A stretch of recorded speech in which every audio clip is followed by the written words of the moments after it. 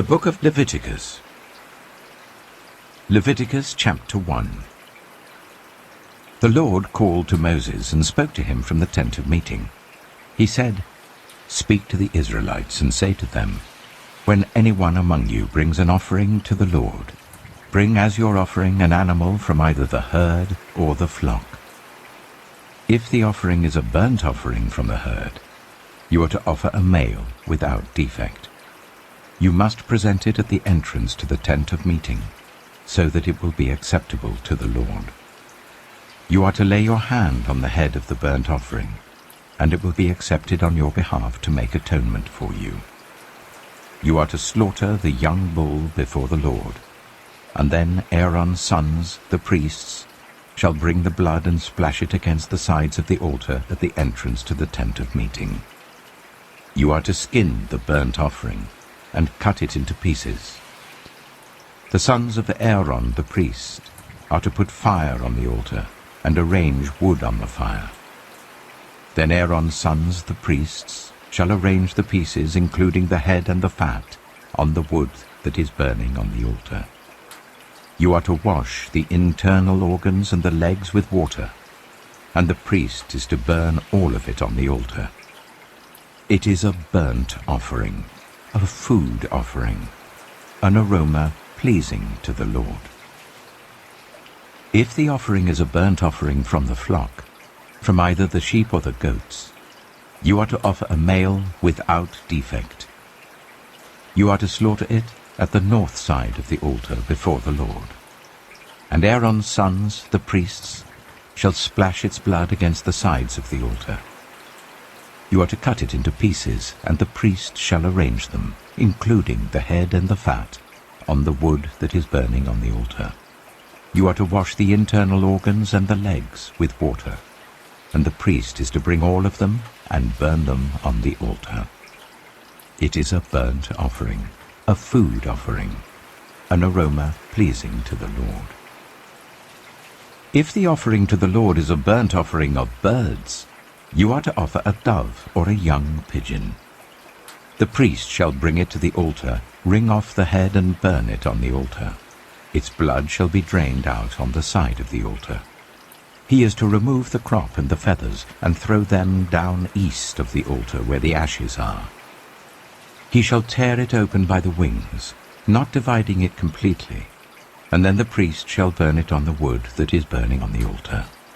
It is a burnt offering, a food offering, an aroma pleasing to the Lord. Leviticus chapter 2. When anyone brings a grain offering to the Lord, their offering is to be of the finest flour. They are to pour olive oil on it, put incense on it, and take it to Aaron's sons, the priests. The priest shall take a handful of the flour and oil, together with all the incense, and burn this as a memorial portion on the altar, a food offering, an aroma pleasing to the Lord. The rest of the grain offering belongs to Aaron and his sons. It is a most holy part of the food offerings presented to the Lord. If you bring a grain offering baked in an oven, it is to consist of the finest flour, either thick loaves made without yeast and with olive oil mixed in, or thin loaves made without yeast and brushed with olive oil. If your grain offering is prepared on a griddle, it is to be made of the finest flour mixed with oil and without yeast. Crumble it and pour oil on it. It is a grain offering. If your grain offering is cooked in a pan, it is to be made of the finest flour and some olive oil. Bring the grain offering made of these things to the Lord. Present it to the priest, who shall take it to the altar. He shall take out the memorial portion from the grain offering and burn it on the altar as a food offering, an aroma pleasing to the Lord. The rest of the grain offering belongs to Aaron and his sons. It is a most holy part of the food offerings presented to the Lord. Every grain offering you bring to the Lord must be made without yeast. For you are not to burn any yeast or honey in a food offering presented to the Lord. You may bring them to the Lord as an offering of the first fruits, but they are not to be offered on the altar as a pleasing aroma. Season all your grain offerings with salt. Do not leave the salt of the covenant of your God out of your grain offerings. Add salt to all your offerings. If you bring a grain offering of first fruits to the Lord, offer crushed heads of new grain roasted in the fire. Put oil and incense on it. It is a grain offering. The priest shall burn the memorial portion of the crushed grain and the oil, together with all the incense, as a food offering presented to the Lord. Leviticus chapter 3. If your offering is a fellowship offering, and you offer an animal from the herd, whether male or female, you are to present before the Lord an animal without defect. You are to lay your hand on the head of your offering and slaughter it at the entrance to the tent of meeting. Then Aaron's sons, the priests, shall splash the blood against the sides of the altar. From the fellowship offering, you are to bring a food offering to the Lord.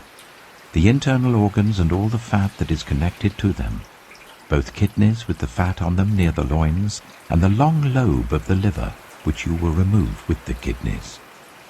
Then Aaron's sons are to burn it on the altar, on top of the burnt offering that is lying on the burning wood. It is a food offering, an aroma pleasing to the Lord. If you offer an animal from the flock as a fellowship offering to the Lord, you are to offer a male or female without defect. If you offer a lamb, you are to present it before the Lord. Lay your hand on its head and slaughter it in front of the tent of meeting. Then Aaron's sons shall splash its blood against the sides of the altar. From the fellowship offering, you are to bring a food offering to the Lord. Its fat, the entire fat tail, cut off close to the backbone, the internal organs and all the fat that is connected to them, both kidneys with the fat on them near the loins, and the long lobe of the liver, which you will remove with the kidneys. The priest shall burn them on the altar as a food offering presented to the Lord. If your offering is a goat, you are to present it before the Lord. Lay your hand on its head and slaughter it in front of the tent of meeting. Then Aaron's sons shall splash its blood against the sides of the altar. From what you offer, you are to present this food offering to the Lord, the internal organs and all the fat that is connected to them, both kidneys with the fat on them near the loins, and the long lobe of the liver, which you will remove with the kidneys. The priest shall burn them on the altar as a food offering, a pleasing aroma. All the fat is the Lord's. This is a lasting ordinance for the generations to come wherever you live. You must not eat any fat or any blood. Leviticus chapter 4. The Lord said to Moses, "Say to the Israelites, when anyone sins unintentionally and does what is forbidden in any of the Lord's commands, if the anointed priest sins, bringing guilt on the people, he must bring to the Lord a young bull without defect as a sin offering for the sin he has committed. He is to present the bull at the entrance to the tent of meeting before the Lord. He is to lay his hand on its head and slaughter it there before the Lord. Then the anointed priest shall take some of the bull's blood and carry it to the tent of meeting. He is to dip his finger into the blood and sprinkle some of it 7 times before the Lord in front of the curtain of the sanctuary. The priest shall then put some of the blood on the horns of the altar of fragrant incense that is before the Lord in the tent of meeting. The rest of the bull's blood he shall pour out at the base of the altar of burnt offering at the entrance to the tent of meeting. He shall remove all the fat from the bull of the sin offering, all the fat that is connected to the internal organs, both kidneys with the fat on them near the loins, and the long lobe of the liver which he will remove with the kidneys, just as the fat is removed from the ox sacrificed as a fellowship offering. Then the priest shall burn them on the altar of burnt offering. But the hide of the bull, and all its flesh, as well as the head and legs, the internal organs, and the intestines, that is, all the rest of the bull, he must take outside the camp to a place ceremonially clean, where the ashes are thrown, and burn it there in a wood fire on the ash heap. If the whole Israelite community sins unintentionally, and does what is forbidden in any of the Lord's commands, even though the community is unaware of the matter, when they realize their guilt and the sin they committed becomes known, the assembly must bring a young bull as a sin offering and present it before the tent of meeting. The elders of the community are to lay their hands on the bull's head before the Lord, and the bull shall be slaughtered before the Lord. Then the anointed priest is to take some of the bull's blood into the tent of meeting. He shall dip his finger into the blood and sprinkle it before the Lord 7 times in front of the curtain. He is to put some of the blood on the horns of the altar that is before the Lord in the tent of meeting. The rest of the blood he shall pour out at the base of the altar of burnt offering at the entrance to the tent of meeting. He shall remove all the fat from it and burn it on the altar, and do with this bull just as he did with the bull for the sin offering. In this way the priest will make atonement for the community, and they will be forgiven. Then he shall take the bull outside the camp and burn it as he burned the first bull. This is the sin offering for the community. When a leader sins unintentionally and does what is forbidden in any of the commands of the Lord his God, when he realizes his guilt and the sin he has committed becomes known, he must bring as his offering a male goat without defect. He is to lay his hand on the goat's head and slaughter it at the place where the burnt offering is slaughtered before the Lord. It is a sin offering. Then the priest shall take some of the blood of the sin offering with his finger, and put it on the horns of the altar of burnt offering, and pour out the rest of the blood at the base of the altar. He shall burn all the fat on the altar as he burned the fat of the fellowship offering. In this way the priest will make atonement for the leader's sin, and he will be forgiven.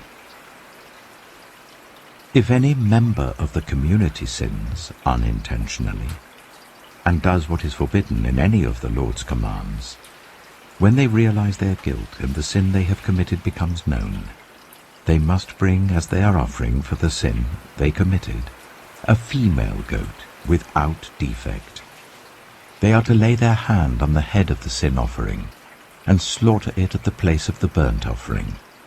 Then the priest is to take some of the blood with his finger and put it on the horns of the altar of burnt offering and pour out the rest of the blood at the base of the altar. They shall remove all the fat, just as the fat is removed from the fellowship offering, and the priest shall burn it on the altar as an aroma pleasing to the Lord. In this way the priest will make atonement for them, and they will be forgiven.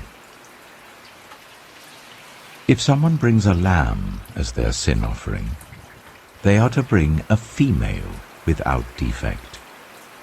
They are to lay their hand on its head and slaughter it for a sin offering at the place where the burnt offering is slaughtered. Then the priest shall take some of the blood of the sin offering with his finger and put it on the horns of the altar of burnt offering and pour out the rest of the blood at the base of the altar. They shall remove all the fat, just as the fat is removed from the lamb of the fellowship offering, and the priest shall burn it on the altar on top of the food offerings presented to the Lord. In this way the priest will make atonement for them for the sin they have committed, and they will be forgiven. Leviticus chapter 5. If anyone sins because they do not speak up when they hear a public charge, to testify regarding something they have seen or learned about, they will be held responsible. If anyone becomes aware that they are guilty, if they unwittingly touch anything ceremonially unclean, whether the carcass of an unclean animal, wild or domestic, or of any unclean creature that moves along the ground, and they are unaware that they have become unclean, but then they come to realize their guilt, or if they touch human uncleanness, anything that would make them unclean, even though they are unaware of it, but then they learn of it and realize their guilt.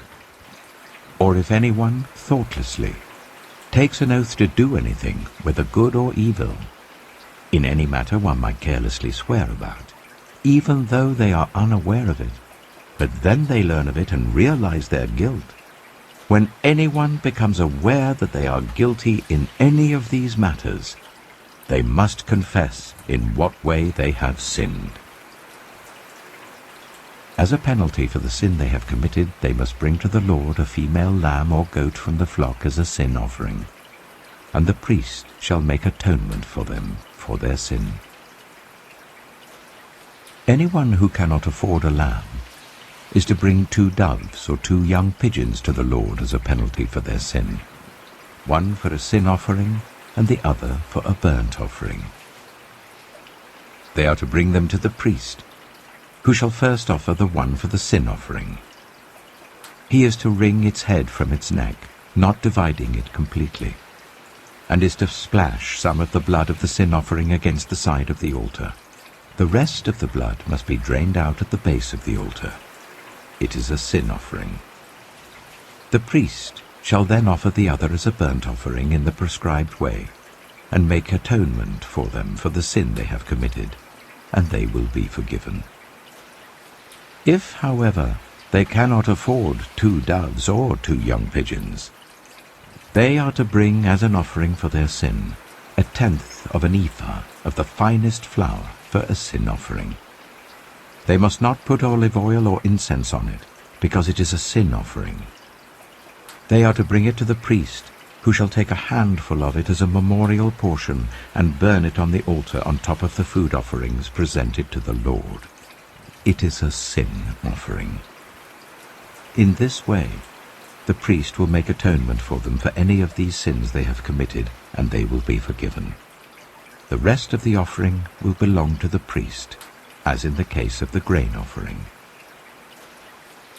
The Lord said to Moses, "When anyone is unfaithful to the Lord by sinning unintentionally in regard to any of the Lord's holy things, they are to bring to the Lord as a penalty a ram from the flock, one without defect and of the proper value in silver according to the sanctuary shekel. It is a guilt offering. They must make restitution for what they have failed to do in regard to the holy things, pay an additional penalty of 1/5 of its value, and give it all to the priest. The priest will make atonement for them with the ram as a guilt offering, and they will be forgiven. If anyone sins and does what is forbidden in any of the Lord's commands, even though they do not know it, they are guilty and will be held responsible. They are to bring to the priest as a guilt offering a ram from the flock, one without defect and of the proper value. In this way the priest will make atonement for them for the wrong they have committed unintentionally, and they will be forgiven. It is a guilt offering. They have been guilty of wrongdoing against the Lord. Leviticus chapter 6. The Lord said to Moses, "If anyone sins and is unfaithful to the Lord by deceiving a neighbor about something entrusted to them, or left in their care, or about something stolen, or if they cheat their neighbor, or if they find lost property and lie about it, or if they swear falsely about any such sin the people may commit, when they sin in any of these ways and realize their guilt, they must return what they have stolen or taken by extortion, or what was entrusted to them, or the lost property they found, or whatever it was they swore falsely about. They must make restitution in full, add 1/5 of the value to it and give it all to the owner on the day they present their guilt offering. And as a penalty, They must bring to the priest, that is, to the Lord, their guilt offering. A ram from the flock, one without defect and of the proper value.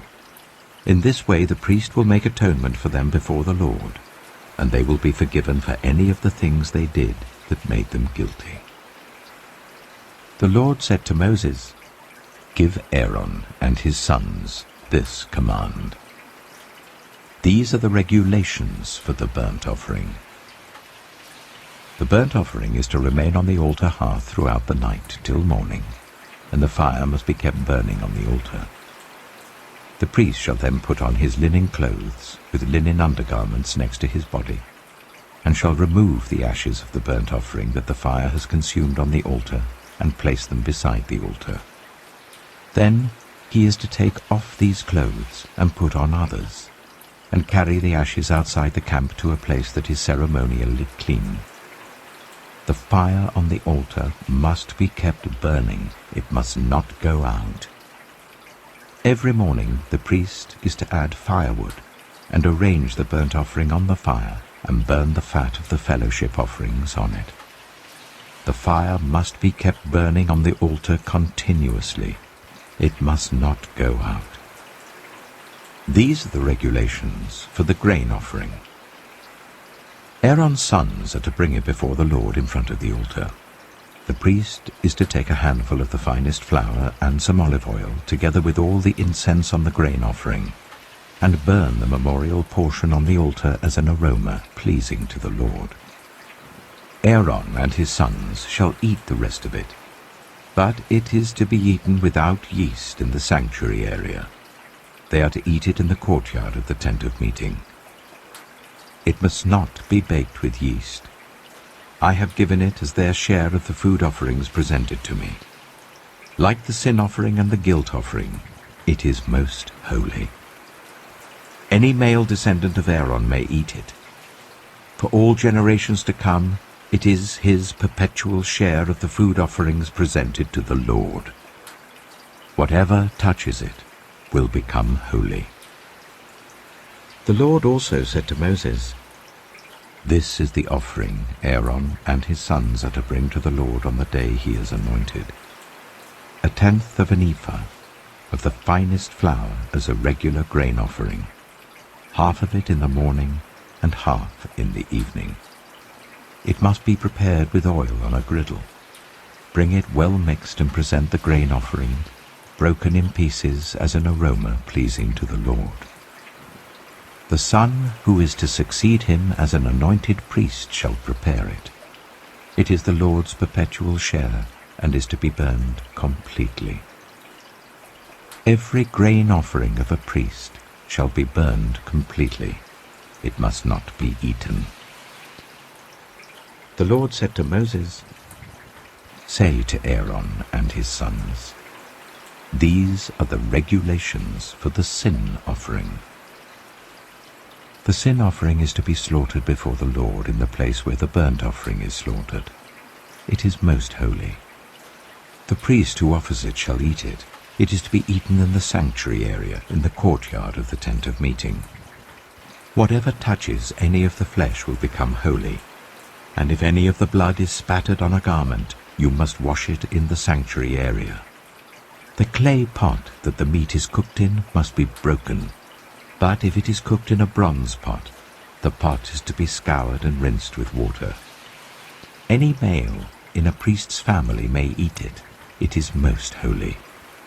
But any sin offering whose blood is brought into the tent of meeting to make atonement in the holy place must not be eaten. It must be burned." Leviticus chapter 7. These are the regulations for the guilt offering, which is most holy. The guilt offering is to be slaughtered in the place where the burnt offering is slaughtered, and its blood is to be splashed against the sides of the altar. All its fat shall be offered, the fat tail and the fat that covers the internal organs, both kidneys with the fat on them near the loins, and the long lobe of the liver, which is to be removed with the kidneys. The priest shall burn them on the altar as a food offering presented to the Lord. It is a guilt offering. Any male in a priest's family may eat it, but it must be eaten in the sanctuary area. It is most holy. The same law applies to both the sin offering and the guilt offering. They belong to the priest, who makes atonement with them. The priest who offers a burnt offering for anyone may keep its hide for himself. Every grain offering baked in an oven or cooked in a pan or on a griddle belongs to the priest who offers it, and every grain offering, whether mixed with olive oil or dry, belongs equally to all the sons of Aaron. These are the regulations for the fellowship offering anyone may present to the Lord. If they offer it as an expression of thankfulness, then along with this thank offering, they are to offer thick loaves made without yeast and with olive oil mixed in, thin loaves made without yeast and brushed with oil, and thick loaves of the finest flour, well kneaded and with oil mixed in. Along with their fellowship offering of thanksgiving, they are to present an offering with thick loaves of bread made with yeast. They are to bring one of each kind as an offering, a contribution to the Lord. It belongs to the priest, who splashes the blood of the fellowship offering against the altar. The meat of their fellowship offering of thanksgiving must be eaten on the day it is offered. They must leave none of it till morning. If, however, their offering is the result of a vow, or is a free will offering, the sacrifice shall be eaten on the day they offer it, but anything left over may be eaten on the next day. Any meat of the sacrifice left over till the third day must be burned. If any meat of the fellowship offering is eaten on the third day, the one who offered it will not be accepted. It will not be reckoned to their credit, for it has become impure. The person who eats any of it will be held responsible. Meat that touches anything ceremonially unclean must not be eaten. It must be burned. As for other meat, anyone ceremonially clean may eat it. But if anyone who is unclean eats any meat of the fellowship offering belonging to the Lord, they must be cut off from their people. Anyone who touches something unclean, whether human uncleanness or an unclean animal or an unclean creature that moves along the ground, and then eats any of the meat of the fellowship offering belonging to the Lord, must be cut off from their people. The Lord said to Moses, "Say to the Israelites, do not eat any of the fat of cattle, sheep, or goats. The fat of an animal found dead or torn by wild animals may be used for any other purpose, but you must not eat it. Anyone who eats the fat of an animal from which a food offering may be presented to the Lord must be cut off from their people. And wherever you live, you must not eat the blood of any bird or animal. Anyone who eats blood must be cut off from their people." The Lord said to Moses, "Say to the Israelites, anyone who brings a fellowship offering to the Lord is to bring part of it as their sacrifice to the Lord. With their own hands they are to present the food offering to the Lord. They are to bring the fat together with the breast, and wave the breast before the Lord as a wave offering. The priest shall burn the fat on the altar, but the breast belongs to Aaron and his sons. You are to give the right thigh of your fellowship offerings to the priest as a contribution. The son of Aaron, who offers the blood and the fat of the fellowship offering, shall have the right thigh as his share. From the fellowship offerings of the Israelites, I have taken the breast that is waved and the thigh that is presented, and have given them to Aaron the priest and his sons as their perpetual share from the Israelites. This is the portion of the food offerings presented to the Lord that were allotted to Aaron and his sons on the day they were presented to serve the Lord as priests. On the day they were anointed, the Lord commanded that the Israelites give this to them as their perpetual share for the generations to come. These, then, are the regulations for the burnt offering, the grain offering, the sin offering, the guilt offering, the ordination offering, and the fellowship offering, which the Lord gave Moses at Mount Sinai, in the desert of Sinai, on the day he commanded the Israelites to bring their offerings to the Lord. Leviticus chapter 8. The Lord said to Moses, "Bring Aaron and his sons, their garments, the anointing oil, the bull for the sin offering, the 2 rams and the basket containing bread made without yeast, and gather the entire assembly at the entrance to the tent of meeting." Moses did as the Lord commanded him, and the assembly gathered at the entrance to the tent of meeting. Moses said to the assembly, "This is what the Lord has commanded to be done." Then Moses brought Aaron and his sons forward and washed them with water. He put the tunic on Aaron, tied the sash around him, clothed him with the robe, and put the ephod on him. He also fastened the ephod with a decorative waistband which he tied round him. He placed the breastpiece on him and put the Urim and Thummim in the breastpiece. Then he placed the turban on Aaron's head and set the gold plate, the sacred emblem, on the front of it, as the Lord commanded Moses. Then Moses took the anointing oil and anointed the tabernacle and everything in it, and so consecrated them.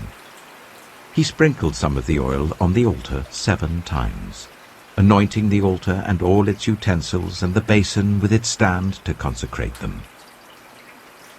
He poured some of the anointing oil on Aaron's head and anointed him to consecrate him. Then he brought Aaron's sons forward, put tunics on them, tied sashes round them, and fastened caps on them, as the Lord commanded Moses. He then presented the bull for the sin offering, and Aaron and his sons laid their hands on its head. Moses slaughtered the bull and took some of the blood, and with his finger he put it on all the horns of the altar to purify the altar. He poured out the rest of the blood at the base of the altar, so he consecrated it to make atonement for it. Moses also took all the fat around the internal organs, the long lobe of the liver and both kidneys and their fat, and burned it on the altar. But the bull with its hide and its flesh and its intestines he burned outside the camp, as the Lord commanded Moses. He then presented the ram for the burnt offering, and Aaron and his sons laid their hands on its head. Then Moses slaughtered the ram and splashed the blood against the sides of the altar. He cut the ram into pieces and burned the head, the pieces and the fat. He washed the internal organs and the legs with water and burned the whole ram on the altar. It was a burnt offering, a pleasing aroma, a food offering presented to the Lord, as the Lord commanded Moses. He then presented the other ram, the ram for the ordination. And Aaron and his sons laid their hands on its head. Moses slaughtered the ram and took some of its blood, and put it on the lobe of Aaron's right ear, on the thumb of his right hand, and on the big toe of his right foot. Moses also brought Aaron's sons forward, and put some of the blood on the lobes of their right ears, on the thumbs of their right hands, and on the big toes of their right feet. Then he splashed blood against the sides of the altar. After that he took the fat tail, all the fat around the internal organs, the long lobe of the liver, both kidneys and their fat, and the right thigh. And from the basket of bread made without yeast, which was before the Lord, he took 1 thick loaf with olive oil mixed in, and 1 thin loaf, and he put these on the fat portions and on the right thigh. He put all these in the hands of Aaron and his sons, and they waved them before the Lord as a wave offering. Then Moses took them from their hands and burned them on the altar on top of the burnt offering as an ordination offering, a pleasing aroma, a food offering presented to the Lord. Moses also took the breast, which was his share of the ordination ram, and waved it before the Lord as a wave offering, as the Lord commanded Moses. Then Moses took some of the anointing oil, and some of the blood from the altar, and sprinkled them on Aaron and his garments, and on his sons and their garments. So he consecrated Aaron and his garments, and his sons and their garments. Moses then said to Aaron and his sons, "Cook the meat at the entrance to the tent of meeting, and eat it there with the bread from the basket of ordination offerings, as I was commanded. Aaron and his sons are to eat it. Then burn the rest of the meat and the bread. Do not leave the entrance to the tent of meeting for 7 days, until the days of your ordination are completed, for your ordination will last 7 days. What has been done today was commanded by the Lord to make atonement for you. You must stay at the entrance to the tent of meeting, day and night, for 7 days, and do what the Lord requires, so that you will not die. For that is what I have been commanded." So Aaron and his sons did everything the Lord commanded through Moses. Leviticus chapter 9. On the 8th day, Moses summoned Aaron and his sons and the elders of Israel.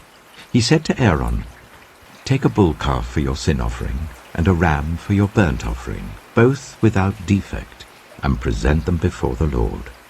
Then say to the Israelites, take a male goat for a sin offering, a calf and a lamb, both a year old and without defect, for a burnt offering, and an ox and a ram for a fellowship offering to sacrifice before the Lord, together with a grain offering mixed with olive oil.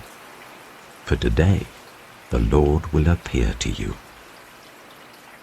They took the things Moses commanded to the front of the tent of meeting, and the entire assembly came near and stood before the Lord. Then Moses said, "This is what the Lord has commanded you to do, so that the glory of the Lord may appear to you."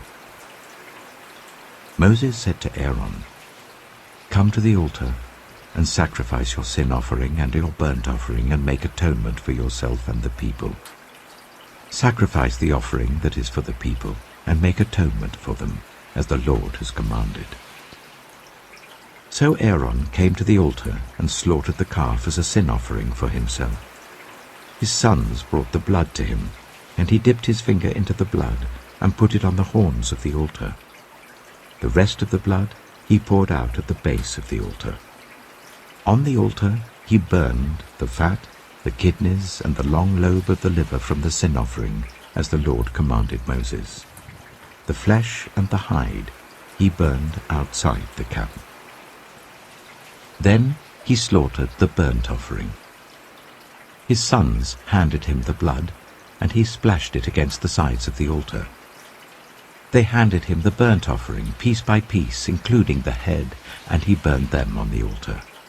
He washed the internal organs and the legs and burned them on top of the burnt offering on the altar. Aaron then brought the offering that was for the people. He took the goat for the people's sin offering, and slaughtered it and offered it for a sin offering, as he did with the first one. He brought the burnt offering and offered it in the prescribed way. He also brought the grain offering, took a handful of it and burned it on the altar in addition to the morning's burnt offering. He slaughtered the ox and the ram as the fellowship offering for the people.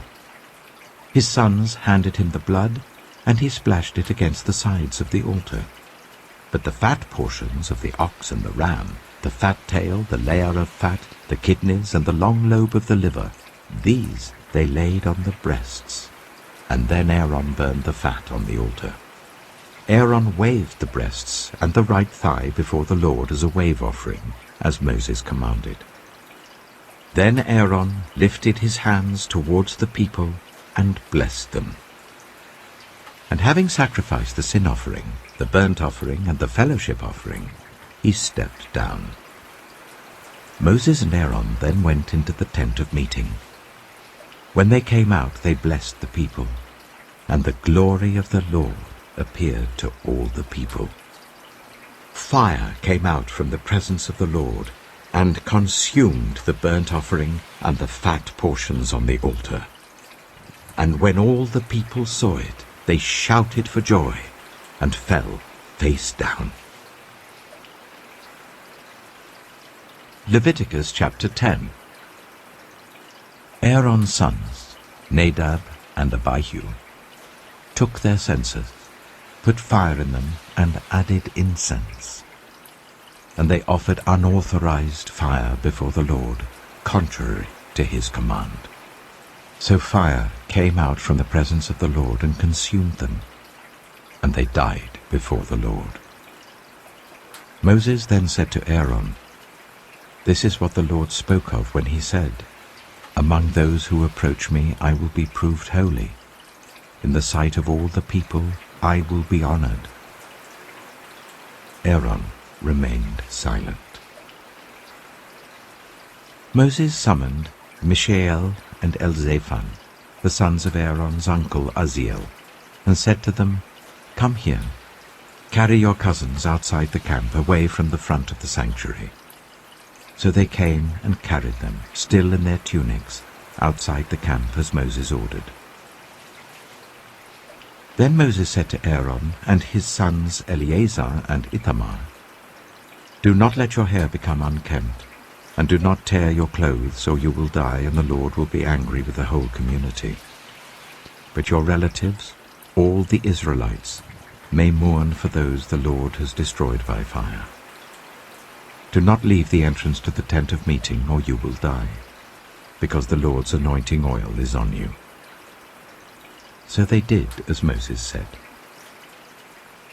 Then the Lord said to Aaron, "You and your sons are not to drink wine or other fermented drink whenever you go into the tent of meeting, or you will die. This is a lasting ordinance for the generations to come, so that you can distinguish between the holy and the common, between the unclean and the clean, and so you can teach the Israelites all the decrees the Lord has given them through Moses." Moses said to Aaron and his remaining sons, Eleazar and Ithamar, "Take the grain offering left over from the food offerings prepared without yeast, and present it to the Lord, and eat it beside the altar, for it is most holy. Eat it in the sanctuary area, because it is your share, and your son's share of the food offerings presented to the Lord, for so I have been commanded. But you and your sons and your daughters may eat the breast that was waved and the thigh that was presented. Eat them in a ceremonially clean place. They have been given to you and your children as your share of the Israelites' fellowship offerings. The thigh that was presented and the breast that was waved must be brought with the fat portions of the food offerings, to be waved before the Lord as a wave offering. This will be the perpetual share for you and your children, as the Lord commanded." When Moses inquired about the goat of the sin offering, and found that it had been burned, he was angry with Eleazar and Ithamar, Aaron's remaining sons, and asked, "Why didn't you eat the sin offering in the sanctuary area? It is most holy. It was given to you to take away the guilt of the community by making atonement for them before the Lord.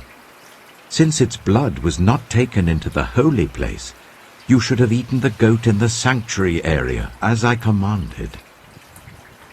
Aaron replied to Moses, "Today they sacrificed their sin offering and their burnt offering before the Lord. But such things as this have happened to me. Would the Lord have been pleased if I had eaten the sin offering today?" When Moses heard this, he was satisfied. Leviticus chapter 11. The Lord said to Moses and Aaron, "Say to the Israelites, of all the animals that live on land, these are the ones you may eat.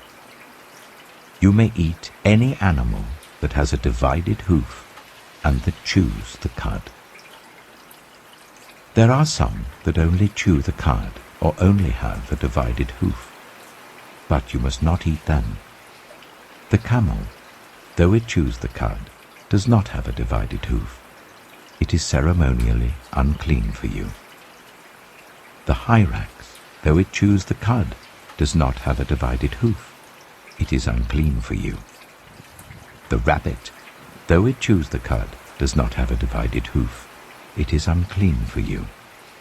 And the pig, though it has a divided hoof, does not chew the cud. It is unclean for you. You must not eat their meat or touch their carcasses. They are unclean for you. Of all the creatures living in the water of the seas and the streams, you may eat any that have fins and scales. But all creatures in the seas or streams that do not have fins and scales, whether among all the swarming things or among all the other living creatures in the water, you are to regard as unclean. And since you are to regard them as unclean, you must not eat their meat. You must regard their carcasses as unclean. Anything living in the water that does not have fins and scales is to be regarded as unclean by you. These are the birds you are to regard as unclean, and not eat, because they are unclean: the eagle, the vulture, the black vulture, the red kite, any kind of black kite, any kind of raven, the horned owl, the screech owl, the gull, any kind of hawk, the little owl, the cormorant, the great owl, the white owl, the desert owl, the osprey, the stork, any kind of heron, the hoopoe, and the bat. All flying insects that walk on all fours are to be regarded as unclean by you. There are, however, some flying insects that walk on all fours that you may eat, those that have jointed legs for hopping on the ground. Of these you may eat any kind of locust, cricket, cicada, or grasshopper. But all other flying insects that have 4 legs you are to regard as unclean. You will make yourselves unclean by these. Whoever touches their carcass will be unclean till evening. Whoever picks up one of their carcasses must wash their clothes, and they will be unclean till evening. Every animal that does not have a divided hoof, or that does not chew the cud, is unclean for you. Whoever touches the carcass of any of them will be unclean. Of all the animals that walk on all fours, those that walk on their paws are unclean for you. Whoever touches their carcasses will be unclean till evening. Anyone who picks up their carcasses must wash their clothes, and they will be unclean till evening. These animals are unclean for you. Of the animals that move along the ground, these are unclean for you: the weasel, the rat, any kind of great lizard, the gecko, the monitor lizard, the wall lizard, the skink, and the chameleon.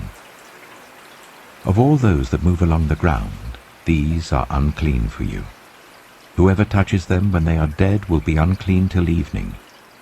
When one of them dies and falls on something, that article, whatever its use, will be unclean, whether it is made of wood, cloth, hide, or sackcloth. Put it in water. It will be unclean till evening, and then it will be clean. If one of them falls into a clay pot, everything in it will be unclean, and you must break the pot. Any food you are allowed to eat that has come into contact with water from any such pot is unclean, and any liquid that is drunk from such a pot is unclean. Anything that one of their carcasses falls on becomes unclean. An oven or cooking pot must be broken up. They are unclean, and you are to regard them as unclean. A spring, however, or a cistern for collecting water remains clean. But anyone who touches one of these carcasses is unclean. If a carcass falls on any seeds that are to be planted, they remain clean. But if water has been put on the seed and a carcass falls on it, it is unclean for you. If an animal that you are allowed to eat dies, anyone who touches its carcass will be unclean till evening. Anyone who eats some of its carcass must wash their clothes, and they will be unclean till evening. Anyone who picks up the carcass must wash their clothes, and they will be unclean till evening. Every creature that moves along the ground is to be regarded as unclean. It is not to be eaten. You are not to eat any creature that moves along the ground, whether it moves on its belly or walks on all fours or on many feet. It is unclean. Do not defile yourselves by any of these creatures. Do not make yourselves unclean by means of them, or be made unclean by them. I am the Lord your God. Consecrate yourselves and be holy, because I am holy. Do not make yourselves unclean by any creature that moves along the ground. I am the Lord, who brought you up out of Egypt to be your God. Therefore be holy, because I am holy. These are the regulations concerning animals, birds, every living thing that moves about in the water, and every creature that moves along the ground. You must distinguish between the unclean and the clean, between living creatures that may be eaten and those that may not be eaten. Leviticus chapter 12. The Lord said to Moses, "Say to the Israelites, a woman who becomes pregnant and gives birth to a son will be ceremonially unclean for 7 days, just as she is unclean during her monthly period. On the 8th day, the boy is to be circumcised. Then the woman must wait 33 days to be purified from her bleeding. She must not touch anything sacred or go to the sanctuary until the days of her purification are over. If she gives birth to a daughter, for 2 weeks the woman will be unclean as during her period.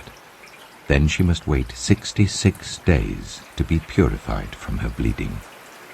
When the days of her purification for a son or daughter are over, she is to bring to the priest at the entrance to the tent of meeting a year-old lamb for a burnt offering, and a young pigeon or a dove for a sin offering.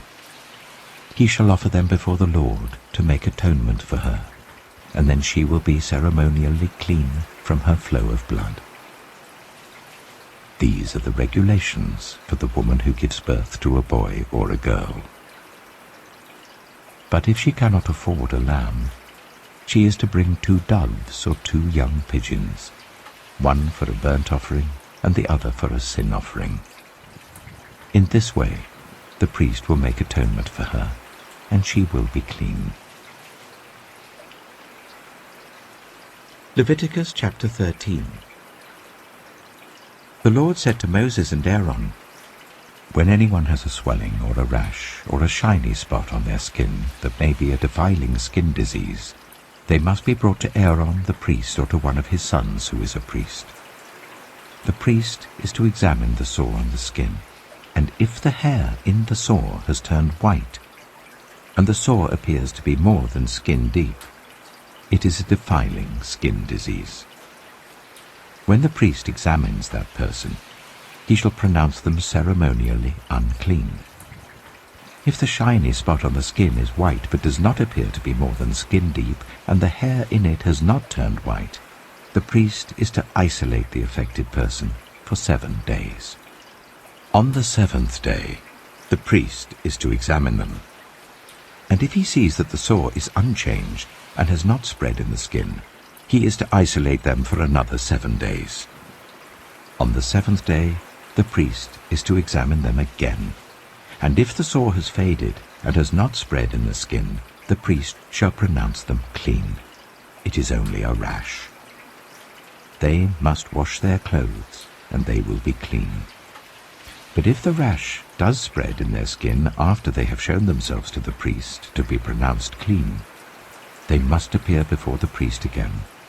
The priest is to examine that person, and if the rash has spread in the skin, he shall pronounce them unclean. It is a defiling skin disease. When anyone has a defiling skin disease, they must be brought to the priest. The priest is to examine them, and if there is a white swelling in the skin that has turned the hair white, and if there is raw flesh in the swelling, it is a chronic skin disease, and the priest shall pronounce them unclean. He is not to isolate them, because they are already unclean. If the disease breaks out all over their skin, and so far as the priest can see, it covers all the skin of the affected person from head to foot, the priest is to examine them. and if the disease has covered their whole body, he shall pronounce them clean. Since it has all turned white, they are clean. But whenever raw flesh appears on them, they will be unclean. When the priest sees the raw flesh, he shall pronounce them unclean. The raw flesh is unclean. They have a defiling disease. If the raw flesh changes and turns white, they must go to the priest. The priest is to examine them, and if the sores have turned white, the priest shall pronounce the affected person clean. Then they will be clean. When someone has a boil on their skin and it heals, and in the place where the boil was a white swelling or reddish-white spot appears, they must present themselves to the priest. The priest is to examine it, and if it appears to be more than skin deep and the hair in it has turned white, the priest shall pronounce that person unclean. It is a defiling skin disease that has broken out where the boil was. But if, when the priest examines it, there is no white hair in it, and it is not more than skin deep and has faded, then the priest is to isolate them for 7 days. If it is spreading in the skin, the priest shall pronounce them unclean. It is a defiling disease. But if the spot is unchanged and has not spread, it is only a scar from the boil, and the priest shall pronounce them clean. When someone has a burn on their skin, and a reddish-white or white spot appears in the raw flesh of the burn, the priest is to examine the spot, and if the hair in it has turned white, and it appears to be more than skin deep, it is a defiling disease that has broken out in the burn. The priest shall pronounce them unclean. It is a defiling skin disease.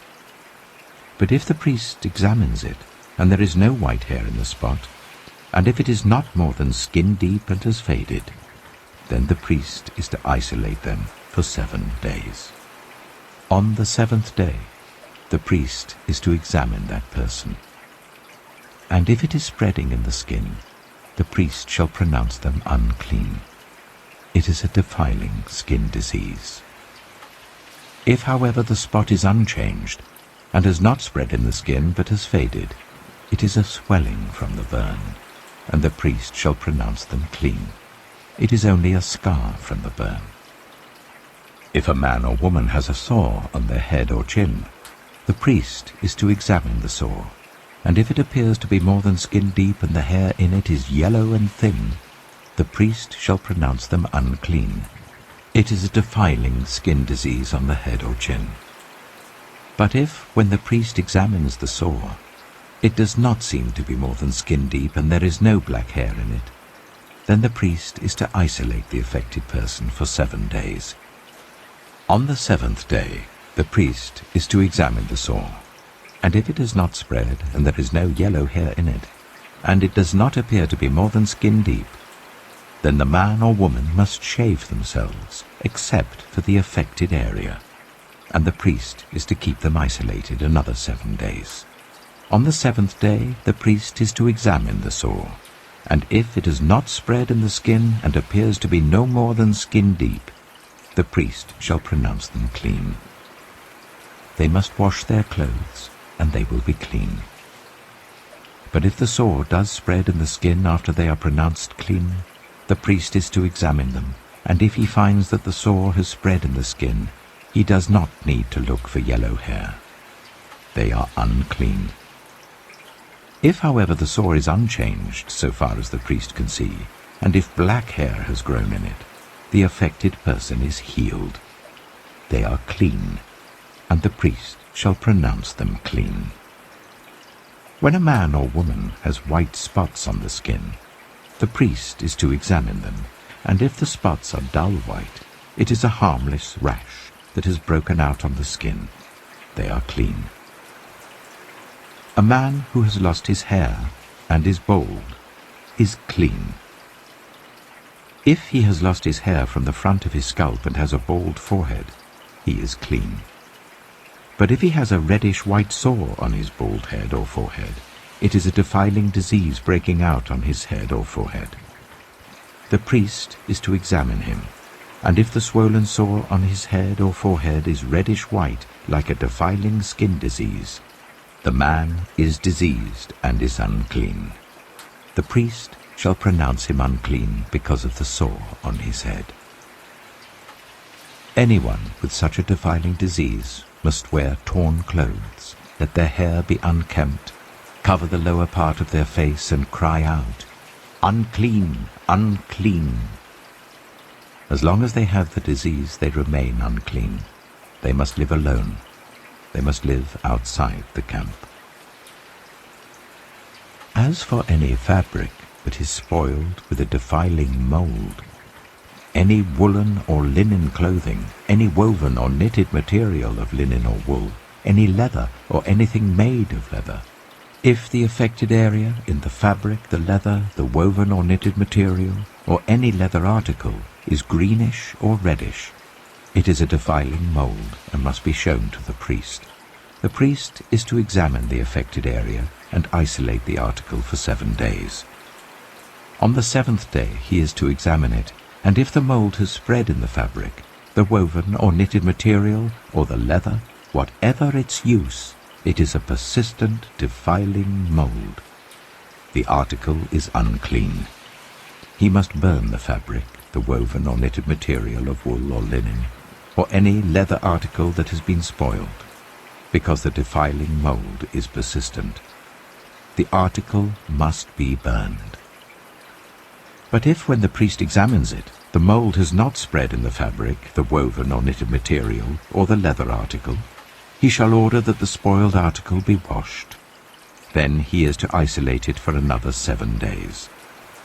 After the article has been washed, the priest is to examine it again, and if the mold has not changed its appearance, even though it has not spread, it is unclean. Burn it, no matter which side of the fabric has been spoiled. If, when the priest examines it, the mold has faded after the article has been washed, he is to tear the spoiled part out of the fabric, the leather, or the woven or knitted material. But if it reappears in the fabric, in the woven or knitted material, or in the leather article, it is a spreading mold. Whatever has the mold must be burned. Any fabric, woven or knitted material, or any leather article that has been washed and is rid of the mold, must be washed again. Then it will be clean. These are the regulations concerning defiling molds in woolen or linen clothing, woven or knitted material, or any leather article, for pronouncing them clean or unclean. Leviticus chapter 14. The Lord said to Moses, "These are the regulations for any diseased person at the time of their ceremonial cleansing, when they are brought to the priest. The priest is to go outside the camp and examine them. If they have been healed of their defiling skin disease, the priest shall order that 2 live clean birds and some cedar wood, scarlet yarn and hyssop be brought for the person to be cleansed. Then the priest shall order that 1 of the birds be killed over fresh water in a clay pot. He is then to take the live bird and dip it, together with the cedar wood, the scarlet yarn and the hyssop, into the blood of the bird that was killed over the fresh water. 7 times he shall sprinkle the one to be cleansed of the defiling disease, and then pronounce them clean. After that he is to release the live bird in the open fields. The person to be cleansed must wash their clothes, shave off all their hair, and bathe with water. Then they will be ceremonially clean. After this they may come into the camp, but they must stay outside their tent for 7 days. On the 7th day they must shave off all their hair. They must shave their head, their beard, their eyebrows, and the rest of their hair. They must wash their clothes and bathe themselves with water, and they will be clean. On the 8th day they must bring 2 male lambs and 1 ewe lamb, a year old, each without defect, along with 3/10 of an ephah of the finest flour mixed with olive oil for a grain offering, and 1 log of oil. The priest who pronounces them clean shall present both the one to be cleansed and their offerings before the Lord at the entrance to the tent of meeting. Then the priest is to take one of the male lambs and offer it as a guilt offering, along with the log of oil. He shall wave them before the Lord as a wave offering. He is to slaughter the lamb in the sanctuary area where the sin offering and the burnt offering are slaughtered. Like the sin offering, the guilt offering belongs to the priest. It is most holy. The priest is to take some of the blood of the guilt offering and put it on the lobe of the right ear of the one to be cleansed, on the thumb of their right hand, and on the big toe of their right foot. The priest shall then take some of the log of oil, pour it in the palm of his own left hand, dip his right forefinger into the oil in his palm, and with his finger sprinkle some of it before the Lord 7 times. The priest is to put some of the oil remaining in his palm on the lobe of the right ear of the one to be cleansed, on the thumb of their right hand, and on the big toe of their right foot, on top of the blood of the guilt offering. The rest of the oil in his palm the priest shall put on the head of the one to be cleansed, and make atonement for them before the Lord. Then the priest is to sacrifice the sin offering, and make atonement for the one to be cleansed from their uncleanness. After that, the priest shall slaughter the burnt offering, and offer it on the altar, together with the grain offering, and make atonement for them, and they will be clean.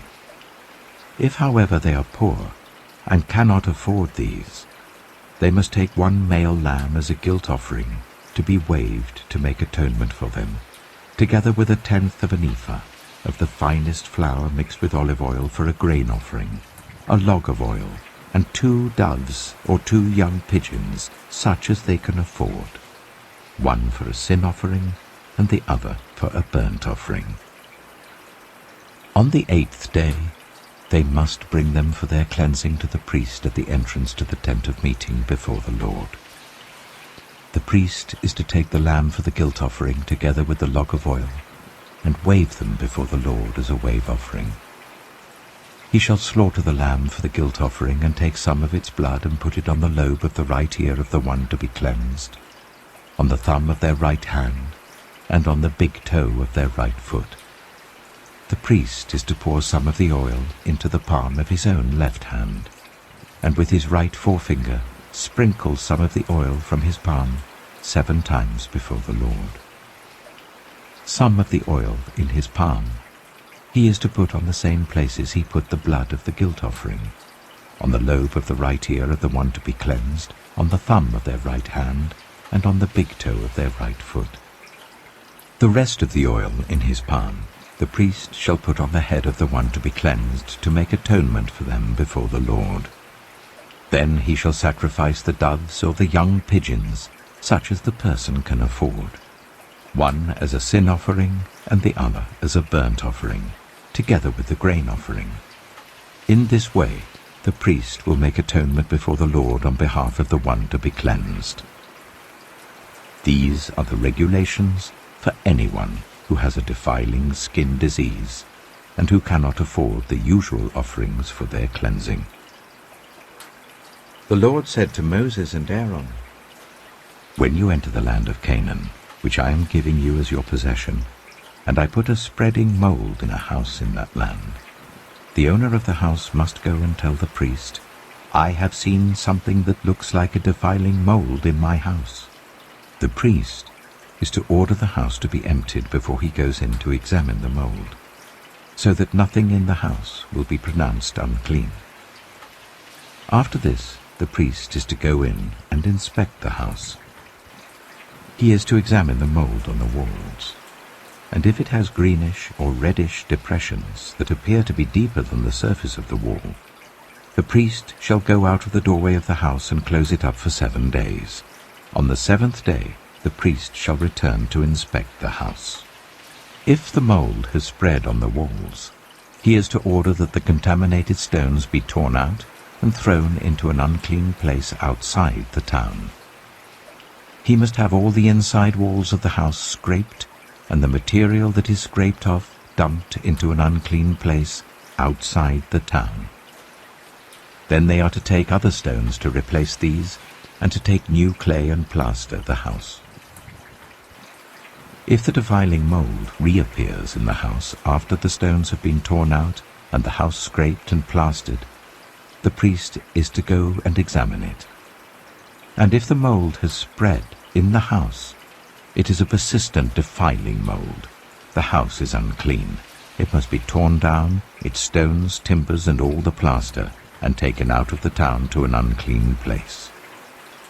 Anyone who goes into the house while it is closed up will be unclean till evening. Anyone who sleeps or eats in the house must wash their clothes. But if the priest comes to examine it and the mold has not spread after the house has been plastered, he shall pronounce the house clean because the defiling mold is gone. To purify the house, he is to take 2 birds and some cedar wood, scarlet yarn, and hyssop. He shall kill one of the birds over fresh water in a clay pot. Then he is to take the cedar wood, the hyssop, the scarlet yarn, and the live bird, dip them into the blood of the dead bird and the fresh water, and sprinkle the house 7 times. He shall purify the house with the bird's blood, the fresh water, the live bird, the cedar wood, the hyssop, and the scarlet yarn. Then he is to release the live bird in the open fields outside the town. In this way he will make atonement for the house, and it will be clean. These are the regulations for any defiling skin disease, for a sore, for defiling molds in fabric or in a house, and for a swelling, a rash, or a shiny spot, to determine when something is clean or unclean. These are the regulations for defiling skin diseases and defiling molds. Leviticus chapter 15. The Lord said to Moses and Aaron, "Speak to the Israelites and say to them, when any man has an unusual bodily discharge, such a discharge is unclean. Whether it continues flowing from his body or is blocked, it will make him unclean. This is how his discharge will bring about uncleanness.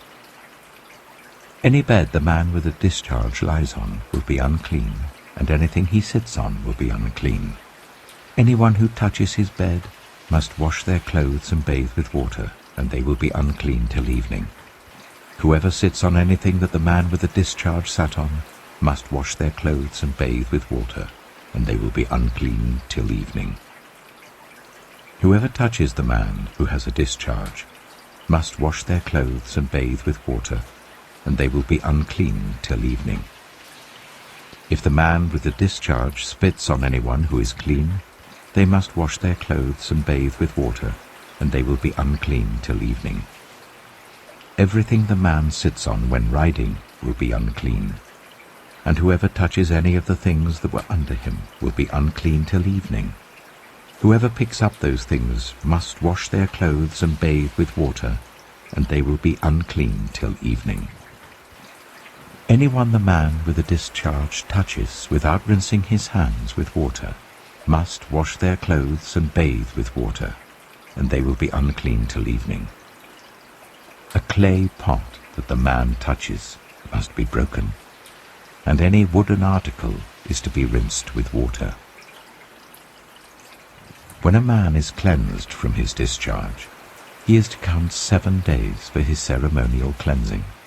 He must wash his clothes and bathe himself with fresh water, and he will be clean. On the 8th day he must take 2 doves or 2 young pigeons, and come before the Lord to the entrance to the tent of meeting and give them to the priest. The priest is to sacrifice them, the one for a sin offering and the other for a burnt offering. In this way he will make atonement before the Lord for the man because of his discharge. When a man has an emission of semen, he must bathe his whole body with water, and he will be unclean till evening. Any clothing or leather that has semen on it must be washed with water, and it will be unclean till evening. When a man has sexual relations with a woman, and there is an emission of semen, both of them must bathe with water, and they will be unclean till evening. When a woman has her regular flow of blood, the impurity of her monthly period will last 7 days, and anyone who touches her will be unclean till evening. Anything she lies on during her period will be unclean, and anything she sits on will be unclean. Anyone who touches her bed will be unclean. They must wash their clothes and bathe with water, and they will be unclean till evening. Anyone who touches anything she sits on will be unclean. They must wash their clothes and bathe with water, and they will be unclean till evening. Whether it is the bed or anything she was sitting on, when anyone touches it, they will be unclean till evening. If a man has sexual relations with her, and her monthly flow touches him, he will be unclean for 7 days. Any bed he lies on will be unclean. When a woman has a discharge of blood for many days at a time other than her monthly period, or has a discharge that continues beyond her period, she will be unclean as long as she has the discharge, just as in the days of her period.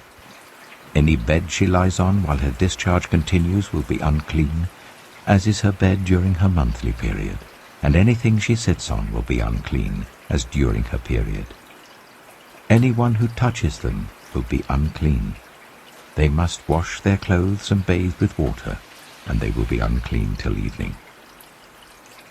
When she is cleansed from her discharge, she must count 7 days, and after that she will be ceremonially clean. On the 8th day she must take 2 doves or 2 young pigeons and bring them to the priest at the entrance to the tent of meeting. The priest is to sacrifice one for a sin offering and the other for a burnt offering. In this way he will make atonement for her before the Lord for the uncleanness of her discharge. You must keep the Israelites separate from things that make them unclean, so they will not die in their uncleanness for defiling my dwelling place which is among them. These are the regulations for a man with a discharge, for anyone made unclean by an emission of semen, for a woman in her monthly period, for a man or woman with a discharge, and for a man who has sexual relations with a woman who is ceremonially unclean. Leviticus chapter 16. The Lord spoke to Moses after the death of the 2 sons of Aaron, who died when they approached the Lord. The Lord said to Moses, "Tell your brother Aaron that he is not to come whenever he chooses into the most holy place behind the curtain in front of the atonement cover on the ark, or else he will die. For I will appear in the cloud over the atonement cover." This is how Aaron is to enter the most holy place. He must first bring a young bull for a sin offering and a ram for a burnt offering. He is to put on the sacred linen tunic with linen undergarments next to his body. He is to tie the linen sash round him and put on the linen turban. These are sacred garments, so he must bathe himself with water before he puts them on. From the Israelite community, he is to take 2 male goats for a sin offering and a ram for a burnt offering. Aaron is to offer the bull for his own sin offering, to make atonement for himself and his household. Then he is to take the 2 goats and present them before the Lord at the entrance to the tent of meeting. He is to cast lots for the 2 goats, 1 lot for the Lord, the other for the scapegoat. Aaron shall bring the goat whose lot falls to the Lord and sacrifice it for a sin offering. But the goat chosen by lot as the scapegoat shall be presented alive before the Lord, to be used for making atonement by sending it into the wilderness as a scapegoat. Aaron shall bring the bull for his own sin offering to make atonement for himself and his household, and he is to slaughter the bull for his own sin offering. He is to take a censer full of burning coals from the altar before the Lord, and 2 handfuls of finely ground fragrant incense, and take them behind the curtain. He is to put the incense on the fire before the Lord, and the smoke of the incense will conceal the atonement cover above the tablets of the covenant law, so that he will not die. He is to take some of the bull's blood and with his finger sprinkle it on the front of the atonement cover. Then he shall sprinkle some of it with his finger 7 times before the atonement cover. He shall then slaughter the goat for the sin offering for the people, and take its blood behind the curtain and do with it as he did with the bull's blood. He shall sprinkle it on the atonement cover and in front of it. In this way he will make atonement for the most holy place because of the uncleanness and rebellion of the Israelites, whatever their sins have been. He is to do the same for the tent of meeting, which is among them in the midst of their uncleanness. No one is to be in the tent of meeting from the time Aaron goes in to make atonement in the most holy place until he comes out, having made atonement for himself, his household, and the whole community of Israel. Then he shall come out to the altar that is before the Lord and make atonement for it. He shall take some of the bull's blood and some of the goat's blood and put it on all the horns of the altar. He shall sprinkle some of the blood on it with his finger 7 times to cleanse it and consecrate it from the uncleanness of the Israelites. When Aaron has finished making atonement for the most holy place, the tent of meeting and the altar, he shall bring forward the live goat. He is to lay both hands on the head of the live goat and confess over it all the wickedness and rebellion of the Israelites, all their sins, and put them on the goat's head. He shall send the goat away into the wilderness in the care of someone appointed for the task. The goat will carry on itself all their sins to a remote place, and the man shall release it in the wilderness. Then Aaron is to go into the tent of meeting and take off the linen garments he put on before he entered the most holy place, and he is to leave them there. He shall bathe himself with water in the sanctuary area and put on his ordinary garments. Then he shall come out and sacrifice the burnt offering for himself and the burnt offering for the people, to make atonement for himself and the people. He shall also burn the fat of the sin offering on the altar. The man who releases the goat as a scapegoat must wash his clothes and bathe himself with water. Afterwards he may come into the camp. The bull and the goat for the sin offerings, whose blood was brought into the most holy place to make atonement, must be taken outside the camp. Their hides, flesh, and intestines are to be burned. The man who burns them must wash his clothes and bathe himself with water. Afterwards he may come into the camp. This is to be a lasting ordinance for you. On the 10th day of the 7th month you must deny yourselves and not do any work, whether native-born or a foreigner residing among you, because on this day atonement will be made for you to cleanse you. Then before the Lord you will be clean from all your sins. It is a day of Sabbath rest, and you must deny yourselves. It is a lasting ordinance. The priest who is anointed and ordained to succeed his father as high priest is to make atonement. He is to put on the sacred linen garments and make atonement for the most holy place, for the tent of meeting and the altar, and for the priests and all the members of the community. This is to be a lasting ordinance for you. Atonement is to be made once a year for all the sins of the Israelites. And it was done as the Lord commanded Moses. Leviticus chapter 17. The Lord said to Moses, "Speak to Aaron and his sons, and to all the Israelites, and say to them, This is what the Lord has commanded. Any Israelite who sacrifices an ox, a lamb, or a goat in the camp or outside it, instead of bringing it to the entrance to the tent of meeting to present it as an offering to the Lord in front of the tabernacle of the Lord, that person shall be considered guilty of bloodshed. They have shed blood and must be cut off from their people. This is so that the Israelites will bring to the Lord the sacrifices they are now making in the open fields.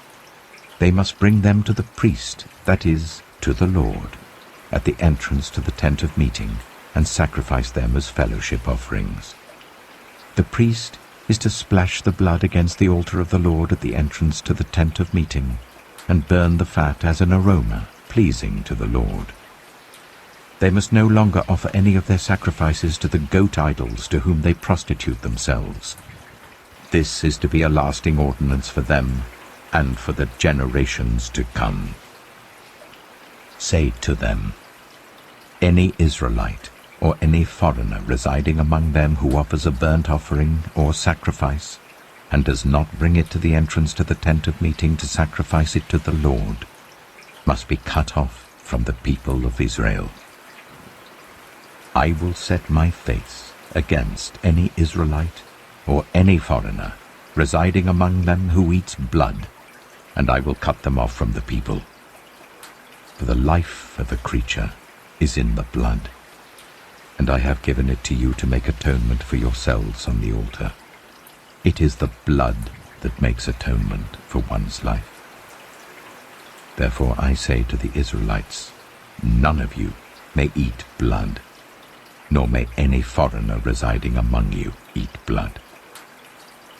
Any Israelite or any foreigner residing among you who hunts any animal or bird that may be eaten must drain out the blood and cover it with earth, because the life of every creature is its blood. That is why I have said to the Israelites, you must not eat the blood of any creature, because the life of every creature is its blood. Anyone who eats it must be cut off. Anyone, whether native-born or foreigner, who eats anything found dead or torn by wild animals, must wash their clothes and bathe with water, and they will be ceremonially unclean till evening. Then they will be clean. But if they do not wash their clothes and bathe themselves, they will be held responsible. Leviticus chapter 18. The Lord said to Moses, speak to the Israelites, and say to them, I am the Lord your God. You must not do as they do in Egypt, where you used to live, and you must not do as they do in the land of Canaan, where I am bringing you. Do not follow their practices. You must obey my laws, and be careful to follow my decrees. I am the Lord your God. Keep my decrees and laws, for the person who obeys them will live by them. I am the Lord. No one is to approach any close relative to have sexual relations. I am the Lord. Do not dishonor your father by having sexual relations with your mother. She is your mother. Do not have relations with her. Do not have sexual relations with your father's wife. That would dishonor your father. Do not have sexual relations with your sister, either your father's daughter or your mother's daughter, whether she was born in the same home or elsewhere. Do not have sexual relations with your son's daughter or your daughter's daughter. That would dishonor you. Do not have sexual relations with the daughter of your father's wife born to your father. She is your sister. Do not have sexual relations with your father's sister. She is your father's close relative. Do not have sexual relations with your mother's sister, because she is your mother's close relative. Do not dishonor your father's brother by approaching his wife to have sexual relations. She is your aunt. Do not have sexual relations with your daughter-in-law. She is your son's wife. Do not have relations with her. Do not have sexual relations with your brother's wife. That would dishonor your brother. Do not have sexual relations with both a woman and her daughter. Do not have sexual relations with either her son's daughter or her daughter's daughter. They are her close relatives. That is wickedness. Do not take your wife's sister as a rival wife and have sexual relations with her while your wife is living. Do not approach a woman to have sexual relations during the uncleanness of her monthly period.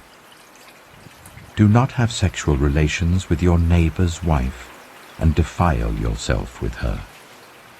Do not give any of your children to be sacrificed to Moloch, for you must not profane the name of your God. I am the Lord. Do not have sexual relations with a man as one does with a woman. That is detestable. Do not have sexual relations with an animal and defile yourself with it.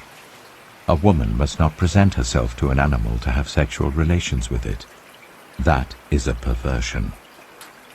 Do not defile yourselves in any of these ways, because this is how the nations that I am going to drive out before you became defiled. Even the land was defiled, so I punished it for its sin, and the land vomited out its inhabitants. But you must keep my decrees and my laws. The native-born and the foreigners residing among you must not do any of these detestable things. For all these were done by the people who lived in the land before you, and the land became defiled. And if you defile the land, it will vomit you out as it vomited out the nations that were before you. Everyone who does any of these detestable things, such persons must be cut off from their people. Keep my requirements, and do not follow any of the detestable customs that were practiced before you came, and do not defile yourselves with them. I am the Lord your God. Leviticus chapter 19. The Lord said to Moses, "Speak to the entire assembly of Israel, and say to them, Be holy, because I, the Lord your God, am holy. Each of you must respect your mother and father, and you must observe my Sabbaths. I am the Lord your God. Do not turn to idols or make metal gods for yourselves. I am the Lord your God. When you sacrifice a fellowship offering to the Lord, sacrifice it in such a way that it will be accepted on your behalf. It shall be eaten on the day you sacrifice it or on the next day.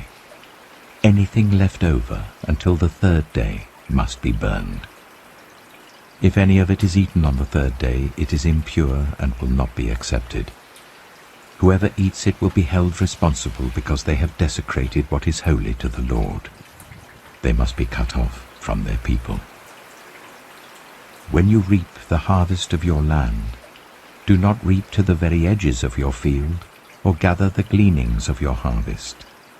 Do not go over your vineyard a second time, or pick up the grapes that have fallen. Leave them for the poor and the foreigner. I am the Lord your God. Do not steal. Do not lie. Do not deceive one another. Do not swear falsely by my name and so profane the name of your God. I am the Lord. Do not defraud or rob your neighbor.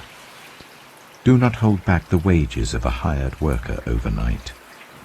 Do not curse the deaf or put a stumbling block in front of the blind, but fear your God. I am the Lord. Do not pervert justice. Do not show partiality to the poor or favoritism to the great, but judge your neighbor fairly. Do not go about spreading slander among your people. Do not do anything that endangers your neighbor's life. I am the Lord. Do not hate a fellow Israelite in your heart. Rebuke your neighbor frankly, so that you will not share in their guilt.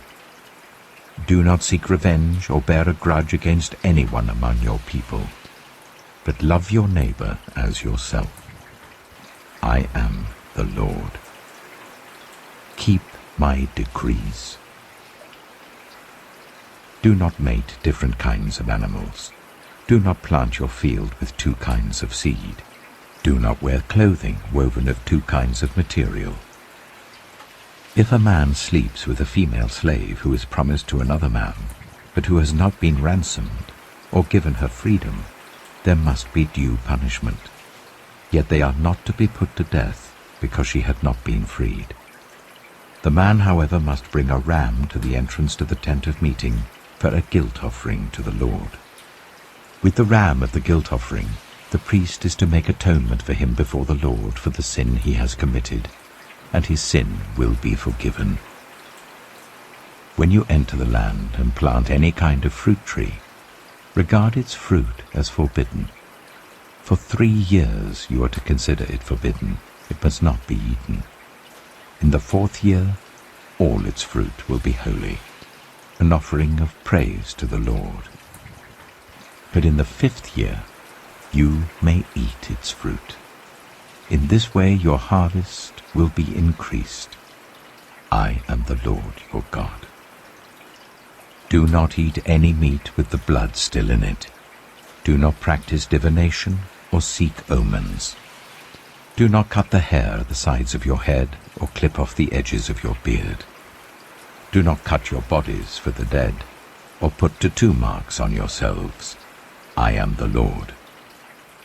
Do not degrade your daughter by making her a prostitute, or the land will turn to prostitution and be filled with wickedness. Observe my Sabbaths and have reverence for my sanctuary.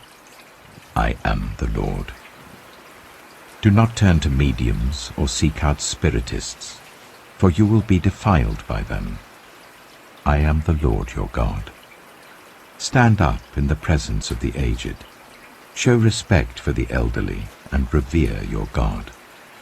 I am the Lord. When a foreigner resides among you in your land, do not ill-treat them. The foreigner residing among you must be treated as your native-born. Love them as yourself, for you were foreigners in Egypt.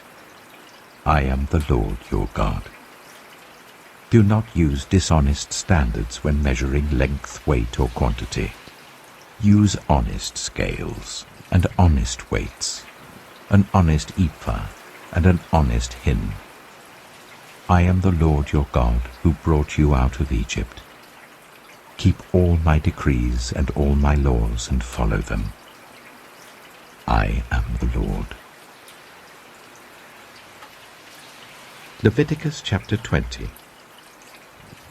The Lord said to Moses, Say to the Israelites, Any Israelite or any foreigner residing in Israel who sacrifices any of his children to Molech is to be put to death. The members of the community are to stone him. I myself will set my face against him and will cut him off from his people, for by sacrificing his children to Molech, he has defiled my sanctuary and profaned my holy name. If the members of the community close their eyes when that man sacrifices one of his children to Molech, and if they fail to put him to death, I myself will set my face against him and his family, and will cut them off from their people, together with all who follow him in prostituting themselves to Molech. I will set my face against anyone who turns to mediums and spiritists to prostitute themselves by following them, and I will cut them off from their people. Consecrate yourselves and be holy, because I am the Lord your God.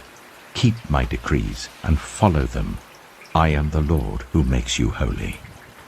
Anyone who curses their father or mother is to be put to death.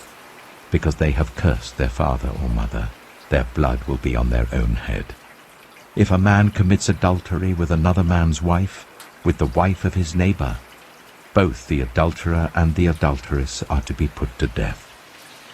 If a man has sexual relations with his father's wife, he has dishonored his father. Both the man and the woman are to be put to death. Their blood will be on their own heads. If a man has sexual relations with his daughter-in-law, both of them are to be put to death. What they have done is a perversion. Their blood will be on their own heads. If a man has sexual relations with a man, as one does with a woman, Both of them have done what is detestable. They are to be put to death. Their blood will be on their own heads. If a man marries both a woman and her mother, it is wicked. Both he and they must be burned in the fire, so that no wickedness will be among you. If a man has sexual relations with an animal, he is to be put to death, and you must kill the animal. If a woman approaches an animal to have sexual relations with it, kill both the woman and the animal. They are to be put to death. Their blood will be on their own heads. If a man marries his sister, the daughter of either his father or his mother, and they have sexual relations, it is a disgrace. They are to be publicly removed from their people. He has dishonored his sister and will be held responsible. If a man has sexual relations with a woman during her monthly period, he has exposed the source of her flow, and she has also uncovered it. Both of them are to be cut off from their people. Do not have sexual relations with the sister of either your mother or your father, for that would dishonor a close relative. Both of you will be held responsible. If a man has sexual relations with his aunt, he has dishonored his uncle. They will be held responsible. They will die childless. If a man marries his brother's wife, it is an act of impurity. He has dishonored his brother. They will be childless. Keep all my decrees and laws and follow them, so that the land where I am bringing you to live may not vomit you out. You must not live according to the customs of the nations I am going to drive out before you. Because they did all these things, I abhorred them. But I said to you, you will possess their land. I will give it to you as an inheritance, a land flowing with milk and honey. I am the Lord your God, who has set you apart from the nations. You must therefore make a distinction between clean and unclean animals, and between unclean and clean birds. Do not defile yourselves by any animal or bird or anything that moves along the ground. Those that I have set apart as unclean for you. You are to be holy to me because I, the Lord, am holy, and I have set you apart from the nations to be my own. A man or woman who is a medium or spiritist among you must be put to death. You are to stone them. Their blood will be on their own heads. Leviticus chapter 21. The Lord said to Moses, "Speak to the priests, the sons of Aaron, and say to them, a priest must not make himself ceremonially unclean for any of his people who die, except for a close relative, such as his mother or father, his son or daughter, his brother, or an unmarried sister who is dependent on him since she has no husband. For her he may make himself unclean. He must not make himself unclean for people related to him by marriage, and so defile himself. Priests must not shave their heads, or shave off the edges of their beards, or cut their bodies. They must be holy to their God, and must not profane the name of their God. Because they present the food offerings to the Lord, the food of their God, they are to be holy. They must not marry women defiled by prostitution or divorced from their husbands, because priests are holy to their God. Regard them as holy, because they offer up the food of your God. Consider them holy, because I, the Lord, am holy. I who make you holy. If a priest's daughter defiles herself by becoming a prostitute, she disgraces her father. She must be burned in the fire. The high priest, the one among his brothers who has had the anointing oil poured on his head, and who has been ordained to wear the priestly garments, must not let his hair become unkempt or tear his clothes. He must not enter a place where there is a dead body. He must not make himself unclean even for his father or mother, nor leave the sanctuary of his God or desecrate it, because he has been dedicated by the anointing oil of his God. I am the Lord. The woman he marries must be a virgin. He must not marry a widow, a divorced woman, or a woman defiled by prostitution, but only a virgin from his own people, so that he will not defile his offspring among his people. I am the Lord who makes him holy. The Lord said to Moses, Say to Aaron, For the generations to come none of your descendants who has a defect may come near to offer the food of his God. No man who has any defect may come near, no man who is blind or lame, disfigured or deformed, no man with a crippled foot or hand, or who is a hunchback or a dwarf, or who has any eye defect, or who has festering or running sores or damaged testicles. No descendant of Aaron the priest who has any defect is to come near to present the food offerings to the Lord. He has a defect. He must not come near to offer the food of his God. He may eat the most holy food of his God, as well as the holy food. Yet because of his defect, he must not go near the curtain or approach the altar, and so desecrate my sanctuary. I am the Lord who makes them holy. So Moses told this to Aaron and his sons, and to all the Israelites. Leviticus chapter 22.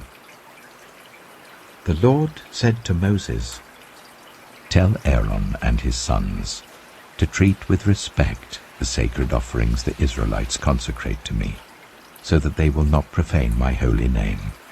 I am the Lord. Say to them, For the generations to come, if any of your descendants is ceremonially unclean and yet comes near the sacred offerings that the Israelites consecrate to the Lord, that person must be cut off from my presence. I am the Lord. If a descendant of Aaron has a defiling skin disease or a bodily discharge, he may not eat the sacred offerings until he is cleansed. He will also be unclean if he touches something defiled by a corpse or by anyone who has an emission of semen, or if he touches any crawling thing that makes him unclean, or any person who makes him unclean, whatever the uncleanness may be. The one who touches any such thing will be unclean till evening. He must not eat any of the sacred offerings unless he has bathed himself with water. When the sun goes down, he will be clean, and after that he may eat the sacred offerings, for they are his food. He must not eat anything found dead or torn by wild animals, and so become unclean through it. I am the Lord. The priests are to perform my service in such a way that they do not become guilty and die for treating it with contempt. I am the Lord who makes them holy. No one outside a priest's family may eat the sacred offering, nor may the guest of a priest or his hired worker eat it. But if a priest buys a slave with money, or if slaves are born in his household, they may eat his food. If a priest's daughter marries anyone other than a priest, she may not eat any of the sacred contributions. But if a priest's daughter becomes a widow or is divorced, yet has no children, and she returns to live in her father's household as in her youth, she may eat her father's food. No unauthorized person, however, may eat it. Anyone who eats a sacred offering by mistake must make restitution to the priest for the offering and add 1/5 of the value to it. The priests must not desecrate the sacred offerings the Israelites present to the Lord by allowing them to eat the sacred offerings and so bring upon them guilt requiring payment. I am the Lord who makes them holy. The Lord said to Moses, Speak to Aaron and his sons and to all the Israelites and say to them, If any of you, whether an Israelite or a foreigner residing in Israel, presents a gift for a burnt offering to the Lord, either to fulfill a vow or as a free will offering, you must present a male without defect from the cattle, sheep, or goats, in order that it may be accepted on your behalf. Do not bring anything with a defect, because it will not be accepted on your behalf. When anyone brings from the herd or flock a fellowship offering to the Lord, to fulfill a special vow, or as a free will offering, it must be without defect or blemish to be acceptable. Do not offer to the Lord the blind, the injured, or the maimed, or anything with warts or festering or running sores. Do not place any of these on the altar as a food offering presented to the Lord. You may, however, present as a free will offering an ox or a sheep that is deformed or stunted, but it will not be accepted in fulfillment of a vow. You must not offer to the Lord an animal whose testicles are bruised, crushed, torn, or cut. You must not do this in your own land, and you must not accept such animals from the hand of a foreigner and offer them as the food of your God. They will not be accepted on your behalf, because they are deformed and have defects. The Lord said to Moses, "When a calf, a lamb, or a goat is born, it is to remain with its mother for 7 days. From the 8th day on, it will be acceptable as a food offering presented to the Lord. Do not slaughter a cow or a sheep and its young on the same day." When you sacrifice a thank offering to the Lord, sacrifice it in such a way that it will be accepted on your behalf. It must be eaten that same day. Leave none of it till morning. I am the Lord. Keep my commands and follow them. I am the Lord. Do not profane my holy name, for I must be acknowledged as holy by the Israelites. I am the Lord, who made you holy, and who brought you out of Egypt to be your God. I am the Lord. Leviticus chapter 23. The Lord said to Moses, "Speak to the Israelites and say to them, These are my appointed festivals, the appointed festivals of the Lord, which you are to proclaim as sacred assemblies. There are 6 days when you may work, but the 7th day is a day of Sabbath rest, a day of sacred assembly. You are not to do any work. Wherever you live, it is a Sabbath to the Lord. These are the Lord's appointed festivals, the sacred assemblies you are to proclaim at their appointed times. The Lord's Passover begins at twilight on the 14th day of the first month. On the 15th day of that month, the Lord's festival of unleavened bread begins. For 7 days you must eat bread made without yeast. On the first day hold a sacred assembly, and do not do any of your ordinary work. For 7 days present a food offering to the Lord, and on the 7th day hold a sacred assembly, and do not do any of your ordinary work. The Lord said to Moses, "Speak to the Israelites and say to them, When you enter the land I am going to give you and you reap its harvest, bring to the priest a sheaf of the first grain you harvest. He is to wave the sheaf before the Lord, so it will be accepted on your behalf. The priest is to wave it on the day after the Sabbath.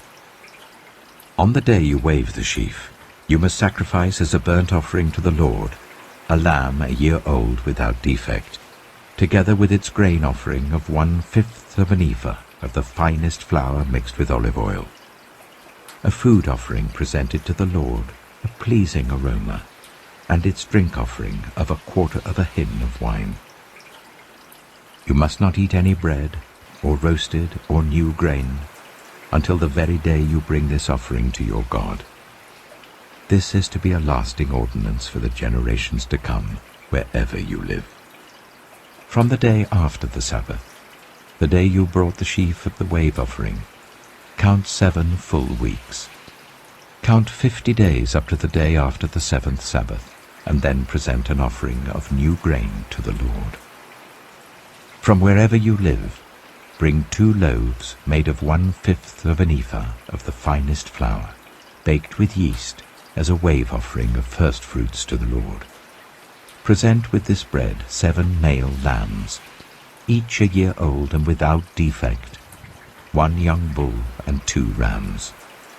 They will be a burnt offering to the Lord, together with their grain offerings and drink offerings, a food offering, an aroma pleasing to the Lord. Then sacrifice 1 male goat for a sin offering and 2 lambs, each a year old, for a fellowship offering. The priest is to wave the 2 lambs before the Lord as a wave offering, together with the bread of the first fruits. They are a sacred offering to the Lord for the priest. On that same day, you are to proclaim a sacred assembly and not do any ordinary work. This is to be a lasting ordinance for the generations to come, wherever you live. When you reap the harvest of your land, do not reap to the very edges of your field, or gather the gleanings of your harvest. Leave them for the poor and for the foreigner residing among you. I am the Lord your God. The Lord said to Moses, "Say to the Israelites, on the first day of the 7th month, you are to have a day of Sabbath rest, a sacred assembly commemorated with trumpet blasts. Do not do any of your ordinary work, but present a food offering to the Lord." The Lord said to Moses, "The 10th day of this 7th month is the Day of Atonement. Hold a sacred assembly and deny yourselves, and present a food offering to the Lord. Do not do any work on that day, because it is the Day of Atonement, when atonement is made for you before the Lord your God. Those who do not deny themselves on that day must be cut off from their people. I will destroy from among their people anyone who does any work on that day. You shall do no work at all. This is to be a lasting ordinance for the generations to come wherever you live. It is a day of Sabbath rest for you, and you must deny yourselves. From the evening of the 9th day of the month until the following evening, you are to observe your Sabbath." The Lord said to Moses, "Say to the Israelites, on the 15th day of the 7th month, the Lord's festival of tabernacles begins, and it lasts for 7 days.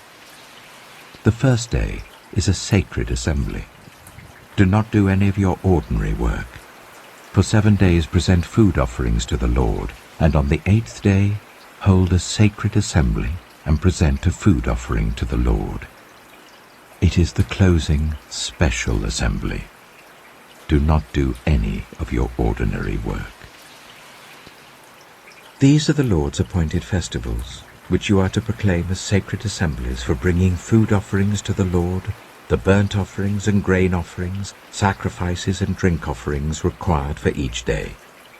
These offerings are in addition to those for the Lord's Sabbaths, and in addition to your gifts, and whatever you have vowed, and all the freewill offerings you give to the Lord. So, beginning with the 15th day of the 7th month, after you have gathered the crops of the land, celebrate the festival to the Lord for 7 days. The first day is a day of Sabbath rest, and the 8th day also is a day of Sabbath rest. On the first day you are to take branches from luxuriant trees, from palms, willows, and other leafy trees, and rejoice before the Lord your God for 7 days. Celebrate this as a festival to the Lord for 7 days each year. This is to be a lasting ordinance for the generations to come. Celebrate it in the 7th month. Live in temporary shelters for 7 days. All native-born Israelites are to live in such shelters, so that your descendants will know that I made the Israelites live in temporary shelters when I brought them out of Egypt. I am the Lord your God. So Moses announced to the Israelites the appointed festivals of the Lord. Leviticus chapter 24. The Lord said to Moses, "Command the Israelites to bring you clear oil of pressed olives for the light, so that the lamps may be kept burning continually. Outside the curtain that shields the ark of the covenant law in the tent of meeting, Aaron is to tend the lamps before the Lord from evening till morning continually. This is to be a lasting ordinance for the generations to come. The lamps on the pure gold lampstand before the Lord must be tended continually. Take the finest flour and bake 12 loaves of bread, using 1/5 of an ephah for each loaf. Arrange them in 2 piles, 6 in each pile, on the table of pure gold before the Lord. By each pile put some pure incense as a memorial portion, to represent the bread and to be a food offering presented to the Lord. This bread is to be set out before the Lord regularly, Sabbath after Sabbath, on behalf of the Israelites, as a lasting covenant. It belongs to Aaron and his sons, who are to eat it in the sanctuary area, because it is a most holy part of their perpetual share of the food offerings presented to the Lord. Now the son of an Israelite mother and an Egyptian father went out among the Israelites, and a fight broke out in the camp between him and an Israelite. The son of the Israelite woman used the name blasphemously with a curse, so they brought him to Moses. His mother's name was Shelomith, the daughter of Dibri the Danite. They put him in custody until the will of the Lord should be made clear to them. Then the Lord said to Moses, "Take the blasphemer outside the camp. All those who heard him are to lay their hands on his head, and the entire assembly is to stone him. Say to the Israelites, anyone who curses their God will be held responsible. Anyone who uses the name of the Lord blasphemously is to be put to death. The entire assembly must stone them, whether foreigner or native born. When they use the name blasphemously, they are to be put to death. Anyone who takes the life of a human being is to be put to death. Anyone who takes the life of someone's animal must make restitution, life for life. Anyone who injures their neighbor is to be injured in the same manner, fracture for fracture, eye for eye, tooth for tooth. The one who has inflicted the injury must suffer the same injury. Whoever kills an animal must make restitution, but whoever kills a human being is to be put to death. You are to have the same law for the foreigner and the native born. I am the Lord your God." Then Moses spoke to the Israelites, and they took the blasphemer outside the camp and stoned him. The Israelites did as the Lord commanded Moses.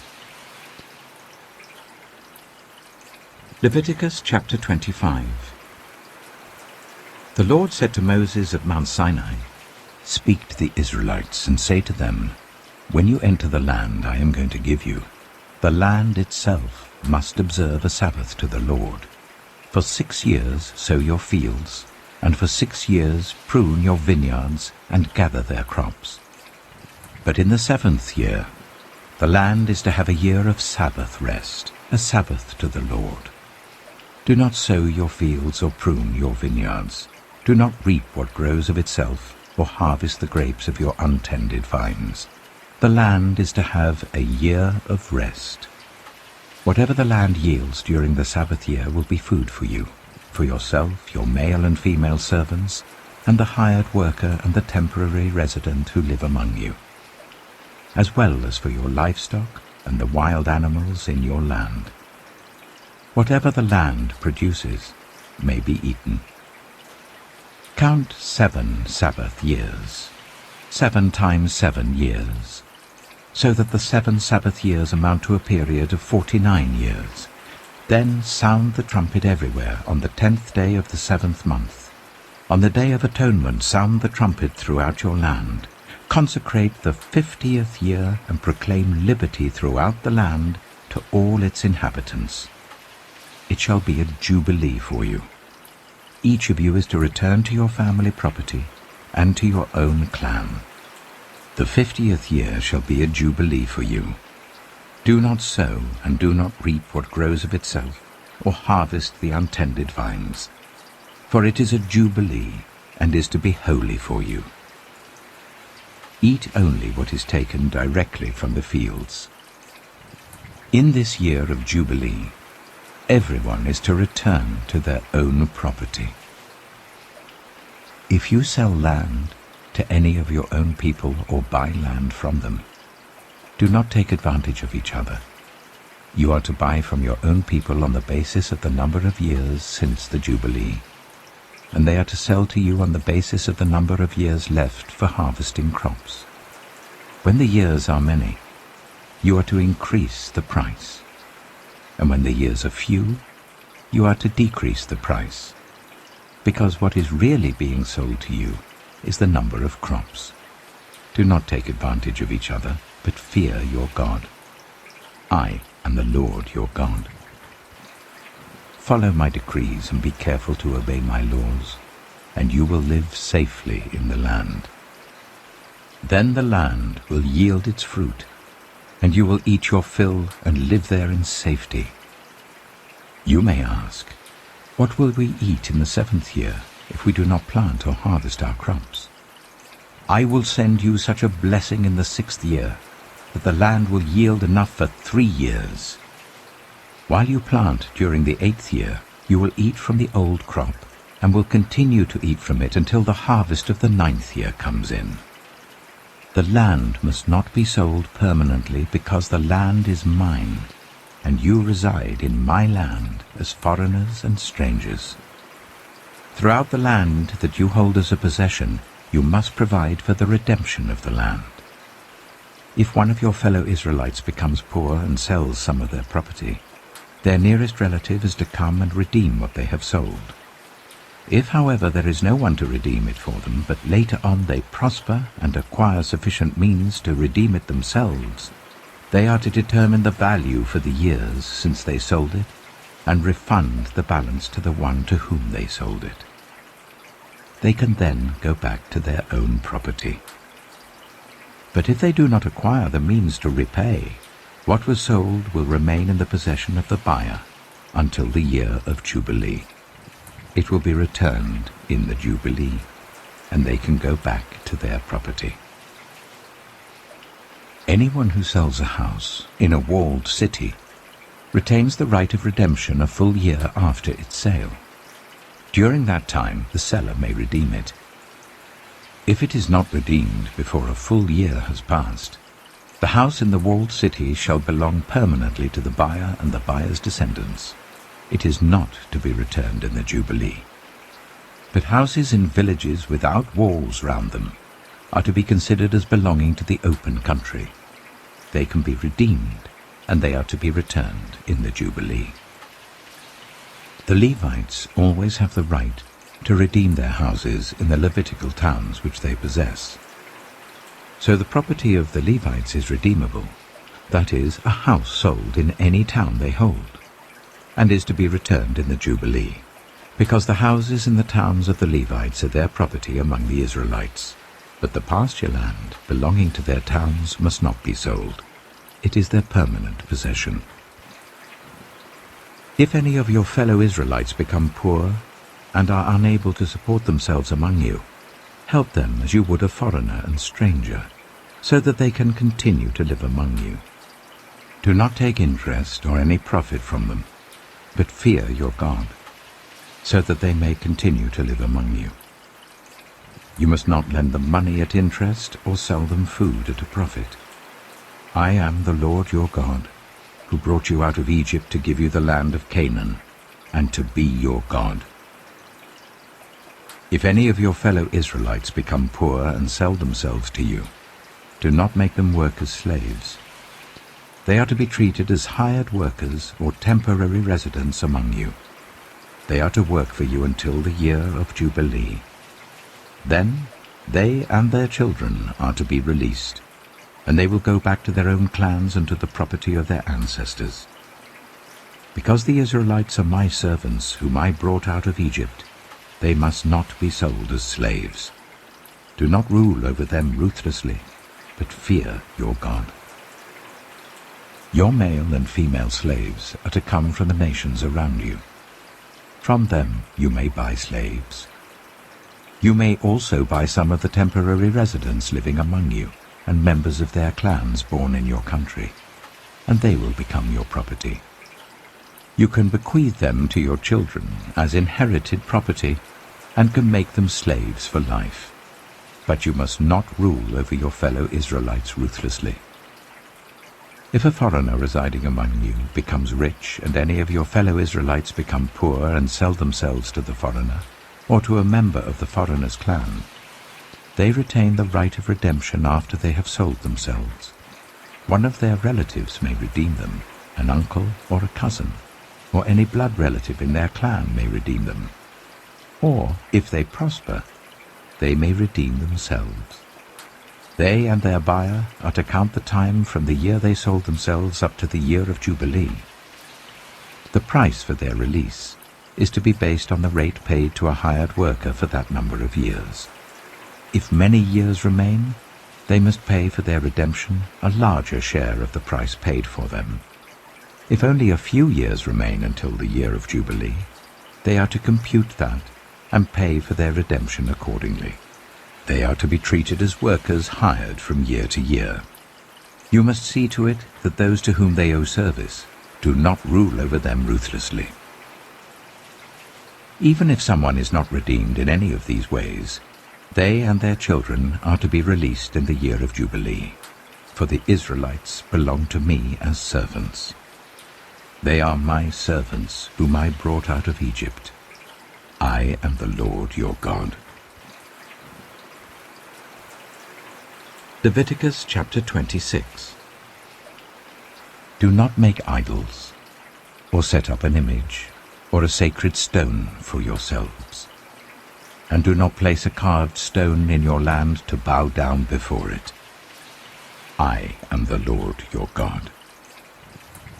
Observe my Sabbaths and have reverence for my sanctuary. I am the Lord. If you follow my decrees and are careful to obey my commands, I will send you rain in its season, and the ground will yield its crops and the trees their fruit.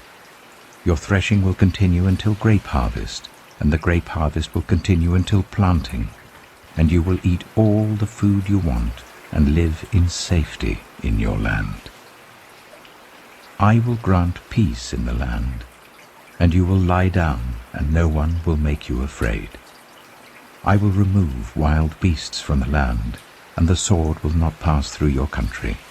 You will pursue your enemies, and they will fall by the sword before you.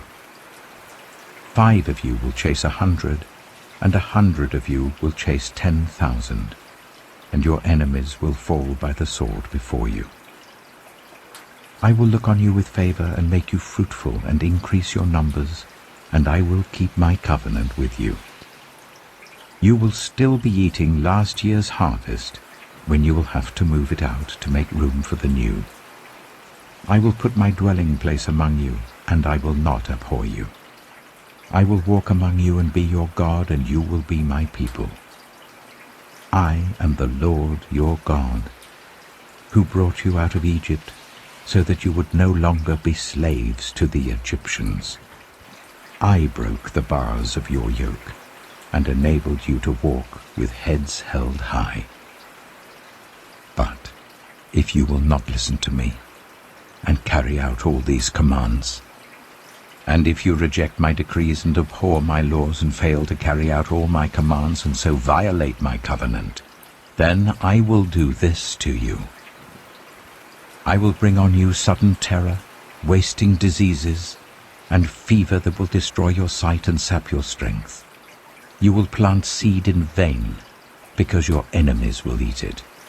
I will set my face against you, so that you will be defeated by your enemies. Those who hate you will rule over you, and you will flee even when no one is pursuing you. If, after all this, you will not listen to me, I will punish you for your sins 7 times over. I will break down your stubborn pride, and make the sky above you like iron, and the ground beneath you like bronze. Your strength will be spent in vain, because your soil will not yield its crops, nor will the trees of your land yield their fruit. If you remain hostile towards me and refuse to listen to me, I will multiply your afflictions 7 times over as your sins deserve. I will send wild animals against you, and they will rob you of your children, destroy your cattle, and make you so few in number that your roads will be deserted. If, in spite of these things, you do not accept my correction but continue to be hostile towards me, I myself will be hostile towards you, and will afflict you for your sins 7 times over. And I will bring the sword on you to avenge the breaking of the covenant. When you withdraw into your cities, I will send a plague among you, and you will be given into enemy hands. When I cut off your supply of bread, 10 women will be able to bake your bread in 1 oven, and they will dole out the bread by weight.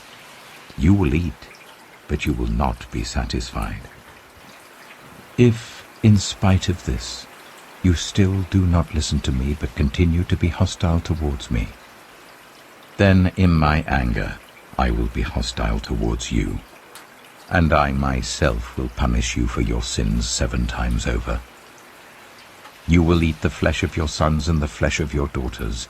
I will destroy your high places, cut down your incense altars, and pile your dead bodies on the lifeless forms of your idols. And I will abhor you. I will turn your cities into ruins and lay waste your sanctuaries, and I will take no delight in the pleasing aroma of your offerings. I myself will lay waste the land, so that your enemies who live there will be appalled. I will scatter you among the nations and will draw out my sword and pursue you. Your land will be laid waste and your cities will lie in ruins. Then the land will enjoy its Sabbath years all the time that it lies desolate, and you are in the country of your enemies. Then the land will rest and enjoy its Sabbaths. All the time that it lies desolate, the land will have the rest it did not have during the Sabbaths you lived in it. As for those of you who are left, I will make their hearts so fearful in the lands of their enemies that the sound of a wind-blown leaf will put them to flight. They will run as though fleeing from the sword, and they will fall, even though no one is pursuing them. They will stumble over one another, as though fleeing from the sword, even though no one is pursuing them. So you will not be able to stand before your enemies. You will perish among the nations. The land of your enemies will devour you. Those of you who are left will waste away in the lands of their enemies because of their sins. Also because of their ancestors' sins, they will waste away. But if they will confess their sins and the sins of their ancestors, their unfaithfulness and their hostility towards me, which made me hostile towards them, so that I sent them into the land of their enemies, then, when their uncircumcised hearts are humbled and they pay for their sin, I will remember my covenant with Jacob and my covenant with Isaac and my covenant with Abraham, and I will remember the land. For the land will be deserted by them, and will enjoy its Sabbaths while it lies desolate without them. They will pay for their sins because they rejected my laws and abhorred my decrees. Yet, in spite of this, when they are in the land of their enemies, I will not reject them or abhor them, so as to destroy them completely, breaking my covenant with them. I am the Lord their God. But for their sake I will remember the covenant with their ancestors, whom I brought out of Egypt in the sight of the nations to be their God. I am the Lord. These are the decrees, the laws, and the regulations that the Lord established at Mount Sinai between himself and the Israelites through Moses. Leviticus chapter 27. The Lord said to Moses, "Speak to the Israelites and say to them, if anyone makes a special vow to dedicate a person to the Lord by giving the equivalent value, set the value of a male between the ages of 20 and 60 at 50 shekels of silver, according to the sanctuary shekel. For a female, set her value at 30 shekels. For a person between the ages of 5 and 20, set the value of a male at 20 shekels and of a female at 10 shekels.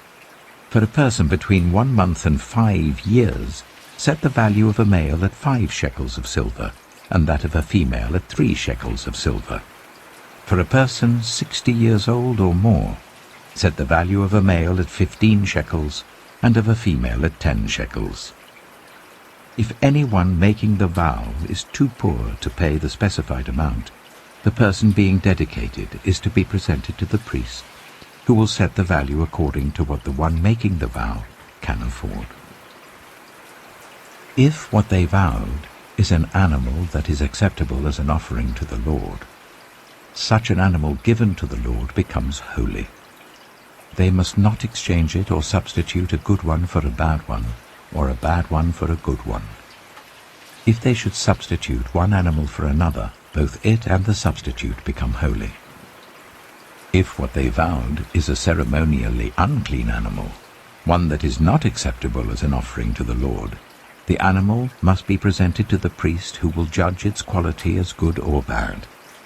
Whatever value the priest then sets, that is what it will be. If the owner wishes to redeem the animal, a fifth must be added to its value. If anyone dedicates their house as something holy to the Lord, the priest will judge its quality as good or bad. Whatever value the priest then sets, so it will remain. If the one who dedicates their house wishes to redeem it, they must add a fifth to its value, and the house will again become theirs. If anyone dedicates to the Lord part of their family land, its value is to be set according to the amount of seed required for it, 50 shekels of silver to a homer of barley seed. If they dedicate a field during the year of Jubilee, the value that has been set remains.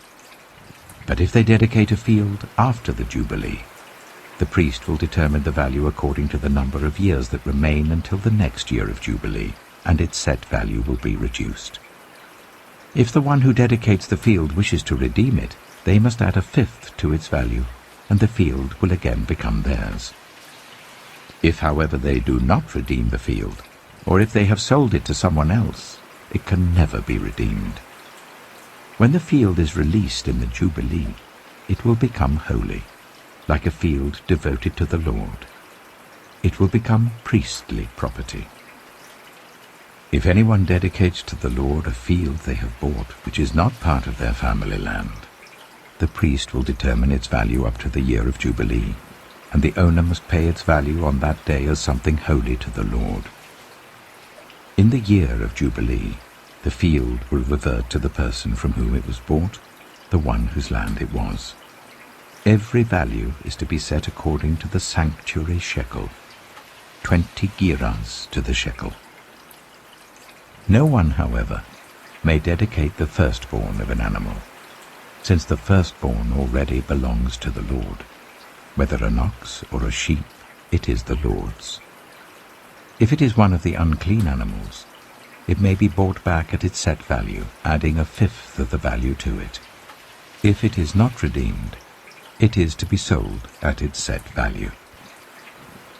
But nothing that a person owns and devotes to the Lord, whether a human being or an animal or family land, may be sold or redeemed.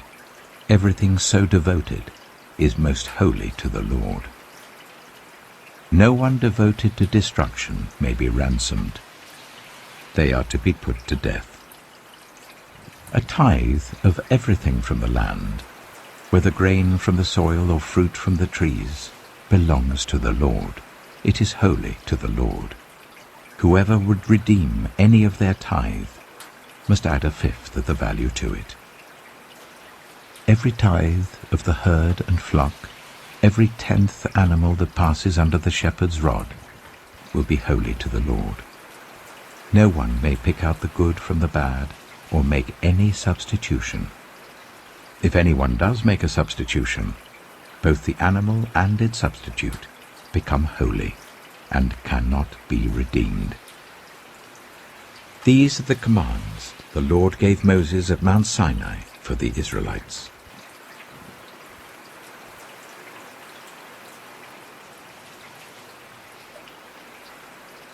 The Book of Numbers. Numbers chapter 1. The Lord spoke to Moses in the tent of meeting in the desert of Sinai on the first day of the 2nd month of the 2nd year, after the Israelites came out of Egypt. He said, "Take a census of the whole Israelite community by their clans and families, listing every man by name, one by one. You and Aaron, at a count according to their divisions, all the men in Israel who are 20 years old or more, and able to serve in the army. One man from each tribe, each of them the head of his family, is to help you. These are the names of the men who are to assist you. From Reuben, Elizur, son of Shedeiah. From Simeon, Shelumiel, son of Zurishaddai. From Judah, Nachshon, son of Amminadab. From Issachar, Nathanael, son of Zuar. From Zebulun, Eliab, son of Helon. From the sons of Joseph. From Ephraim, Elishama, son of Ammihud. From Manasseh, Gamaliel, son of Pedazah. From Benjamin, Abidan, son of Gideoni. From Dan, Ahiezer, son of Ammishaddai. From Asher, Pagiel, son of Ochran. From Gad, Eliasaph, son of Duel. From Naphtali, Ahira, son of Enan. These were the men appointed from the community, the leaders of their ancestral tribes. They were the heads of the clans of Israel. Moses and Aaron took these men whose names had been specified, and they called the whole community together on the first day of the 2nd month. The people registered their ancestry by their clans and families, and the men 20 years old or more were listed by name, one by one, as the Lord commanded Moses. And so he counted them in the desert of Sinai. From the descendants of Reuben, the firstborn son of Israel, all the men 20 years old or more who were able to serve in the army were listed by name, one by one, according to the records of their clans and families.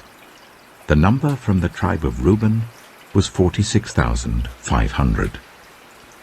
From the descendants of Simeon, all the men 20 years old or more who were able to serve in the army were counted and listed by name, one by one, according to the records of their clans and families. The number from the tribe of Simeon was 59,300. From the descendants of Gad, all the men 20 years old or more who were able to serve in the army were listed by name, according to the records of their clans and families. The number from the tribe of Gad was 45,650.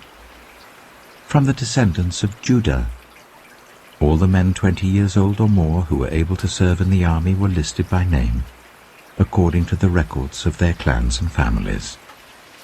The number from the tribe of Judah was 74,600. From the descendants of Issachar, all the men 20 years old or more who were able to serve in the army were listed by name, according to the records of their clans and families.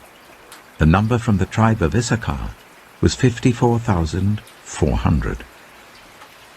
From the descendants of Zebulun, all the men 20 years old or more who were able to serve in the army were listed by name, according to the records of their clans and families. The number from the tribe of Zebulun was 57,400. From the sons of Joseph, from the descendants of Ephraim, all the men 20 years old or more who were able to serve in the army were listed by name, according to the records of their clans and families. The number from the tribe of Ephraim was 40,500. From the descendants of Manasseh, all the men 20 years old or more who were able to serve in the army were listed by name, according to the records of their clans and families. The number from the tribe of Manasseh was 32,200. From the descendants of Benjamin, all the men 20 years old or more who were able to serve in the army were listed by name, according to the records of their clans and families. The number from the tribe of Benjamin was 35,400. From the descendants of Dan, all the men 20 years old or more who were able to serve in the army were listed by name according to the records of their clans and families. The number from the tribe of Dan was 62,700. From the descendants of Asher, all the men 20 years old or more who were able to serve in the army were listed by name according to the records of their clans and families. The number from the tribe of Asher was 41,500. From the descendants of Naphtali, all the men 20 years old or more who were able to serve in the army were listed by name according to the records of their clans and families. The number from the tribe of Naphtali was 53,400. These were the men counted by Moses and Aaron and the 12 leaders of Israel, each one representing his family. All the Israelites, 20 years old or more who were able to serve in Israel's army, were counted according to their families. The total number was 603,550. The ancestral tribe of the Levites, however, was not counted along with the others. The Lord had said to Moses, "You must not count the tribe of Levi, or include them in the census of the other Israelites. Instead, appoint the Levites to be in charge of the tabernacle of the covenant law, over all its furnishings and everything belonging to it. They are to carry the tabernacle and all its furnishings. They are to take care of it and camp round it. Whenever the tabernacle is to move, the Levites are to take it down. And whenever the tabernacle is to be set up, the Levites shall do it. Anyone else who approaches it is to be put to death." The Israelites are to set up their tents by divisions, each of them in their own camp under their standard. The Levites, however, are to set up their tents round the tabernacle of the covenant law, so that my wrath will not fall on the Israelite community. The Levites are to be responsible for the care of the tabernacle of the covenant law. The Israelites did all this just as the Lord commanded Moses. Numbers chapter 2. The Lord said to Moses and Aaron, "The Israelites are to camp round the tent of meeting, some distance from it, each of them under their standard and holding the banners of their family. On the east, towards the sunrise, the divisions of the camp of Judah are to camp under their standard. The leader of the people of Judah is Nachshon, son of Amminadab. His division numbers 74,600. The tribe of Issachar will camp next to them. The leader of the people of Issachar is Nathanael, son of Zuar. His division numbers 54,400. The tribe of Zebulun will be next. The leader of the people of Zebulun is Eliab, son of Helon. His division numbers 57,400. All the men assigned to the camp of Judah according to their divisions number 186,400. They will set out first. On the south will be the divisions of the camp of Reuben under their standard. The leader of the people of Reuben is Elizur, son of Shedeur. His division numbers 46,500. The tribe of Simeon will camp next to them. The leader of the people of Simeon is Shelumiel, son of Zurishaddai. His division numbers 59,300. The tribe of Gad will be next. The leader of the people of Gad is Eliasaph, son of Duel. His division numbers 45,650. All the men assigned to the camp of Reuben according to their divisions number 151,450. They will set out second. Then the tent of meeting and the camp of the Levites will set out in the middle of the camps. They will set out in the same order as they set up camp, each in their own place, under their standard. On the west will be the divisions of the camp of Ephraim, under their standard.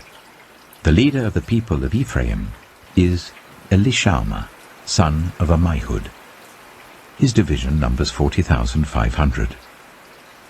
The tribe of Manasseh will be next to them. The leader of the people of Manasseh is Gamaliel, son of Pedazeh.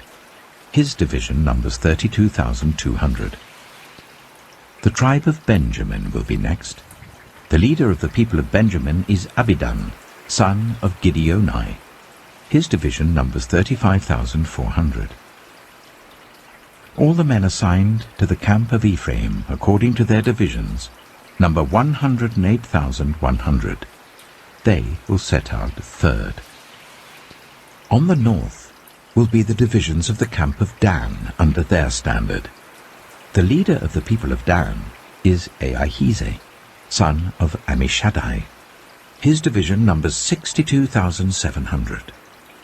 The tribe of Asher will camp next to them. The leader of the people of Asher is Pagiel, son of Ochran. His division numbers 41,500. The tribe of Naphtali will be next. The leader of the people of Naphtali is Ahira, son of Enan. His division numbers 53,400. All the men assigned to the camp of Dan number 157,600. They will set out last under their standards. These are the Israelites, counted according to their families. All the men in the camps by their divisions number 603,550. The Levites, however, were not counted along with the other Israelites, as the Lord commanded Moses. So the Israelites did everything the Lord commanded Moses. That is the way they camped under their standards, and that is the way they set out, each of them with their clan and family. Numbers chapter 3. This is the account of the family of Aaron and Moses at the time the Lord spoke to Moses at Mount Sinai. The names of the sons of Aaron were Nadab the firstborn, and Abihu, Eleazar, and Ithamar. Those were the names of Aaron's sons, the anointed priests, who were ordained to serve as priests. Nadab and Abihu, however, died before the Lord when they made an offering with unauthorized fire before him in the desert of Sinai. They had no sons, so Eleazar and Ithamar served as priests during the lifetime of their father Aaron. The Lord said to Moses, "Bring the tribe of Levi and present them to Aaron the priest to assist him. They are to perform duties for him and for the whole community at the tent of meeting by doing the work of the tabernacle. They are to take care of all the furnishings of the tent of meeting, fulfilling the obligations of the Israelites by doing the work of the tabernacle. Give the Levites to Aaron and his sons. They are the Israelites who are to be given wholly to him. Appoint Aaron and his sons to serve as priests. Anyone else who approaches the sanctuary is to be put to death."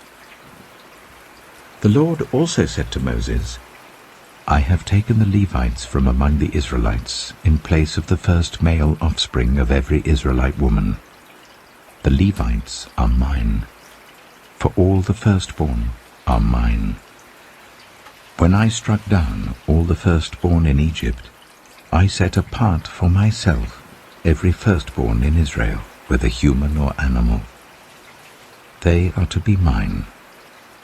I am the Lord." The Lord said to Moses in the desert of Sinai, "Count the Levites by their families and clans. Count every male a month old or more." So Moses counted them as he was commanded by the word of the Lord. These were the names of the sons of Levi: Gershon, Kohath, and Merari. These were the names of the Gershonite clans: Libni and Shimei. The Kohathite clans: Amram, Itzah, Hebron, and Uzziel. the Merarite clans, Mahli and Mushi. These were the Levite clans according to their families. To Gershon belonged the clans of the Libnites and Shimeites. These were the Gershonite clans. The number of all the males a month old or more who were counted was 7,500. The Gershonite clans were to camp on the west behind the tabernacle. The leader of the families of the Gershonites was Eliasaph, son of Lael. At the tent of meeting, the Gershonites were responsible for the care of the tabernacle and tent, its coverings, the curtain at the entrance to the tent of meeting, the curtains of the courtyard, the curtain at the entrance to the courtyard surrounding the tabernacle and altar, and the ropes, and everything related to their use.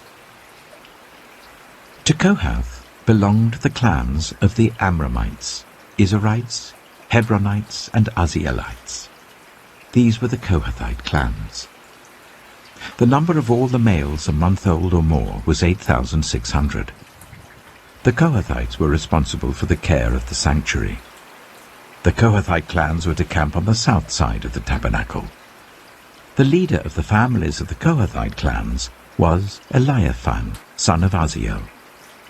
They were responsible for the care of the ark, the table, the lampstand, the altars, the articles of the sanctuary used in ministering, the curtain, and everything related to their use. The chief leader of the Levites was Eleazar, son of Aaron the priest. He was appointed over those who were responsible for the care of the sanctuary. To Merari belonged the clans of the Mahlites and the Mushites. These were the Merarite clans. The number of all the males a month old or more who were counted was 6,200. The leader of the families of the Merarite clans was Zuriel, son of Abihail. They were to camp on the north side of the tabernacle.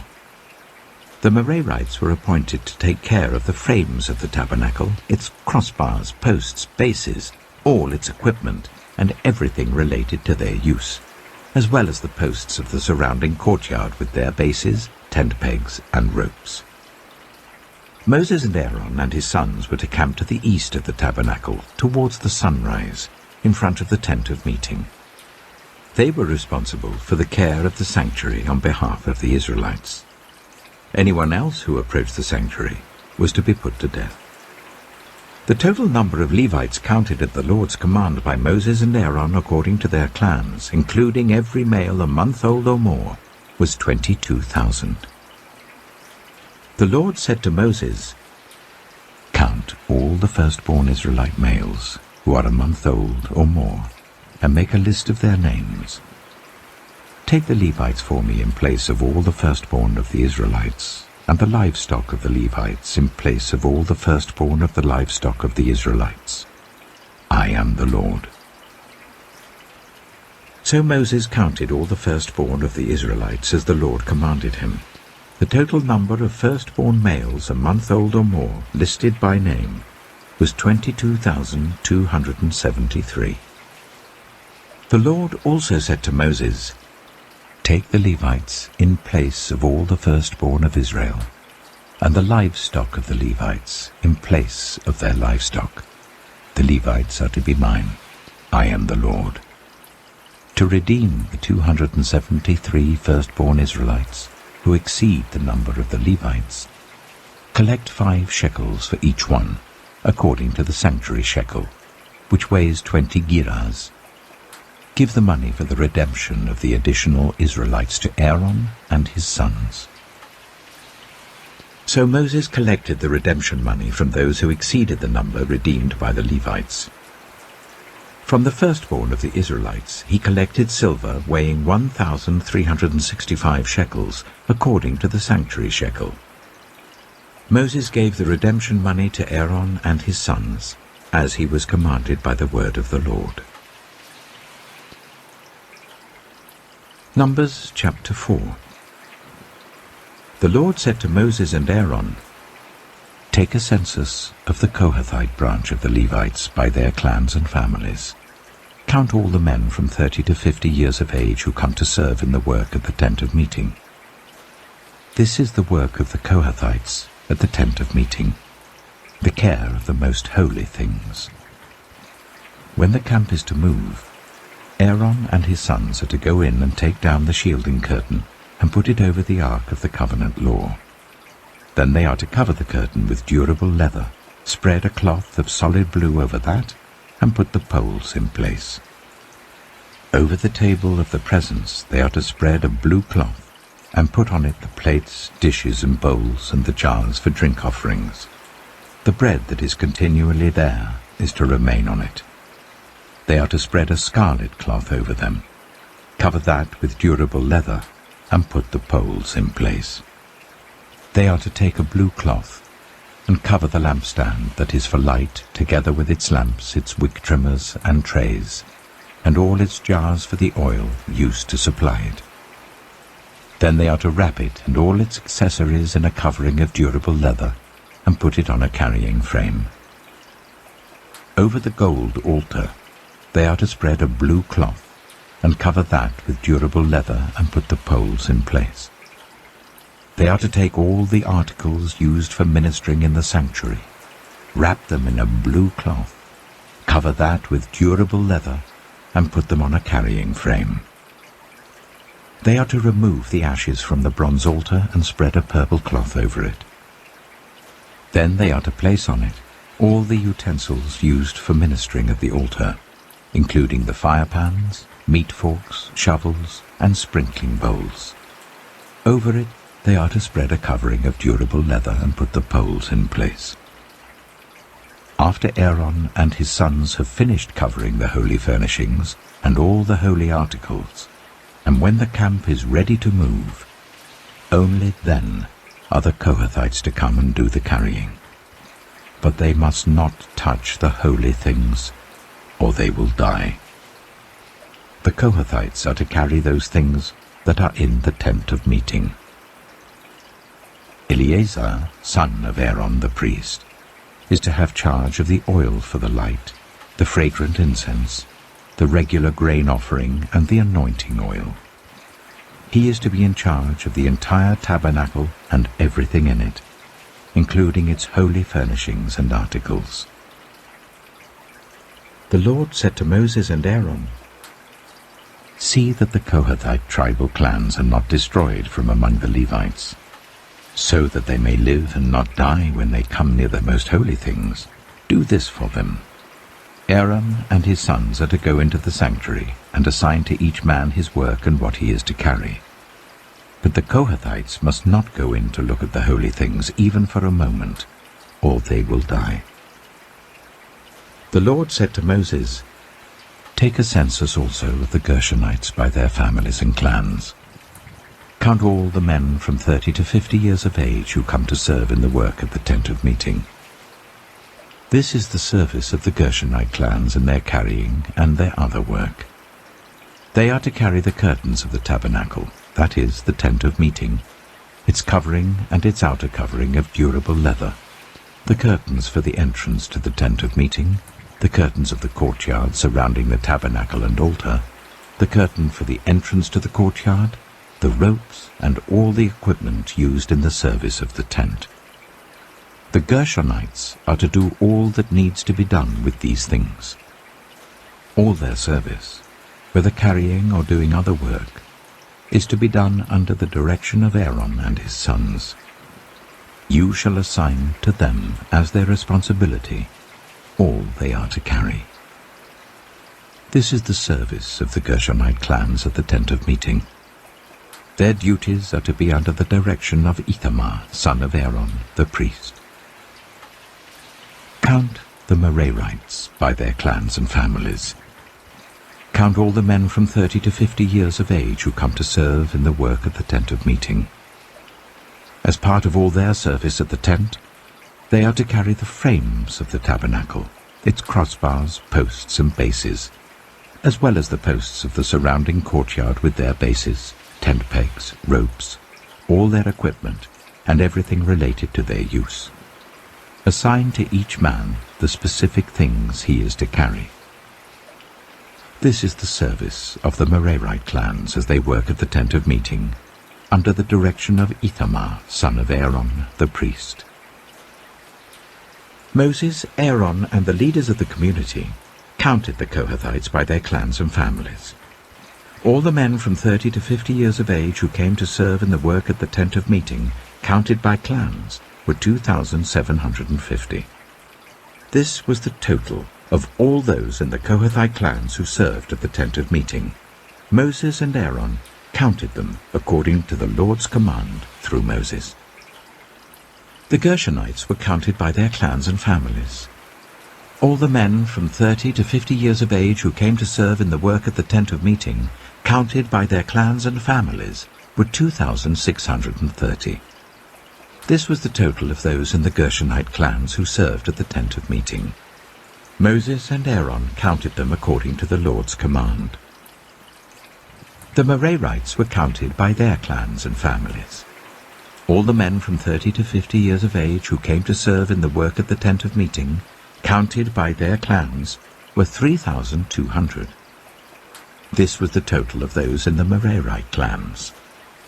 Moses and Aaron counted them according to the Lord's command through Moses. So Moses, Aaron, and the leaders of Israel counted all the Levites by their clans and families. All the men from 30 to 50 years of age who came to do the work of serving and carrying the tent of meeting numbered 8,580. At the Lord's command through Moses, each was assigned his work and told what to carry. Thus they were counted as the Lord commanded Moses. Numbers chapter 5. The Lord said to Moses, "Command the Israelites to send away from the camp anyone who has a defiling skin disease or a discharge of any kind, or who is ceremonially unclean because of a dead body.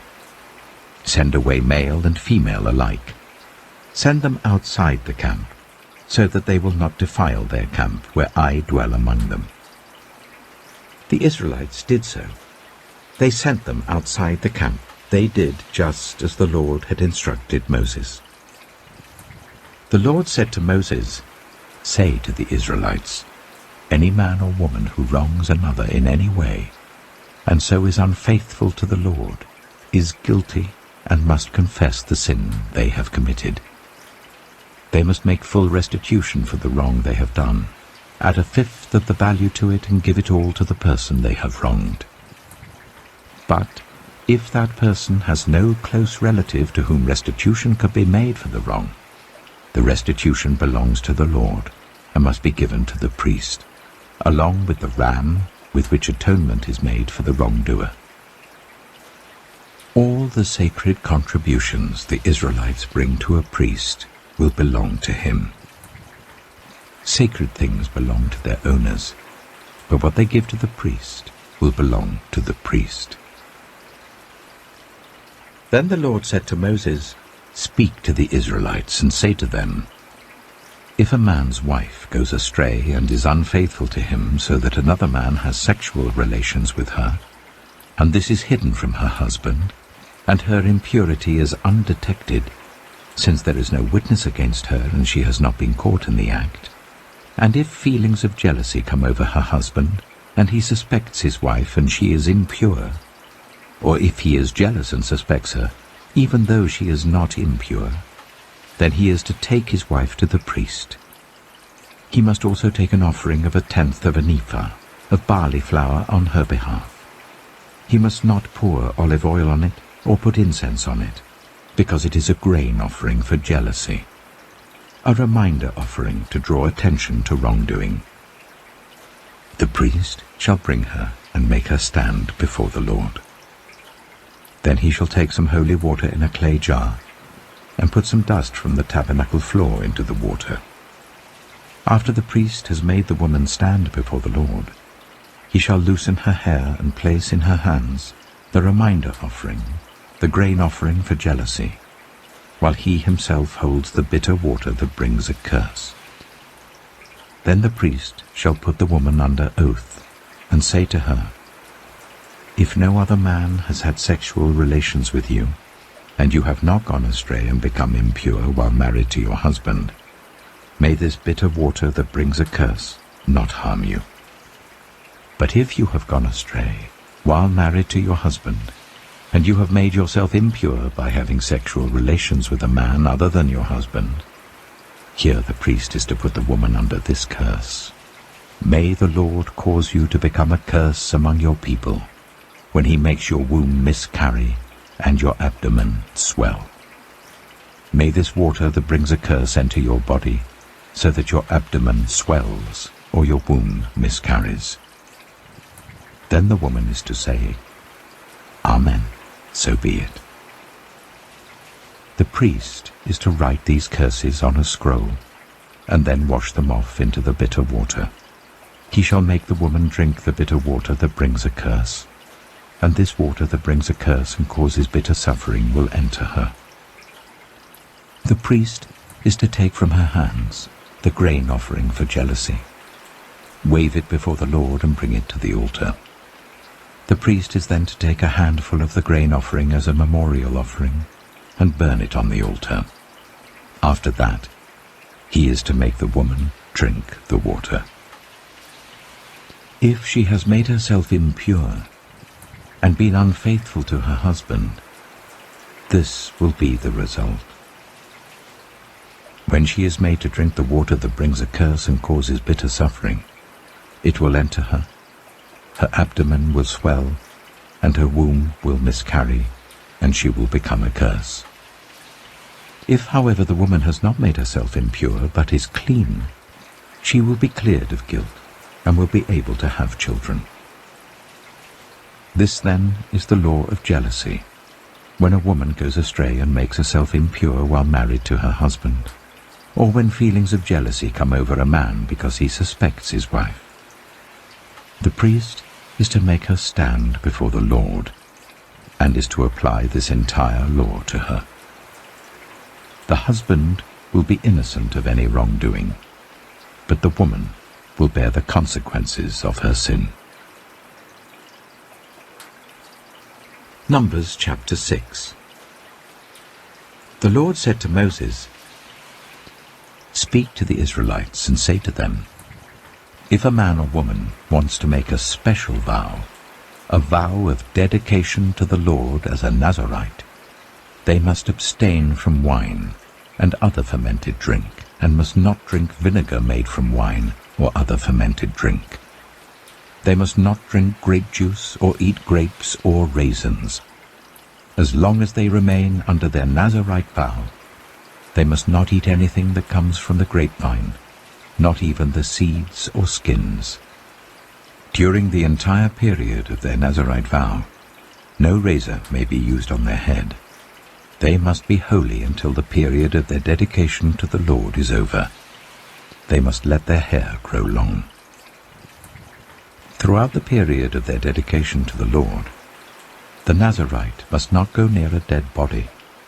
Even if their own father or mother or brother or sister dies, they must not make themselves ceremonially unclean on account of them, because the symbol of their dedication to God is on their head. Throughout the period of their dedication, they are consecrated to the Lord. If someone dies suddenly in the Nazarite's presence, thus defiling the hair that symbolizes their dedication, they must shave their head on the 7th day, the day of their cleansing. Then on the 8th day, they must bring 2 doves or 2 young pigeons to the priest at the entrance to the tent of meeting. The priest is to offer one as a sin offering, and the other as a burnt offering to make atonement for the Nazarite, because they sinned by being in the presence of the dead body. That same day they are to consecrate their head again. They must rededicate themselves to the Lord for the same period of dedication, and must bring a year-old male lamb as a guilt offering. The previous days do not count, because they became defiled during their period of dedication. Now this is the law of the Nazarite when the period of their dedication is over. They are to be brought to the entrance to the tent of meeting. There they are to present their offerings to the Lord: a year-old male lamb without defect for a burnt offering, a year-old ewe lamb without defect for a sin offering, a ram without defect for a fellowship offering, together with their grain offerings and drink offerings, and a basket of bread made with the finest flour and without yeast, thick loaves with olive oil mixed in, and thin loaves brushed with olive oil. The priest is to present all these before the Lord, and make the sin offering and the burnt offering. He is to present the basket of unleavened bread, and is to sacrifice the ram as a fellowship offering to the Lord, together with its grain offering and drink offering. Then, at the entrance to the tent of meeting, the Nazarite must shave off the hair that symbolizes their dedication. They are to take the hair and put it in the fire that is under the sacrifice of the fellowship offering. After the Nazarite has shaved off the hair that symbolizes their dedication, the priest is to place in their hands a boiled shoulder of the ram, and one thick loaf and one thin loaf from the basket, both made without yeast. The priest shall then wave these before the Lord as a wave offering. They are holy, and belong to the priest, together with the breast that was waved and the thigh that was presented. After that, the Nazarite may drink wine. This is the law of the Nazarite who vows offerings to the Lord in accordance with their dedication, in addition to whatever else they can afford. They must fulfill the vows they have made, according to the law of the Nazarite. The Lord said to Moses, "Tell Aaron and his sons, this is how you are to bless the Israelites. Say to them, the Lord bless you and keep you. The Lord make his face shine on you, and be gracious to you. The Lord turn his face towards you, and give you peace." So they will put my name on the Israelites, and I will bless them. Numbers chapter 7. When Moses finished setting up the tabernacle, he anointed and consecrated it and all its furnishings. He also anointed and consecrated the altar and all its utensils. Then the leaders of Israel, the heads of families who were the tribal leaders in charge of those who were counted, made offerings. They brought as their gifts before the Lord 6 covered carts and 12 oxen, an ox from each leader and a cart from every 2. These they presented before the tabernacle. The Lord said to Moses, "Accept these from them, that they may be used in the work at the tent of meeting. Give them to the Levites as each man's work requires." So Moses took the carts and oxen and gave them to the Levites. He gave 2 carts and 4 oxen to the Gershonites as their work required, and he gave 4 carts and 8 oxen to the Merarites as their work required. They were all under the direction of Ithamar, son of Aaron, the priest. But Moses did not give any to the Kohathites, because they were to carry on their shoulders the holy things for which they were responsible. When the altar was anointed, the leaders brought their offerings for its dedication and presented them before the altar. For the Lord had said to Moses, "Each day 1 leader is to bring his offering for the dedication of the altar." The one who brought his offering on the first day was Nachshon, son of Amminadab, of the tribe of Judah.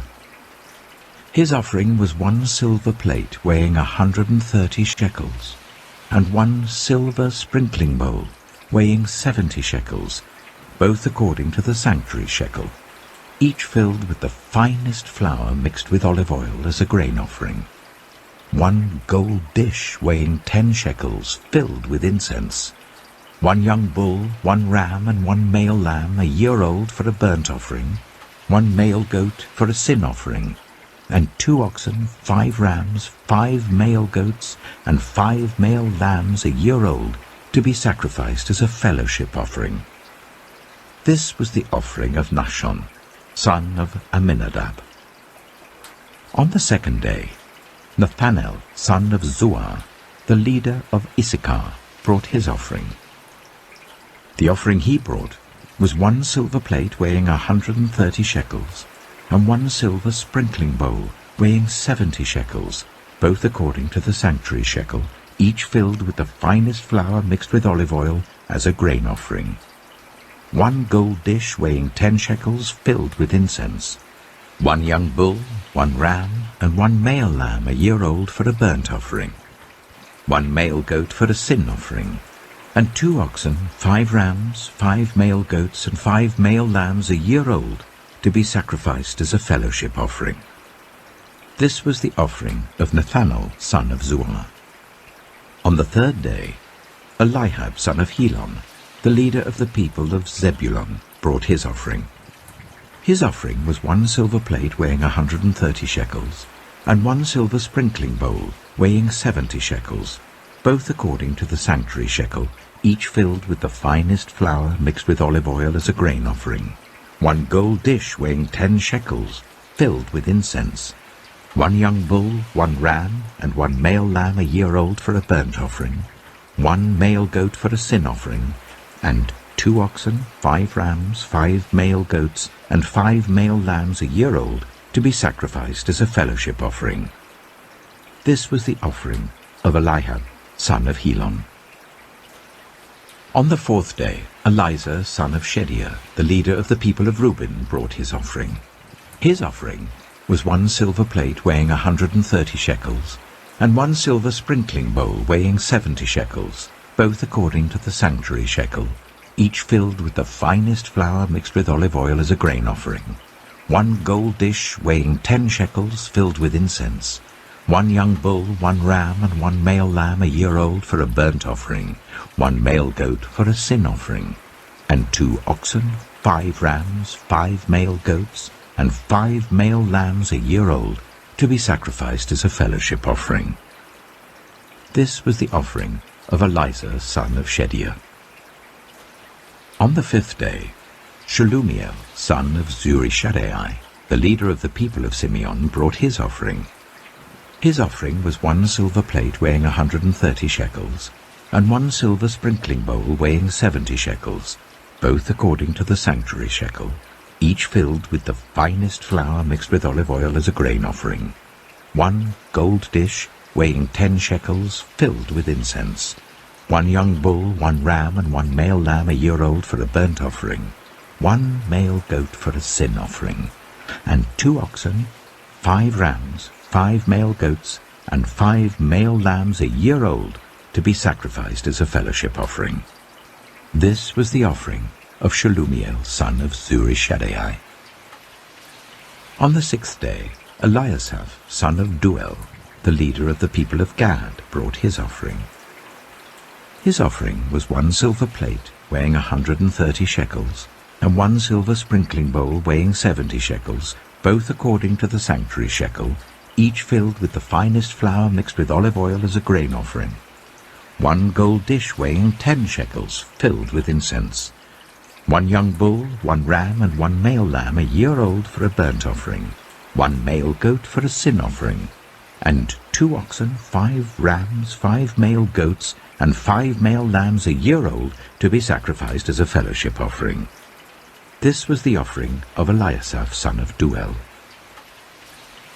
On the 7th day, Elishama, son of Ammihud, the leader of the people of Ephraim, brought his offering. His offering was 1 silver plate weighing 130 shekels, and 1 silver sprinkling bowl weighing 70 shekels, both according to the sanctuary shekel, each filled with the finest flour mixed with olive oil as a grain offering. 1 gold dish weighing 10 shekels, filled with incense. 1 young bull, 1 ram, and 1 male lamb a year old for a burnt offering. 1 male goat for a sin offering, and 2 oxen, 5 rams, 5 male goats, and 5 male lambs a year old to be sacrificed as a fellowship offering. This was the offering of Elishama, son of Ammihud. On the 8th day, Gamaliel, son of Pedazur, the leader of the people of Manasseh, brought his offering. His offering was 1 silver plate weighing 130 shekels, and 1 silver sprinkling bowl weighing 70 shekels, both according to the sanctuary shekel, each filled with the finest flour mixed with olive oil as a grain offering. 1 gold dish weighing 10 shekels filled with incense. 1 young bull, 1 ram, and 1 male lamb a year old for a burnt offering, 1 male goat for a sin offering, and 2 oxen, 5 rams, 5 male goats, and 5 male lambs a year old, to be sacrificed as a fellowship offering. This was the offering of Gamaliel, son of Pedazur. On the 9th day, Abidan, son of Gideoni, the leader of the people of Benjamin, brought his offering. His offering was 1 silver plate weighing 130 shekels, and 1 silver sprinkling bowl weighing 70 shekels, both according to the sanctuary shekel, each filled with the finest flour mixed with olive oil as a grain offering.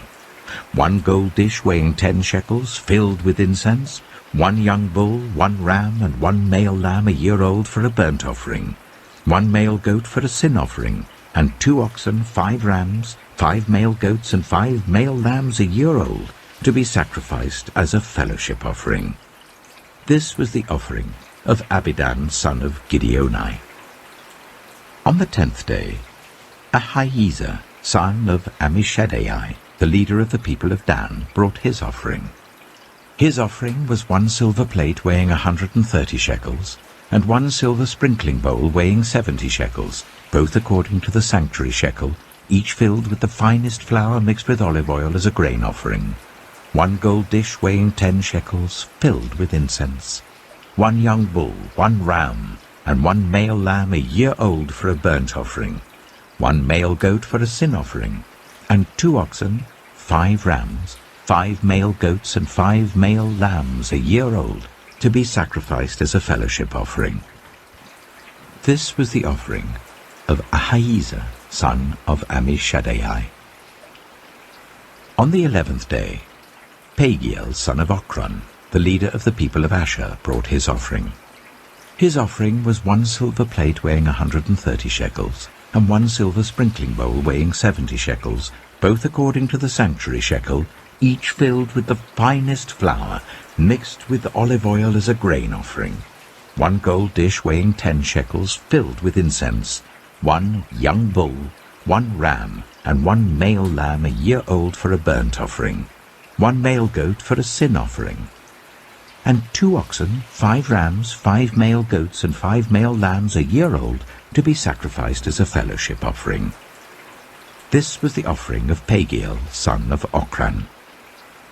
On the 12th day, Ahira, son of Enan, the leader of the people of Naphtali, brought his offering. His offering was 1 silver plate weighing 130 shekels, and 1 silver sprinkling bowl weighing 70 shekels, both according to the sanctuary shekel, each filled with the finest flour mixed with olive oil as a grain offering. 1 gold dish weighing 10 shekels, filled with incense. 1 young bull, 1 ram, and 1 male lamb a year old for a burnt offering. 1 male goat for a sin offering, and 2 oxen, 5 rams, 5 male goats, and 5 male lambs a year old, to be sacrificed as a fellowship offering. This was the offering of Ahira, son of Enan. These were the offerings of the Israelite leaders for the dedication of the altar when it was anointed: 12 silver plates, 12 silver sprinkling bowls, and 12 gold dishes. Each silver plate weighed 130 shekels, and each sprinkling bowl 70 shekels. Altogether, the silver dishes weighed 2,400 shekels according to the sanctuary shekel. The 12 gold dishes, filled with incense, weighed 10 shekels each, according to the sanctuary shekel. Altogether, the gold dishes weighed 120 shekels. The total number of animals for the burnt offering came to 12 young bulls, 12 rams, and 12 male lambs a year old, together with their grain offering. 12 male goats were used for the sin offering. The total number of animals for the sacrifice of the fellowship offering came to 24 oxen, 60 rams, 60 male goats, and 60 male lambs a year old. These were the offerings for the dedication of the altar after it was anointed. When Moses entered the tent of meeting to speak with the Lord, he heard the voice speaking to him from between the 2 cherubim above the atonement cover on the ark of the covenant law. In this way the Lord spoke to him. Numbers chapter 8. The Lord said to Moses, "Speak to Aaron and say to him, when you set up the lamps, see that all 7 light up the area in front of the lampstand." Aaron did so. He set up the lamps so that they faced forwards on the lampstand, just as the Lord commanded Moses. This is how the lampstand was made. It was made of hammered gold, from its base to its blossoms. The lampstand was made exactly like the pattern the Lord had shown Moses. The Lord said to Moses, "Take the Levites from among all the Israelites and make them ceremonially clean. To purify them, do this: sprinkle the water of cleansing on them, then make them shave their whole bodies and wash their clothes, and so they will purify themselves. Make them take a young bull with its grain offering of the finest flour mixed with olive oil. Then you are to take a second young bull for a sin offering. Bring the Levites to the front of the tent of meeting and assemble the whole Israelite community. You are to bring the Levites before the Lord, and the Israelites are to lay their hands on them. Aaron is to present the Levites before the Lord as a wave offering from the Israelites, so that they may be ready to do the work of the Lord. Then the Levites are to lay their hands on the heads of the bulls, using one for a sin offering to the Lord and the other for a burnt offering, to make atonement for the Levites. Make the Levites stand in front of Aaron and his sons, and then present them as a wave offering to the Lord.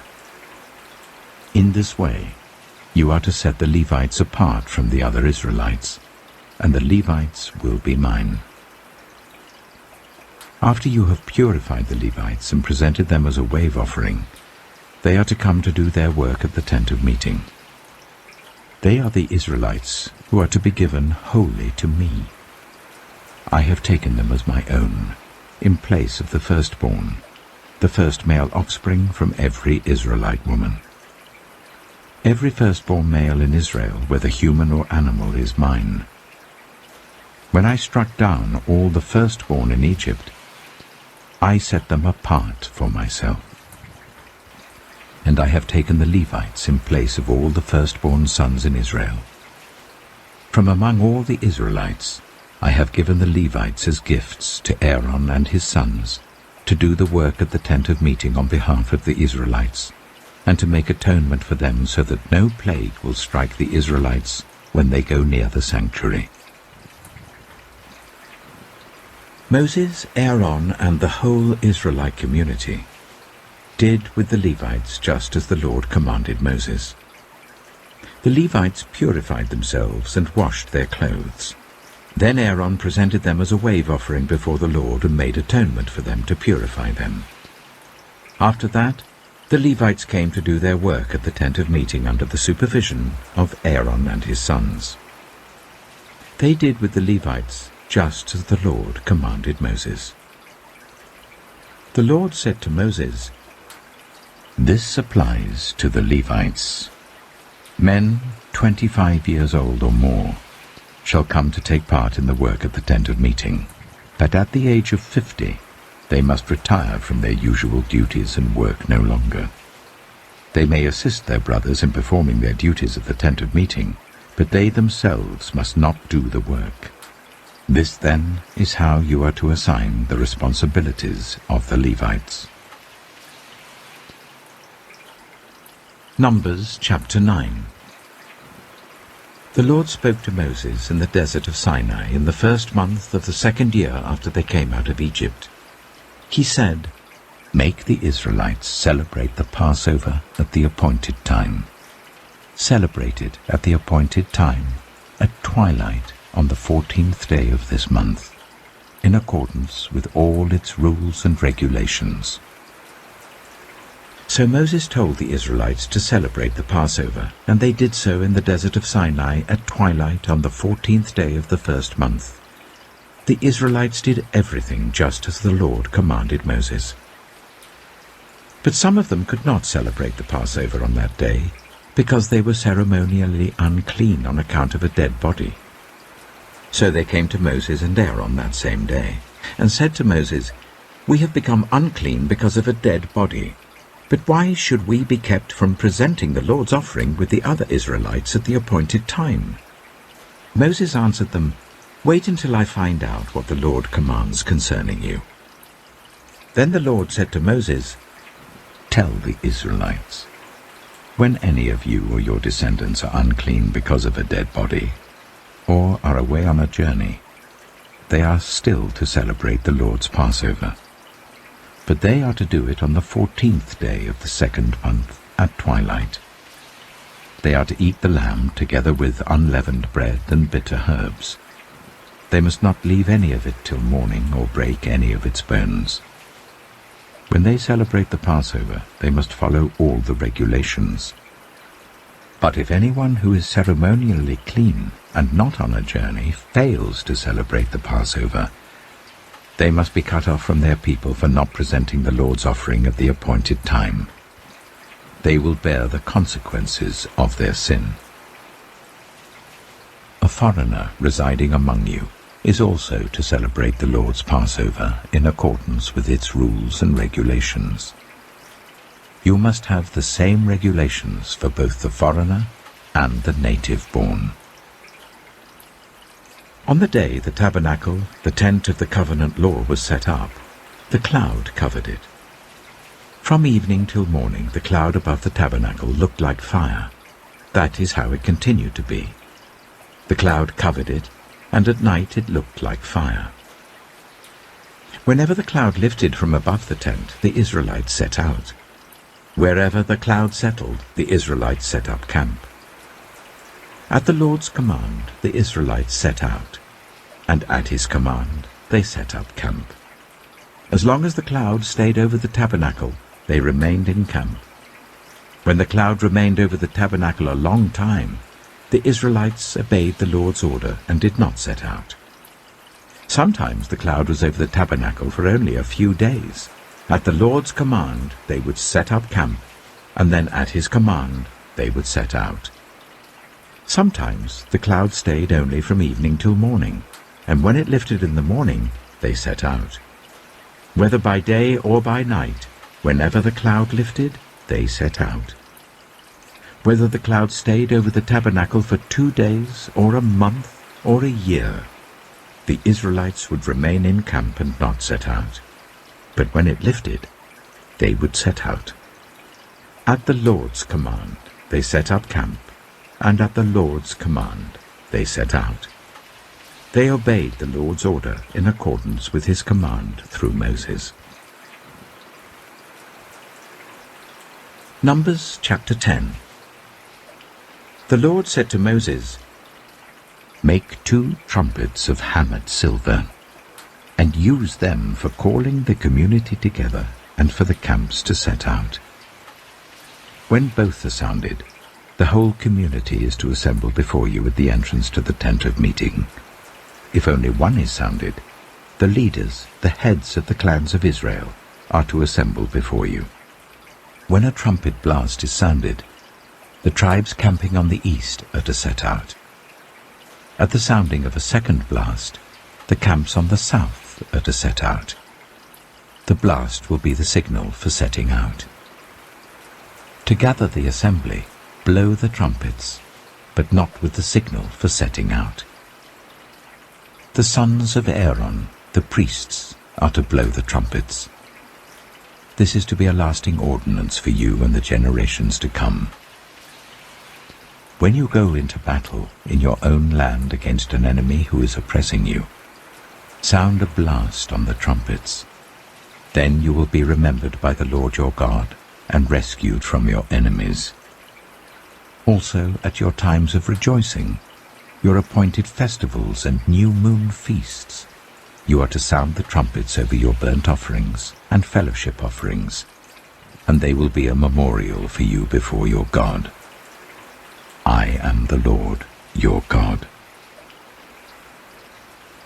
On the 20th day of the second month of the second year, The cloud lifted from above the tabernacle of the covenant law.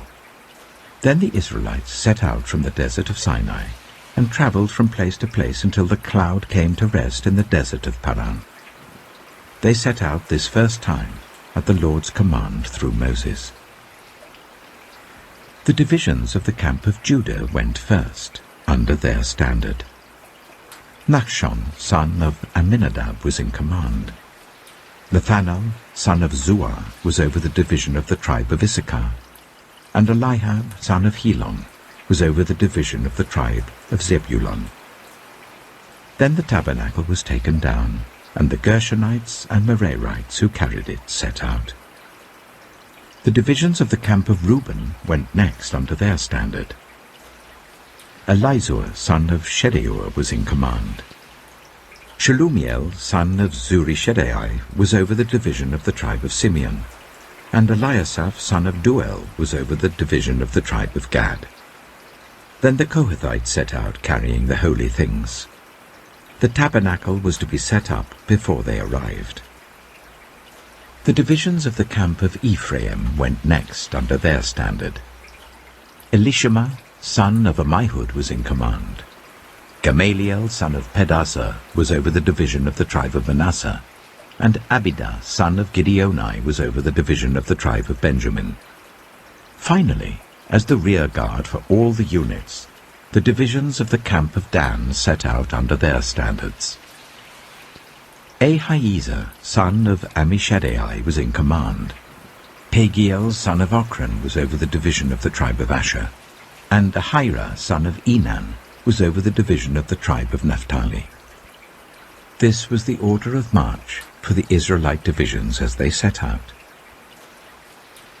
Now Moses said to Hobab, son of Ruel, the Midianite, Moses' father-in-law, "We're setting out for the place about which the Lord said, 'I will give it to you.' Come with us, and we will treat you well, for the Lord has promised good things to Israel." He answered, "No, I will not go. I am going back to my own land and my own people." But Moses said, "Please do not leave us. You know where we should camp in the wilderness, and you can be our eyes. If you come with us, we will share with you whatever good things the Lord gives us." So they set out from the mountain of the Lord and travelled for 3 days. The ark of the covenant of the Lord went before them during those 3 days to find them a place to rest. The cloud of the Lord was over them by day when they set out from the camp. Whenever the ark set out, Moses said, "Rise up, Lord. May your enemies be scattered. May your foes flee before you." Whenever it came to rest, he said, "Return, Lord, to the countless thousands of Israel." Numbers chapter 11. Now the people complained about their hardships in the hearing of the Lord. And when he heard them, his anger was aroused. Then fire from the Lord burned among them and consumed some of the outskirts of the camp. When the people cried out to Moses, he prayed to the Lord, and the fire died down. So that place was called Taberah, because fire from the Lord had burned among them. The rabble with them began to crave other food. And again the Israelites started wailing and said, "If only we had meat to eat. We remember the fish we ate in Egypt at no cost, also the cucumbers, melons, leeks, onions, and garlic. But now we have lost our appetite. We never see anything but this manna." The manna was like coriander seed and looked like resin. The people went around gathering it and then ground it in a hand mill or crushed it in a mortar. They cooked it in a pot or made it into loaves, and it tasted like something made with olive oil. When the dew settled on the camp at night, the manna also came down. Moses heard the people of every family wailing at the entrance to their tents. The Lord became exceedingly angry, and Moses was troubled. He asked the Lord, "Why have you brought this trouble on your servant? What have I done to displease you, that you put the burden of all these people on me? Did I conceive all these people? Did I give them birth? Why do you tell me to carry them in my arms as a nurse carries an infant to the land you promised on oath to their ancestors? Where can I get meat for all these people? They keep wailing to me, 'Give us meat to eat.' I cannot carry all these people by myself. The burden is too heavy for me. If this is how you are going to treat me, please go ahead and kill me right now, if I have found favor in your eyes. And do not let me face my own ruin." The Lord said to Moses, "Bring me 70 of Israel's elders who are known to you as leaders and officials among the people. Make them come to the tent of meeting, that they may stand there with you. I will come down and speak with you there, and I will take some of the power of the Spirit that is on you and put it on them. They will share the burden of the people with you, so that you will not have to carry it alone. Tell the people, 'Consecrate yourselves in preparation for tomorrow, when you will eat meat.' The Lord heard you when you wailed, 'If only we had meat to eat. We were better off in Egypt.' Now the Lord will give you meat, and you will eat it.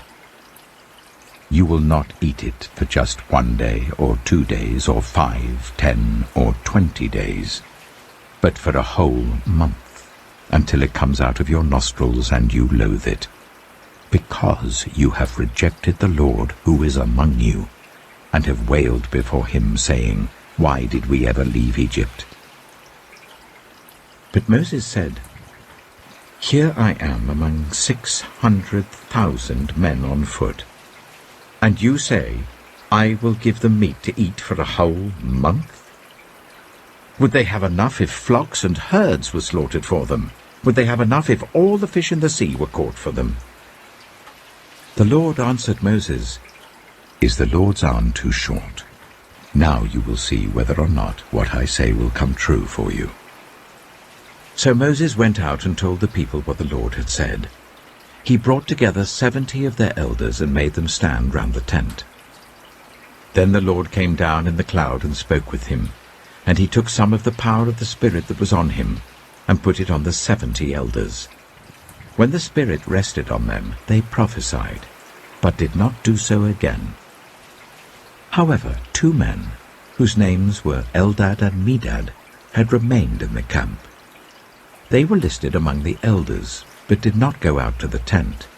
Yet the Spirit also rested on them, and they prophesied in the camp. A young man ran and told Moses, "Eldad and Medad are prophesying in the camp." Joshua, son of Nun, who had been Moses' assistant since youth, spoke up and said, "Moses, my lord, stop them." But Moses replied, "Are you jealous for my sake? I wish that all the Lord's people were prophets, and that the Lord would put his Spirit on them." Then Moses and the elders of Israel returned to the camp.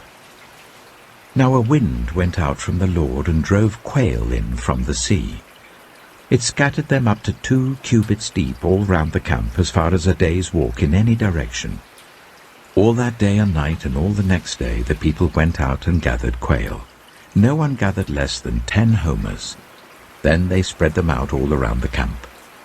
But while the meat was still between their teeth and before it could be consumed, the anger of the Lord burned against the people, and he struck them with a severe plague.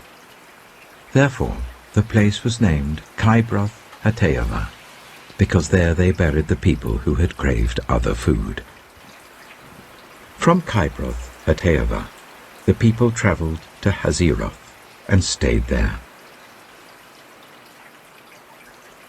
Numbers chapter 12. Miriam and Aaron began to talk against Moses because of his Cushite wife, for he had married a Cushite. "Has the Lord spoken only through Moses?" they asked. "Hasn't he also spoken through us?" And the Lord heard this. Now Moses was a very humble man, more humble than anyone else on the face of the earth. At once the Lord said to Moses, Aaron, and Miriam, "Come out to the tent of meeting, all 3 of you." So the 3 of them went out. Then the Lord came down in a pillar of cloud, he stood at the entrance to the tent and summoned Aaron and Miriam. When the two of them stepped forward, he said, "Listen to my words. When there is a prophet among you, I, the Lord, reveal myself to them in visions. I speak to them in dreams. But this is not true of my servant Moses. He is faithful in all my house. With him I speak face to face, clearly, and not in riddles. He sees the form of the Lord. Why then were you not afraid to speak against my servant Moses?" The anger of the Lord burned against them, and he left them. When the cloud lifted from above the tent, Miriam's skin was leprous.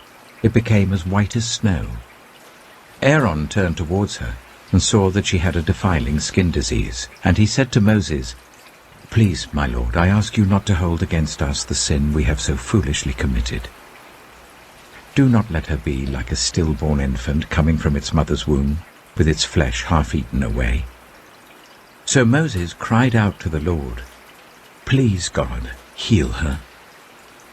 The Lord replied to Moses, "If her father had spat in her face, would she not have been in disgrace for 7 days? Confine her outside the camp for 7 days. After that she can be brought back." So Miriam was confined outside the camp for 7 days, and the people did not move on till she was brought back. After that, the people left Hazeroth and camped in the desert of Paran. Numbers chapter 13. The Lord said to Moses, "Send some men to explore the land of Canaan, which I am giving to the Israelites. From each ancestral tribe send one of its leaders." So at the Lord's command Moses sent them out from the desert of Paran. All of them were leaders of the Israelites. These are their names. From the tribe of Reuben, Shammua, son of Zakkar. From the tribe of Simeon, Shaphat, son of Hori. From the tribe of Judah, Caleb, son of Jephunneh. From the tribe of Issachar, Igal, son of Joseph. From the tribe of Ephraim, Hoshea, son of Nun. From the tribe of Benjamin, Paltai, son of Raphu. From the tribe of Zebulun, Gadiel, son of Sodai. From the tribe of Manasseh, a tribe of Joseph, Gadai, son of Suzai. From the tribe of Dan, Aniel, son of Gemalai. From the tribe of Asher, Sethur, son of Michael. From the tribe of Naphtali, Nabai, son of Vufsai. From the tribe of Gad, Geuel, son of Machi. These are the names of the men Moses sent to explore the land. Moses gave Hoshea, son of Nun, the name Joshua. When Moses sent them to explore Canaan, he said, "Go up through the Negev and on into the hill country. See what the land is like and whether the people who live there are strong or weak, few or many. What kind of land do they live in? Is it good or bad? What kind of towns do they live in? Are they unwalled or fortified? How is the soil? Is it fertile or poor? Are there trees in it or not? Do your best to bring back some of the fruit of the land." It was the season for the first ripe grapes. So they went up and explored the land from the desert of Zin as far as Rehob, towards Lebo-Hamath. They went up through the Negev and came to Hebron, where Ahiman, Sheshai, and Talmai, the descendants of Anak, lived. Hebron had been built 7 years before Zoan in Egypt. When they reached the valley of Eshcol, they cut off a branch bearing a single cluster of grapes. 2 of them carried it on a pole between them, along with some pomegranates and figs. That place was called the Valley of Eshcol, because of the cluster of grapes the Israelites cut off there. At the end of 40 days they returned from exploring the land. They came back to Moses and Aaron and the whole Israelite community at Kadesh in the desert of Paran. There they reported to them and to the whole assembly and showed them the fruit of the land. They gave Moses this account: "We went into the land to which you sent us, and it does flow with milk and honey. Here is its fruit. But the people who live there are powerful, and the cities are fortified and very large. We even saw descendants of Anak there. The Amalekites live in the Negev. The Hittites, Jebusites, and Amorites live in the hill country, and the Canaanites live near the sea and along the Jordan." Then Caleb silenced the people before Moses and said, "We should go up and take possession of the land, for we can certainly do it." But the men who had gone up with him said, "We can't attack those people. They are stronger than we are." And they spread among the Israelites a bad report about the land they had explored. They said, "The land we explored devours those living in it. All the people we saw there are of great size. We saw the Nephilim there. The descendants of Anak come from the Nephilim. We seemed like grasshoppers in our own eyes, and we looked the same to them." Numbers chapter 14. That night, all the members of the community raised their voices and wept aloud. All the Israelites grumbled against Moses and Aaron, and the whole assembly said to them, "If only we had died in Egypt or in this wilderness. Why is the Lord bringing us to this land only to let us fall by the sword? Our wives and children will be taken as plunder. Wouldn't it be better for us to go back to Egypt?" And they said to each other, "We should choose a leader and go back to Egypt." Then Moses and Aaron fell face down in front of the whole Israelite assembly gathered there. Joshua, son of Nun, and Caleb, son of Jephunneh, who were among those who had explored the land, tore their clothes, and said to the entire Israelite assembly, "The land we passed through and explored is exceedingly good. If the Lord is pleased with us, he will lead us into that land, a land flowing with milk and honey, and will give it to us. Only do not rebel against the Lord. And do not be afraid of the people of the land, because we will devour them. Their protection is gone, but the Lord is with us. Do not be afraid of them." But the whole assembly talked about stoning them. Then the glory of the Lord appeared at the tent of meeting to all the Israelites. The Lord said to Moses, "How long will these people treat me with contempt? How long will they refuse to believe in me, in spite of all the signs I have performed among them? I will strike them down with a plague and destroy them.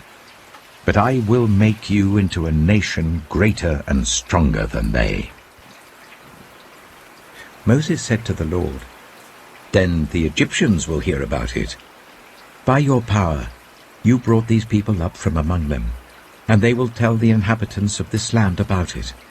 They have already heard that you, Lord, are with these people, and that you, Lord, have been seen face to face, that your cloud stays over them, and that you go before them in a pillar of cloud by day and a pillar of fire by night.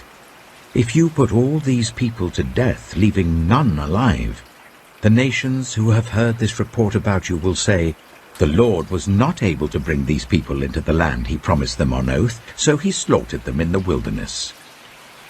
Now may the Lord's strength be displayed, just as you have declared. The Lord is slow to anger, abounding in love, and forgiving sin and rebellion. Yet he does not leave the guilty unpunished. He punishes the children for the sin of the parents to the 3rd and 4th generation. In accordance with your great love, forgive the sin of these people, just as you have pardoned them from the time they left Egypt until now." The Lord replied, "I have forgiven them as you asked. Nevertheless, as surely as I live, and as surely as the glory of the Lord fills the whole earth, not one of those who saw my glory and the signs I performed in Egypt and in the wilderness, but who disobeyed me and tested me 10 times, not one of them will ever see the land I promised on oath to their ancestors. No one who has treated me with contempt will ever see it. But because my servant Caleb has a different spirit and follows me wholeheartedly, I will bring him into the land he went to, and his descendants will inherit it. Since the Amalekites and the Canaanites are living in the valleys, turn back tomorrow and set out towards the desert, along the route to the Red Sea." The Lord said to Moses and Aaron, "How long will this wicked community grumble against me? I have heard the complaints of these grumbling Israelites, so tell them, as surely as I live, declares the Lord, I will do to you the very thing I heard you say. In this wilderness your bodies will fall, every one of you 20 years old or more, who was counted in the census and who has grumbled against me. Not one of you will enter the land I swore with uplifted hand to make your home, except Caleb, son of Jephunneh, and Joshua, son of Nun. As for your children that you said would be taken as plunder, I will bring them in to enjoy the land you have rejected. But you, your bodies, will fall in this wilderness. Your children will be shepherds here for 40 years, suffering for your unfaithfulness, until the last of your bodies lies in the wilderness. For 40 years, 1 year for each of the 40 days you explore the land, you will suffer for your sins and know what it is like to have me against you. I, the Lord, have spoken, and I will surely do these things to this whole wicked community which has banded together against me. They will meet their end in this wilderness. Here they will die." So the men Moses had sent to explore the land, who returned and made the whole community grumble against him by spreading a bad report about it, these men who were responsible for spreading the bad report about the land were struck down and died of a plague before the Lord. Of the men who went to explore the land, only Joshua son of Nun and Caleb son of Jephunneh survived. When Moses reported this to all the Israelites, they mourned bitterly. Early the next morning they set out for the highest point in the hill country, saying, "Now we are ready to go up to the land the Lord promised. Surely we have sinned." But Moses said, "Why are you disobeying the Lord's command? This will not succeed. Do not go up, because the Lord is not with you. You will be defeated by your enemies. For the Amalekites and the Canaanites will face you there. Because you have turned away from the Lord, he will not be with you, and you will fall by the sword." Nevertheless, in their presumption they went up towards the highest point in the hill country, though neither Moses nor the ark of the Lord's covenant moved from the camp. Then the Amalekites and the Canaanites who lived in that hill country came down and attacked them and beat them down all the way to Hormah. Numbers chapter 15. The Lord said to Moses, "Speak to the Israelites and say to them, after you enter the land I am giving you as a home, and you present to the Lord food offerings from the herd or the flock, as an aroma pleasing to the Lord, whether burnt offerings or sacrifices, for special vows or free will offerings or festival offerings, then the person who brings an offering shall present to the Lord a grain offering of 1/10 of an ephah of the finest flour, mixed with 1/4 of a hin of olive oil. With each lamb for the burnt offering or the sacrifice, prepare 1/4 of a hin of wine as a drink offering. With a ram, prepare a grain offering of 1/5 of an ephah of the finest flour mixed with 1/3 of a hin of olive oil, and 1/3 of a hin of wine as a drink offering. Offer it as an aroma pleasing to the Lord. When you prepare a young bull as a burnt offering or sacrifice, for a special vow or a fellowship offering to the Lord, bring with the bull a grain offering of 3/10 of an ephah of the finest flour, mixed with 1/2 a hin of olive oil. And also bring 1/2 a hin of wine as a drink offering. This will be a food offering, an aroma pleasing to the Lord. Each bull or ram, each lamb or young goat, is to be prepared in this manner. Do this for each one, for as many as you prepare. Everyone who is native-born must do these things in this way when they present a food offering as an aroma pleasing to the Lord, For generations to come, whenever a foreigner or anyone else living among you presents a food offering as an aroma pleasing to the Lord, they must do exactly as you do. The community is to have the same rules for you and for the foreigner residing among you. This is a lasting ordinance for the generations to come. You and the foreigner shall be the same before the Lord. The same laws and regulations will apply both to you and to the foreigner residing among you. The Lord said to Moses, "Speak to the Israelites and say to them, when you enter the land to which I am taking you, and you eat the food of the land, present a portion as an offering to the Lord. Present a loaf from the first of your ground meal, and present it as an offering from the threshing floor. Throughout the generations to come, you are to give this offering to the Lord from the first of your ground meal. Now, if you as a community unintentionally fail to keep any of these commands the Lord gave Moses, any of the Lord's commands to you through him, from the day the Lord gave them and continuing through the generations to come, and if this is done unintentionally without the community being aware of it, then the whole community is to offer a young bull for a burnt offering as an aroma pleasing to the Lord, along with its prescribed grain offering and drink offering, and a male goat for a sin offering. The priest is to make atonement for the whole Israelite community, and they will be forgiven, for it was not intentional, and they have presented to the Lord for their wrong a food offering and a sin offering. The whole Israelite community and the foreigners residing among them will be forgiven, because all the people were involved in the unintentional wrong. But if just one person sins unintentionally, that person must bring a year-old female goat for a sin offering. The priest is to make atonement before the Lord for the one who erred by sinning unintentionally, and when atonement has been made, that person will be forgiven. One and the same law applies to everyone who sins unintentionally, whether a native-born Israelite or a foreigner residing among you. But anyone who sins defiantly, whether native-born or foreigner, utters blasphemy against the Lord and must be cut off from the people of Israel. Because they have despised the Lord's word and broken his commands, they must surely be cut off. Their guilt remains on them. While the Israelites were in the wilderness, a man was found gathering wood on the Sabbath day. Those who found him gathering wood brought him to Moses and Aaron and the whole assembly, and they kept him in custody because it was not clear what should be done to him. Then the Lord said to Moses, "The man must die. The whole assembly must stone him outside the camp." So the assembly took him outside the camp and stoned him to death, as the Lord commanded Moses.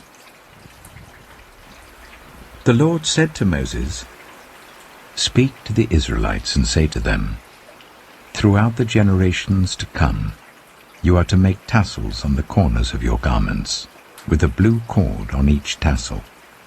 You will have these tassels to look at, and so you will remember all the commands of the Lord, that you may obey them and not prostitute yourselves by chasing after the lusts of your own hearts and eyes. Then you will remember to obey all my commands, and will be consecrated to your God. I am the Lord your God, who brought you out of Egypt to be your God. I am the Lord your God." Numbers chapter 16.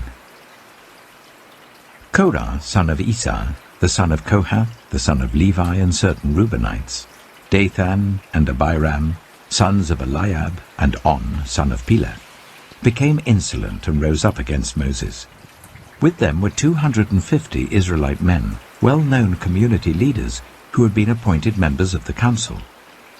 They came as a group to oppose Moses and Aaron, and said to them, You have gone too far.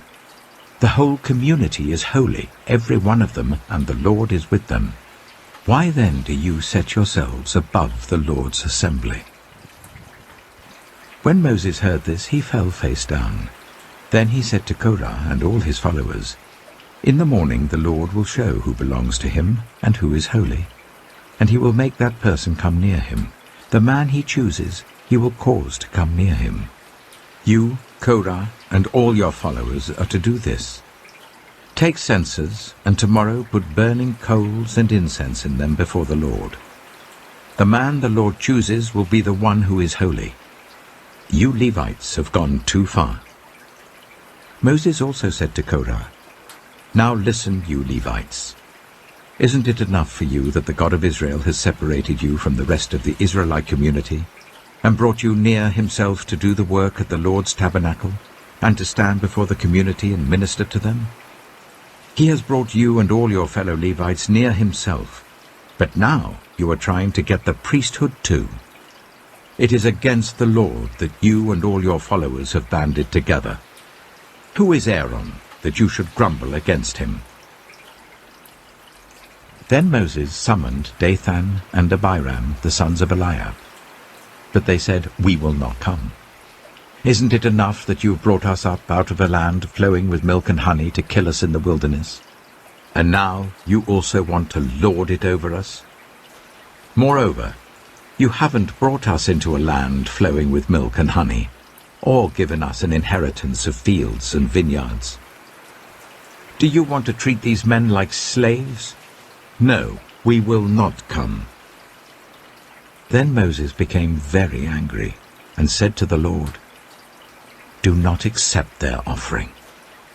I have not taken so much as a donkey from them, nor have I wronged any of them." Moses said to Korah, "You and your followers are to appear before the Lord tomorrow, you and they and Aaron.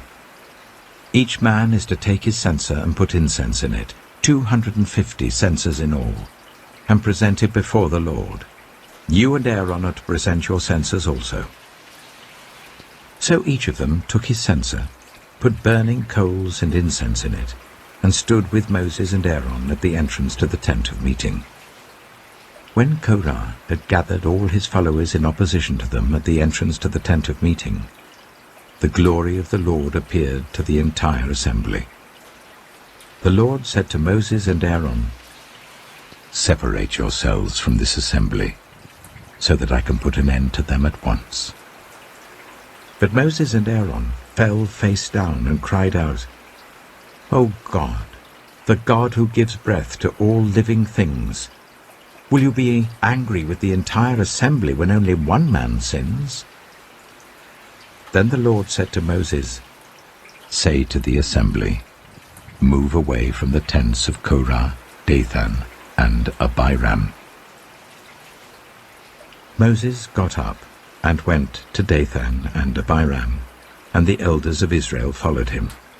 He warned the assembly, "Move back from the tents of these wicked men. Do not touch anything belonging to them, or you will be swept away because of all their sins." So they moved away from the tents of Korah, Dathan, and Abiram. Dathan and Abiram had come out and were standing with their wives, children, and little ones at the entrances to their tents. Then Moses said, "This is how you will know that the Lord has sent me to do all these things, and that it was not my idea. If these men die a natural death and suffer the fate of all mankind, then the Lord has not sent me. But if the Lord brings about something totally new, and the earth opens its mouth and swallows them, with everything that belongs to them, and they go down alive into the realm of the dead, then you will know that these men have treated the Lord with contempt." As soon as he finished saying all this, the ground under them split apart, and the earth opened its mouth and swallowed them and their households, and all those associated with Korah, together with their possessions. They went down alive into the realm of the dead, with everything they owned. The earth closed over them, and they perished, and were gone from the community. At their cries, all the Israelites around them fled, shouting, "The earth is going to swallow us too." And fire came out from the Lord and consumed the 250 men who were offering the incense. The Lord said to Moses, "Tell Eleazar, son of Aaron the priest, to remove the censers from the charred remains and scatter the coals some distance away, for the censers are holy, the censers of the men who sinned at the cost of their lives. Hammer the censers into sheets to overlay the altar, for they were presented before the Lord and have become holy. Let them be a sign to the Israelites." So Eleazar the priest collected the bronze censers brought by those who had been burned to death, and he had them hammered out to overlay the altar, as the Lord directed him through Moses. This was to remind the Israelites that no one except a descendant of Aaron should come to burn incense before the Lord, or he would become like Korah and his followers. The next day, the whole Israelite community grumbled against Moses and Aaron. "You have killed the Lord's people," they said. But when the assembly gathered in opposition to Moses and Aaron and turned towards the tent of meeting, suddenly the cloud covered it, and the glory of the Lord appeared.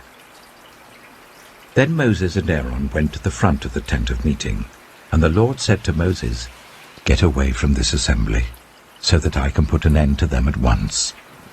And they fell face down. Then Moses said to Aaron, "Take your censer and put incense in it, along with burning coals from the altar, and hurry to the assembly to make atonement for them. Wrath has come out from the Lord. The plague has started." So Aaron did as Moses said and ran into the midst of the assembly. The plague had already started among the people, but Aaron offered the incense and made atonement for them. He stood between the living and the dead, and the plague stopped. But 14,700 people died from the plague, in addition to those who had died because of Korah. Then Aaron returned to Moses at the entrance to the tent of meeting, for the plague had stopped. Numbers chapter 17. The Lord said to Moses, "Speak to the Israelites, and get 12 staffs from them, one from the leader of each of their ancestral tribes. Write the name of each man on his staff. On the staff of Levi, write Aaron's name, for there must be one staff for the head of each ancestral tribe. Place them in the tent of meeting in front of the ark of the covenant law, where I meet with you. The staff belonging to the man I choose will sprout, and I will rid myself of this constant grumbling against you by the Israelites." So Moses spoke to the Israelites, and their leaders gave him 12 staffs, one for the leader of each of their ancestral tribes, and Aaron's staff was among them. Moses placed the staffs before the Lord in the tent of the covenant law. The next day, Moses entered the tent and saw that Aaron's staff, which represented the tribe of Levi, had not only sprouted, but had budded, blossomed, and produced almonds. Then Moses brought out all the staffs from the Lord's presence to all the Israelites. They looked at them, and each of the leaders took his own staff.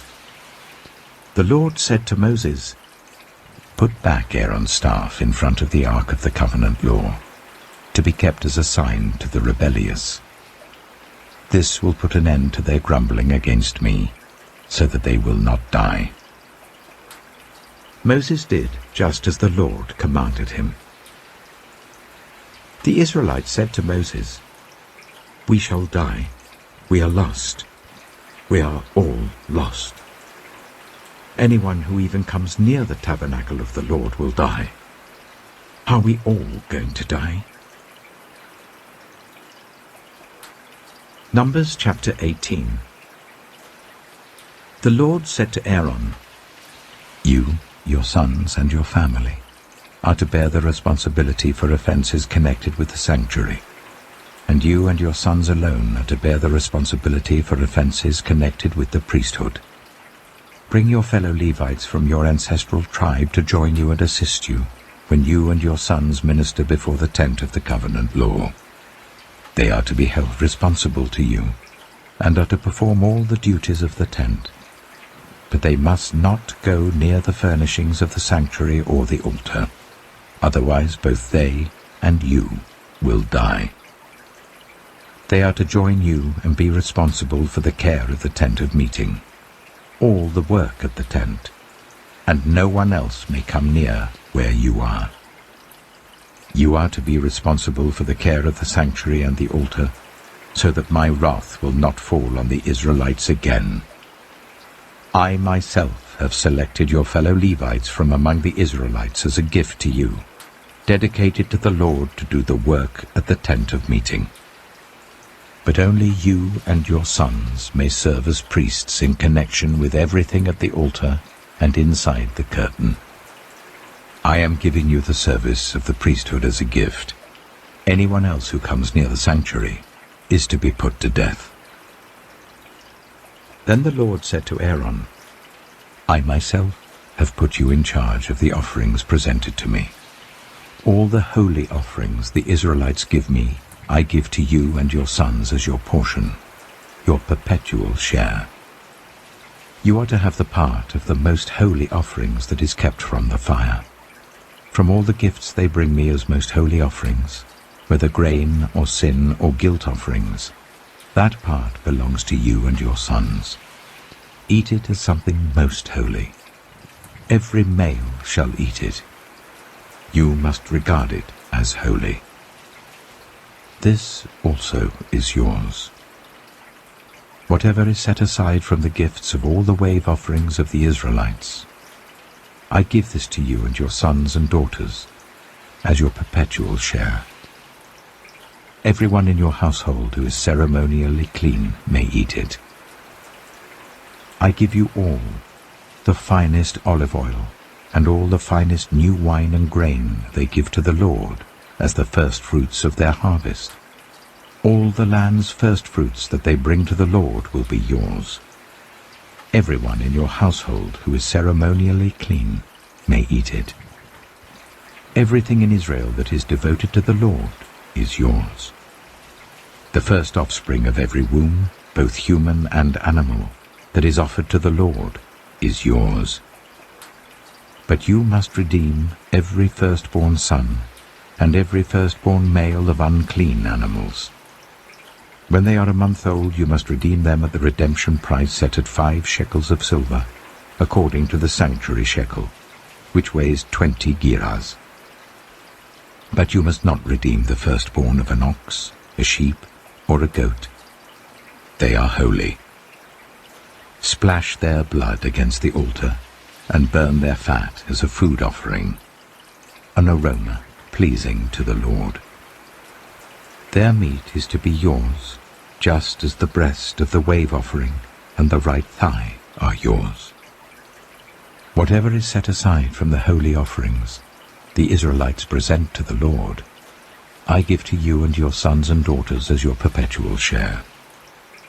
It is an everlasting covenant of salt before the Lord, for both you and your offspring." The Lord said to Aaron, "You will have no inheritance in their land, nor will you have any share among them. I am your share and your inheritance among the Israelites. I give to the Levites all the tithes in Israel as their inheritance in return for the work they do while serving at the tent of meeting. From now on, the Israelites must not go near the tent of meeting, or they will bear the consequences of their sin and will die.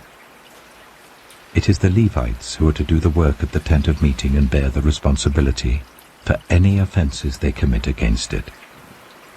This is a lasting ordinance for the generations to come. They will receive no inheritance among the Israelites.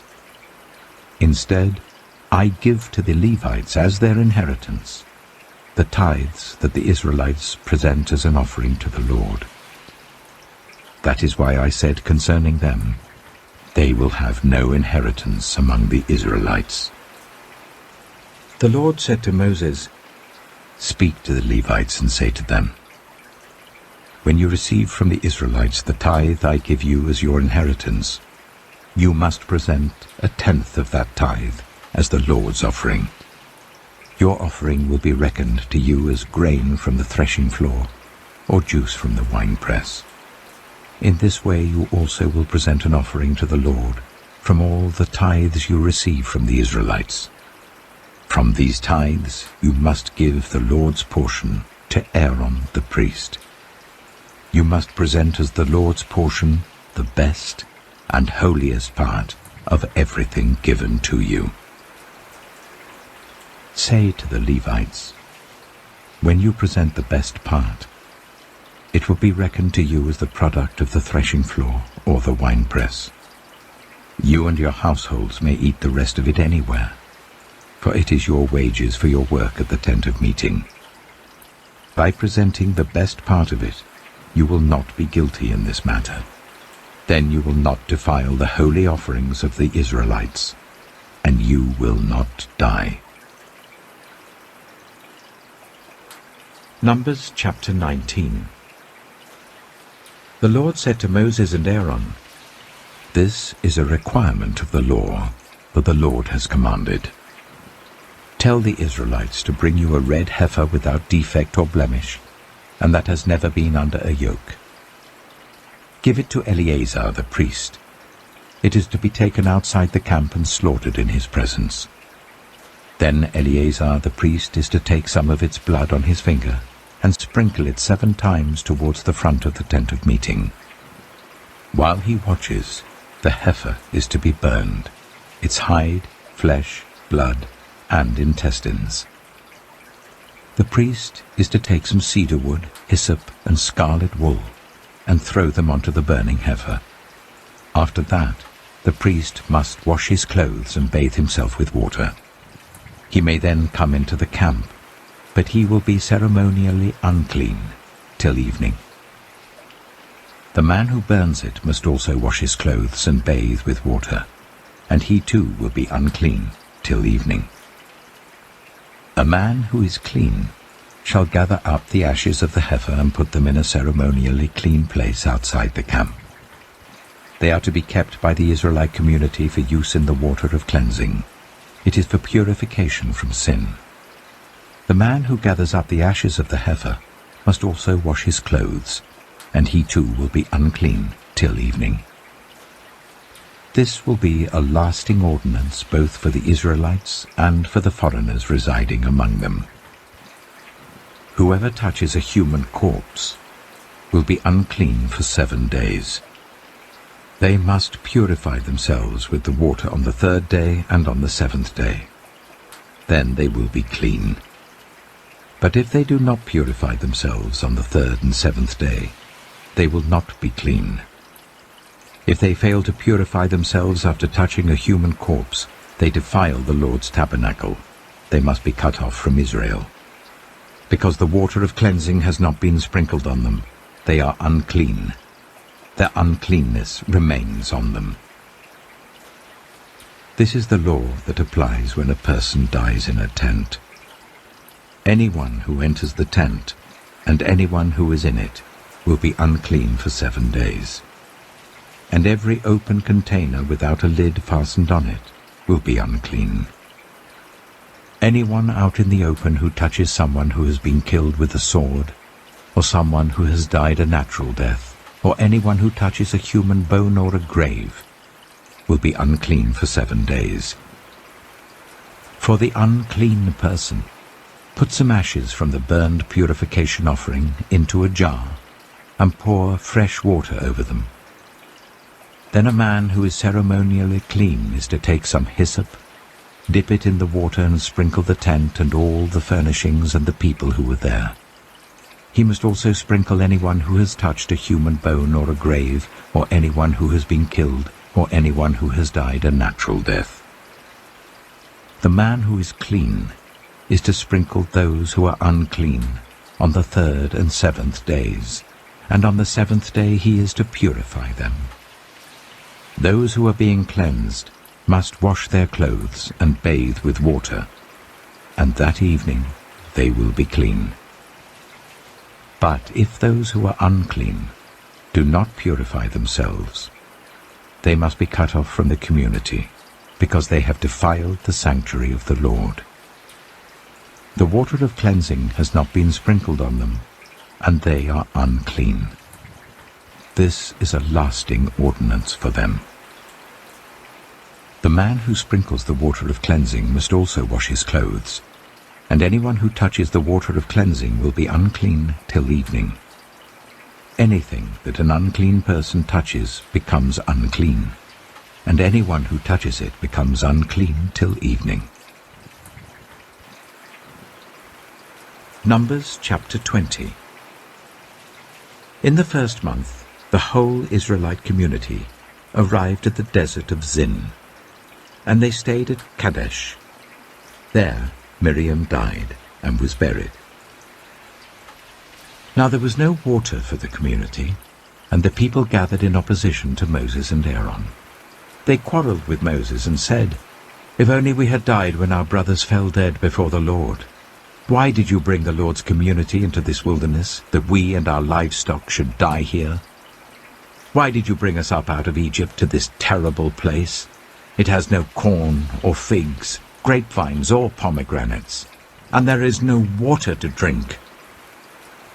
Moses and Aaron went from the assembly to the entrance to the tent of meeting and fell face down, and the glory of the Lord appeared to them. The Lord said to Moses, "Take the staff, and you and your brother Aaron gather the assembly together. Speak to that rock before their eyes, and it will pour out its water. You will bring water out of the rock for the community, so that they and their livestock can drink." So Moses took the staff from the Lord's presence, just as he commanded him. He and Aaron gathered the assembly together in front of the rock, and Moses said to them, "Listen, you rebels, must we bring you water out of this rock?" Then Moses raised his arm and struck the rock twice with his staff. Water gushed out, and the community and their livestock drank. But the Lord said to Moses and Aaron, "Because you did not trust in me enough to honor me as holy in the sight of the Israelites, you will not bring this community into the land I give them." These were the waters of Meribah, where the Israelites quarreled with the Lord, and where he was proved holy among them. Moses sent messengers from Kadesh to the king of Edom, saying, "This is what your brother Israel says. You know about all the hardships that have come on us. Our ancestors went down into Egypt, and we lived there many years. The Egyptians ill-treated us and our ancestors, but when we cried out to the Lord, he heard our cry, and sent an angel and brought us out of Egypt. Now we are here at Kadesh, a town on the edge of your territory. Please let us pass through your country. We will not go through any field or vineyard or drink water from any well.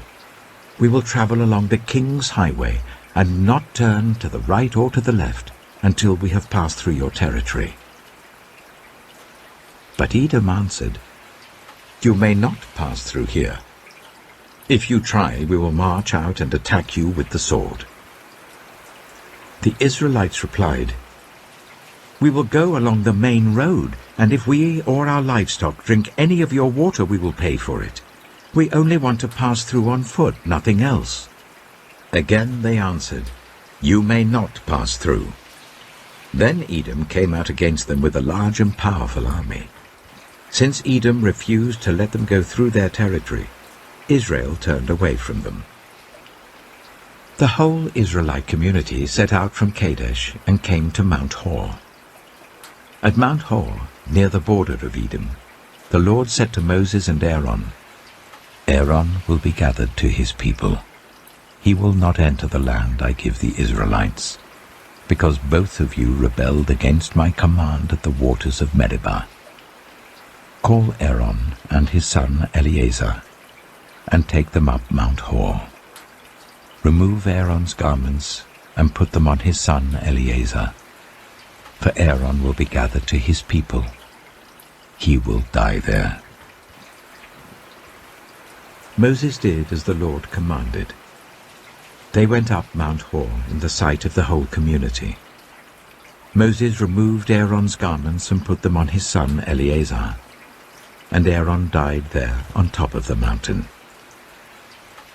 Then Moses and Eleazar came down from the mountain, and when the whole community learned that Aaron had died, all the Israelites mourned for him 30 days. Numbers chapter 21. When the Canaanite king of Arad, who lived in the Negev, heard that Israel was coming along the road to Altharim, he attacked the Israelites and captured some of them. Then Israel made this vow to the Lord: "If you will deliver these people into our hands, we will totally destroy their cities." The Lord listened to Israel's plea and gave the Canaanites over to them. They completely destroyed them and their towns, so the place was named Hormah. They travelled from Mount Hor along the route to the Red Sea to go round Edom. But the people grew impatient on the way. They spoke against God and against Moses and said, "Why have you brought us up out of Egypt to die in the wilderness? There is no bread, there is no water, and we detest this miserable food." Then the Lord sent venomous snakes among them. They bit the people, and many Israelites died. The people came to Moses and said, "We sinned when we spoke against the Lord and against you.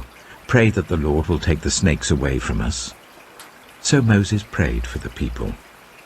The Lord said to Moses, "Make a snake and put it up on a pole. Anyone who is bitten can look at it and live." So Moses made a bronze snake and put it up on a pole. Then when anyone was bitten by a snake and looked at the bronze snake, they lived. The Israelites moved on and camped at Oboth. Then they set out from Oboth and camped in Abarim, in the wilderness that faces Moab towards the sunrise. From there they moved on and camped in the Zered Valley. They set out from there and camped alongside the Arnon, which is in the wilderness extending into Amorite territory. The Arnon is the border of Moab, between Moab and the Amorites. That is why the book of the wars of the Lord says, "Zahab in Zuphah and the ravines, the Arnon and the slopes of the ravines that lead to the settlement of Ar, and lie along the border of Moab." From there they continued on to Beer, the well where the Lord said to Moses, "Gather the people together, and I will give them water." Then Israel sang this song: "Spring up, O well, sing about it, about the well that the princes dug, that the nobles of the people sank, the nobles with scepters and staffs." Then they went from the wilderness to Mattanah, from Mattanah to Nahaliel, from Nahaliel to Bamoth, and from Bamoth to the valley in Moab, where the top of Pisgah overlooks the wasteland. Israel sent messengers to say to Sihon, king of the Amorites, "Let us pass through your country. We will not turn aside into any field or vineyard or drink water from any well. We will travel along the king's highway until we have passed through your territory." But Sihon would not let Israel pass through his territory. He mustered his entire army and marched out into the wilderness against Israel. When he reached Jahaz, he fought with Israel. Israel, however, put him to the sword and took over his land from the Arnon to the Jabbok, but only as far as the Ammonites, because their border was fortified.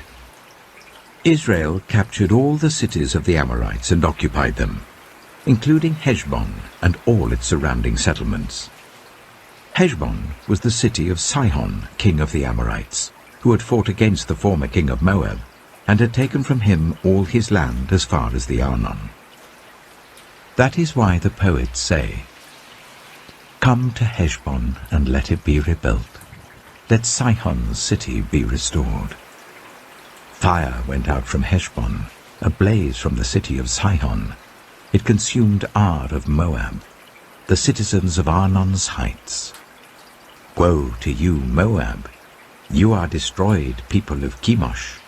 He has given up his sons as fugitives and his daughters as captives to Sihon, king of the Amorites. But we have overthrown them. Heshbon's dominion has been destroyed all the way to Dibon, and we have demolished them as far as Nophah, which extends to Medeba. So Israel settled in the land of the Amorites. After Moses had sent spies to Jazer, the Israelites captured its surrounding settlements and drove out the Amorites who were there. Then they turned and went up along the road towards Bashan. And Og, king of Bashan, and his whole army marched out to meet them in battle at Edrei. The Lord said to Moses, "Do not be afraid of him, for I have delivered him into your hands, along with his whole army and his land. Do to him what you did to Sihon, king of the Amorites, who reigned in Heshbon." So they struck him down, together with his sons and his whole army, leaving them no survivors, and they took possession of his land. Numbers chapter 22. Then the Israelites travelled to the plains of Moab and camped along the Jordan opposite Jericho. Now Balak, son of Zippor, saw all that Israel had done to the Amorites, and Moab was terrified because there were so many people. Indeed, Moab was filled with dread because of the Israelites. The Moabites said to the elders of Midian, "This horde is going to lick up everything around us, as an ox licks up the grass of the field." So Balak, son of Zippor, who was king of Moab at that time, sent messengers to summon Balaam, son of Beor, who was at Pethor, near the river Euphrates, in his native land. Balak said, "A people has come out of Egypt. They cover the face of the land and have settled next to me. Now come and put a curse on these people, because they are too powerful for me. Perhaps then I will be able to defeat them and drive them out of the land. For I know that whoever you bless is blessed, and whoever you curse is cursed." The elders of Moab and Midian left, taking with them the fee for divination. When they came to Balaam, they told him what Balak had said. "Spend the night here," Balaam said to them, "and I will report back to you with the answer the Lord gives me." So the Moabite officials stayed with him. God came to Balaam and asked, "Who are these men with you?" Balaam said to God, "Balak, son of Zippor, king of Moab, sent me this message. A people that has come out of Egypt covers the face of the land. Now come and put a curse on them for me. Perhaps then I will be able to fight them and drive them away." But God said to Balaam, "Do not go with them. You must not put a curse on those people because they are blessed." The next morning Balaam got up and said to Balak's officials, "Go back to your own country, for the Lord has refused to let me go with you." So the Moabite officials returned to Balak and said, "Balaam refused to come with us." Then Balak sent other officials more numerous and more distinguished than the first. They came to Balaam and said, "This is what Balak son of Zippor says. Do not let anything keep you from coming to me, because I will reward you handsomely and do whatever you say. Come and put a curse on these people for me." But Balaam answered them, "Even if Balak gave me all the silver and gold in his palace, I could not do anything great or small to go beyond the command of the Lord my God. Now spend the night here so that I can find out what else the Lord will tell me." That night God came to Balaam and said, "Since these men have come to summon you, go with them, but do only what I tell you." Balaam got up in the morning, saddled his donkey, and went with the Moabite officials. But God was very angry when he went, and the angel of the Lord stood in the road to oppose him. Balaam was riding on his donkey, and his 2 servants were with him. When the donkey saw the angel of the Lord standing in the road with a drawn sword in his hand, It turned off the road into a field. Balaam beat it to get it back on the road. Then the angel of the Lord stood in a narrow path through the vineyards with walls on both sides. When the donkey saw the angel of the Lord, it pressed close to the wall, crushing Balaam's foot against it. So he beat the donkey again. Then the angel of the Lord moved on ahead and stood in a narrow place where there was no room to turn, either to the right or to the left. When the donkey saw the angel of the Lord, it lay down under Balaam, and he was angry and beat it with his staff. Then the Lord opened the donkey's mouth, and it said to Balaam, "What have I done to you to make you beat me these 3 times?" Balaam answered the donkey, "You have made a fool of me. If only I had a sword in my hand, I would kill you here and now." The donkey said to Balaam, "Am I not your own donkey, which you have always ridden to this day? Have I been in the habit of doing this to you?" "No," he said. Then the Lord opened Balaam's eyes, and he saw the angel of the Lord standing in the road with his sword drawn. So he bowed low and fell face down. The angel of the Lord asked him, "Why have you beaten your donkey these 3 times? I have come here to oppose you because your path is a reckless one before me. The donkey saw me and turned away from me these 3 times. If it had not turned away, I would certainly have killed you by now, but I would have spared it."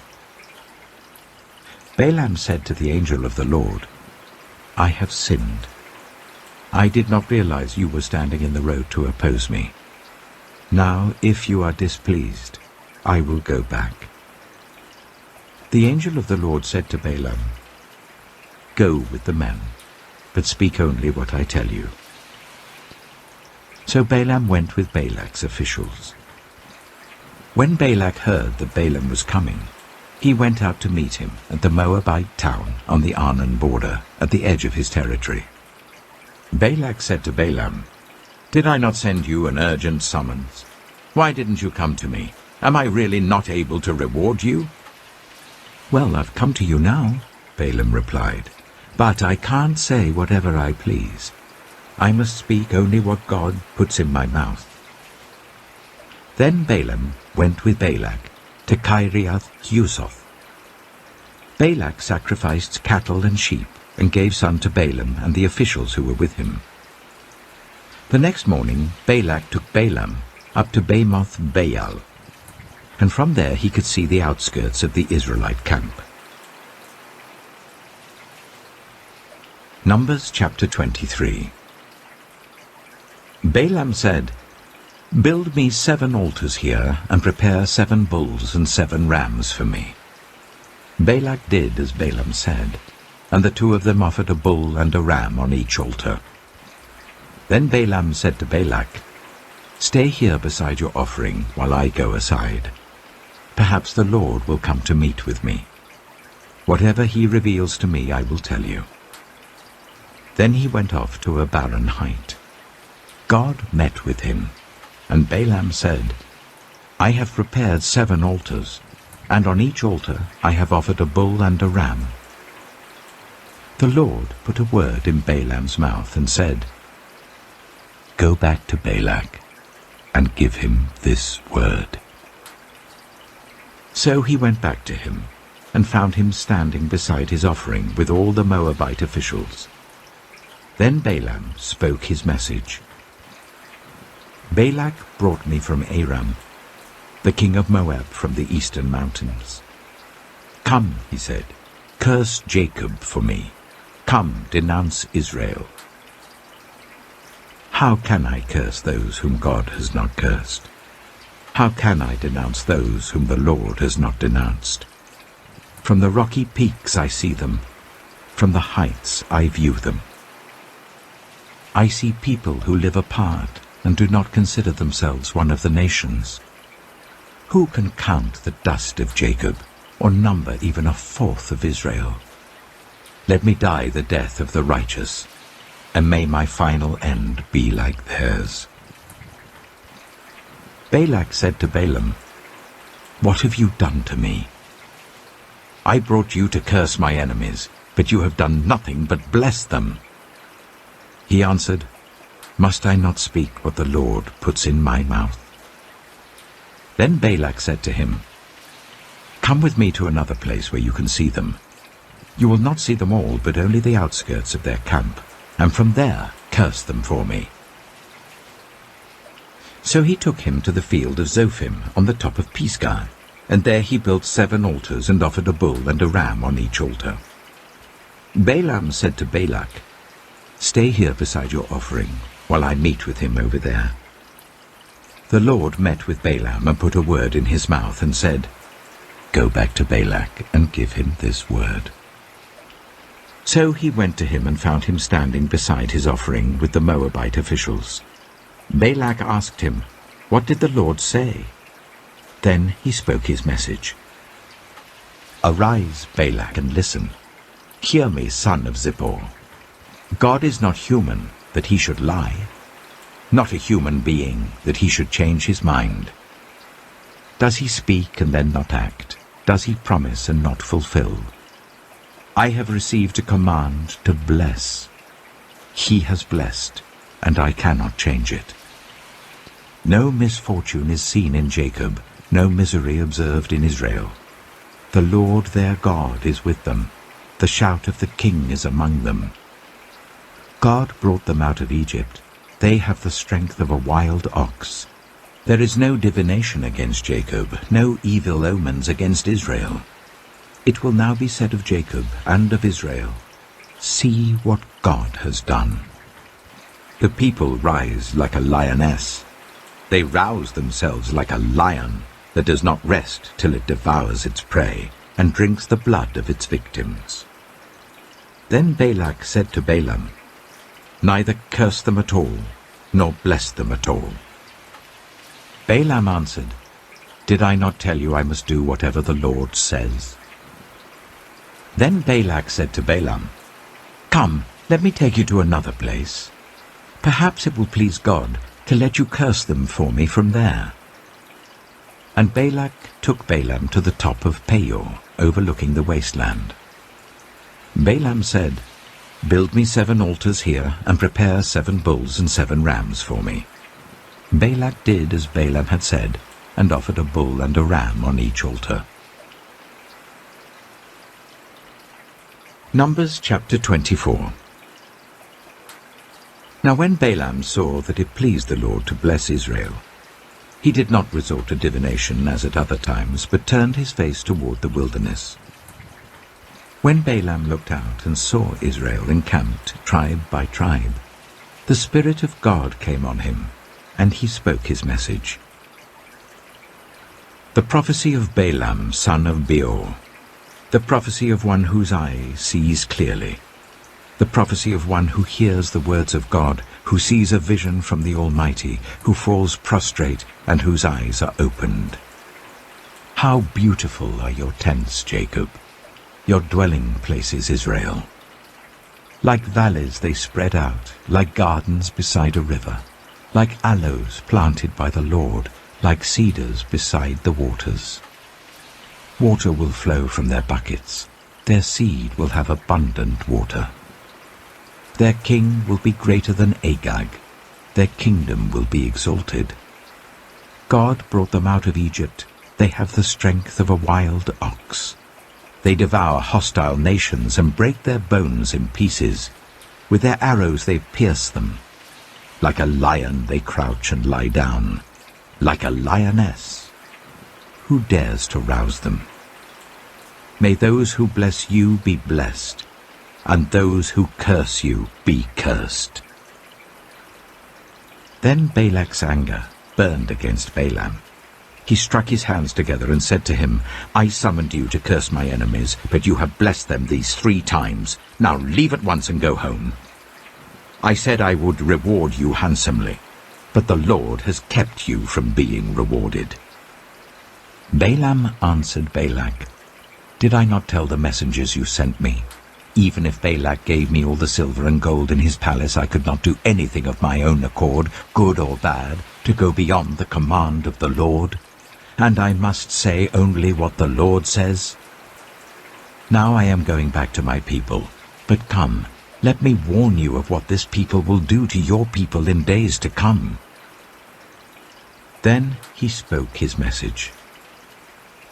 The prophecy of Balaam, son of Beor. The prophecy of one whose eye sees clearly. The prophecy of one who hears the words of God, who has knowledge from the Most High, who sees a vision from the Almighty, who falls prostrate, and whose eyes are opened. I see him, but not now. I behold him, but not near. A star will come out of Jacob, a scepter will rise out of Israel. He will crush the foreheads of Moab, the skulls of all the people of Sheth. Edom will be conquered.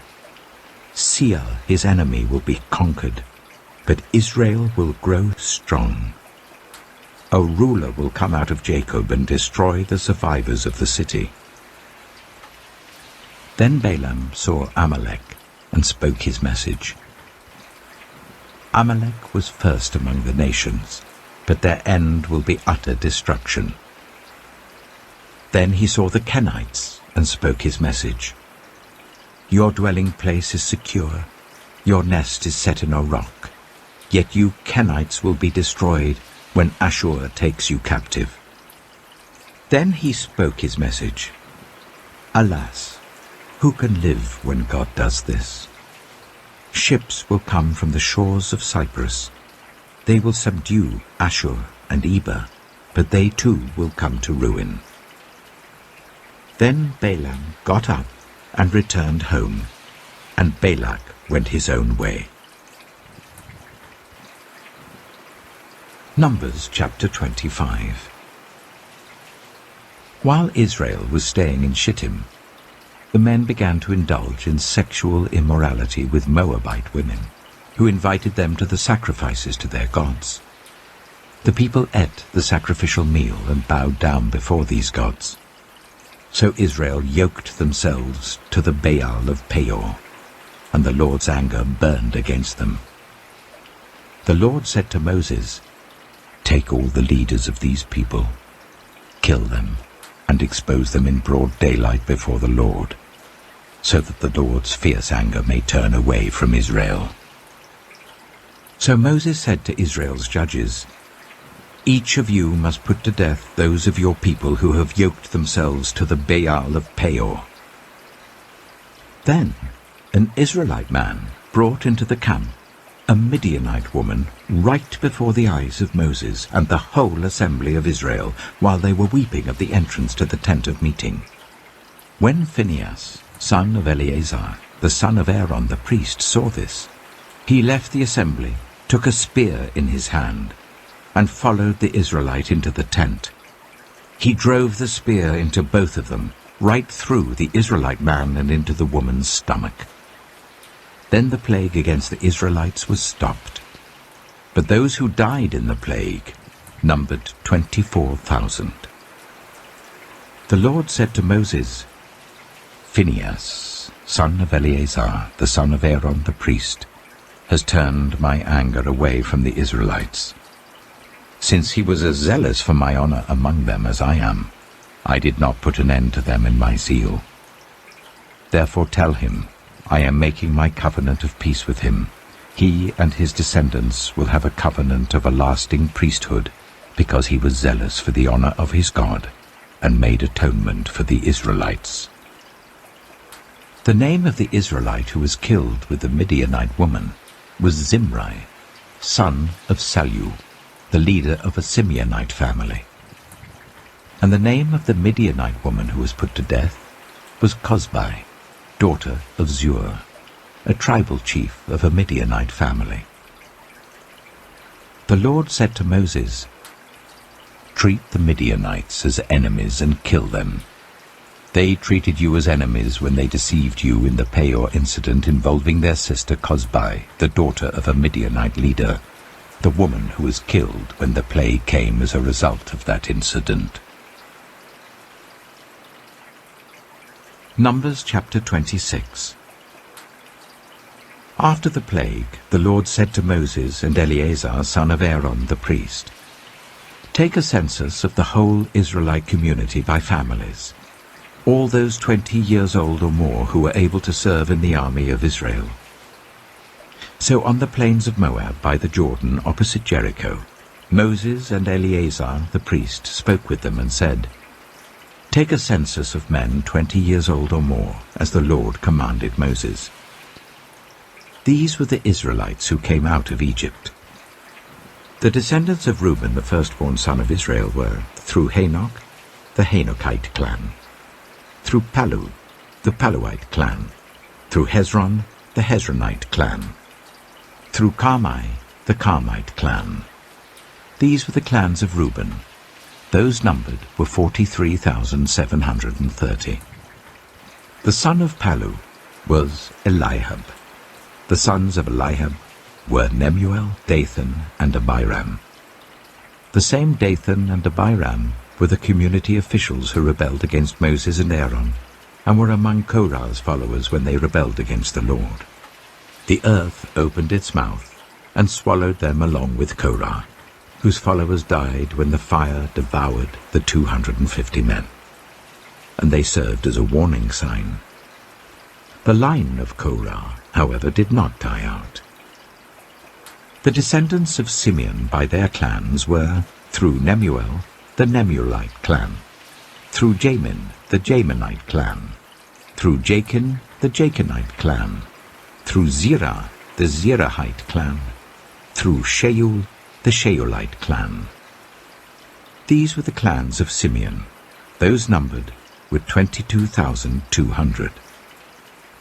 The descendants of Gad by their clans were, through Zephon, the Zephonite clan, through Haggai, the Haggite clan, through Shunai, the Shunite clan, through Ozni, the Oznite clan, through Eri, the Erite clan, through Arodai, the Arodite clan, through Areli, the Arelite clan. These were the clans of Gad. Those numbered were 40,500. And Onan were sons of Judah, but they died in Canaan.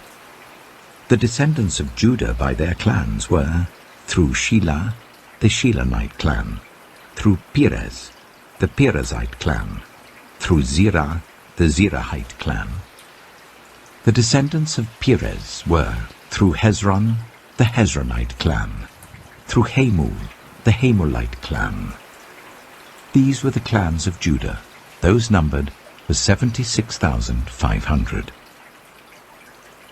The descendants of Issachar by their clans were, through Tola, the Tolaite clan, through Puah, the Puahite clan, through Jashab, the Jashabite clan, through Shimron, the Shimronite clan.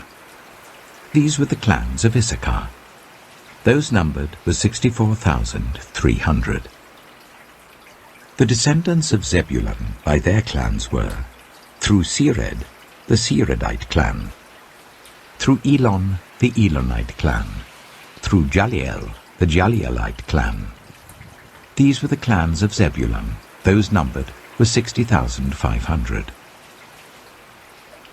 The descendants of Joseph by their clans through Manasseh and Ephraim were, the descendants of Manasseh through Machir, the Machirite clan. Machir was the father of Gilead. Through Gilead, the Gileadite clan. These were the descendants of Gilead. Through Iezer, the Iezerite clan. Through Helek, the Helekite clan. Through Asriel, the Asrielite clan. Through Shechem, the Shechemite clan. Through Shemida, the Shemidite clan. Through Hepher, the Hepherite clan. Zelophehad, son of Hepher, had no sons.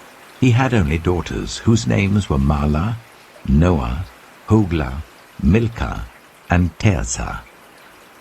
These were the clans of Manasseh. Those numbered were 52,700. These were the descendants of Ephraim by their clans. Through Shuthelah, the Shuthelahite clan. Through Becher, the Becherite clan. Through Tehan, the Tehanite clan. These were the descendants of Shuthelah, through Aaron, the Aaronite clan. These were the clans of Ephraim. Those numbered were 32,500. These were the descendants of Joseph by their clans. The descendants of Benjamin by their clans were, through Bela, the Belaite clan, through Ashbel, the Ashbelite clan, through Ahiram, the Ahiramite clan, through Shufam, the Shufamite clan, through Hufam, the Hufamite clan.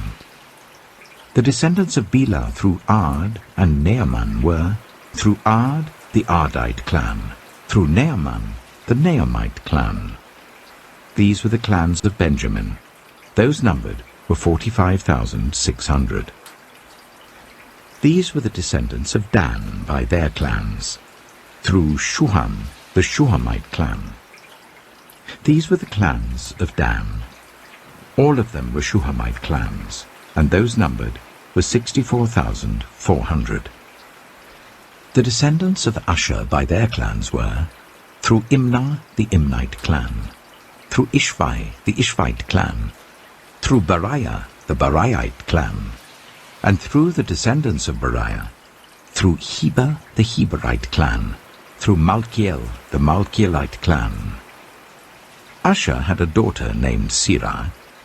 These were the clans of Asher. Those numbered were 53,400. The descendants of Naphtali by their clans were, through Jaziel, the Jazielite clan, through Gunai, the Gunite clan, through Jezer, the Jezerite clan, through Shillem, the Shillemite clan. These were the clans of Naphtali. Those numbered were 45,400. The total number of the men of Israel was 601,730.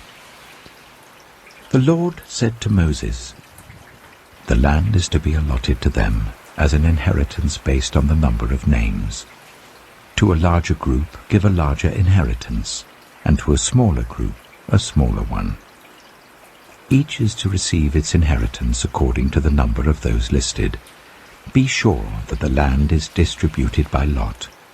What each group inherits will be according to the names for its ancestral tribe.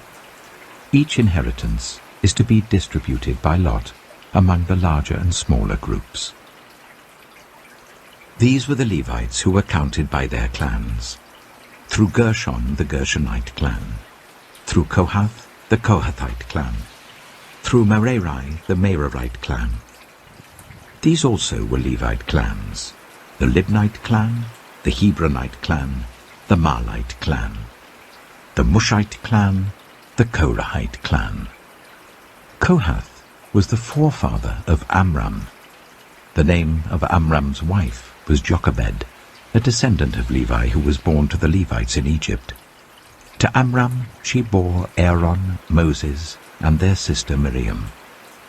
Aaron was the father of Nadab and Abihu, Eleazar and Ithamar. But Nadab and Abihu died when they made an offering before the Lord with unauthorized fire. All the male Levites a month old or more numbered 23,000. They were not counted along with the other Israelites because they received no inheritance among them. These are the ones counted by Moses and Eleazar the priest when they counted the Israelites on the plains of Moab by the Jordan opposite Jericho. Not one of them was among those counted by Moses and Aaron the priest when they counted the Israelites in the desert of Sinai. For the Lord had told those Israelites they would surely die in the wilderness, and not one of them was left except Caleb, son of Jephunneh, and Joshua, son of Nun.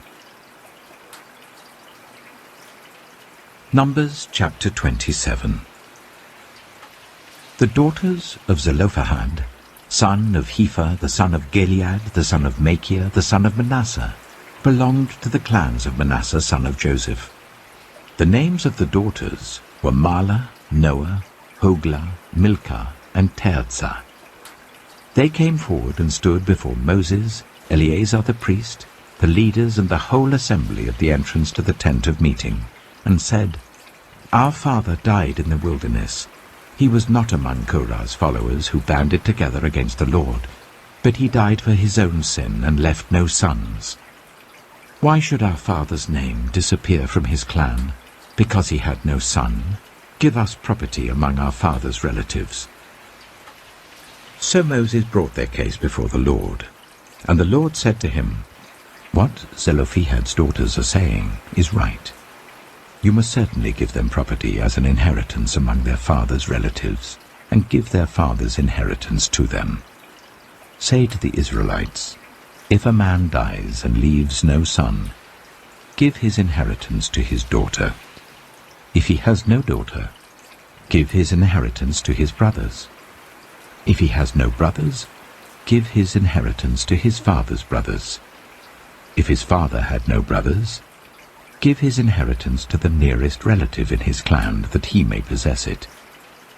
This is to have the force of law for the Israelites, as the Lord commanded Moses."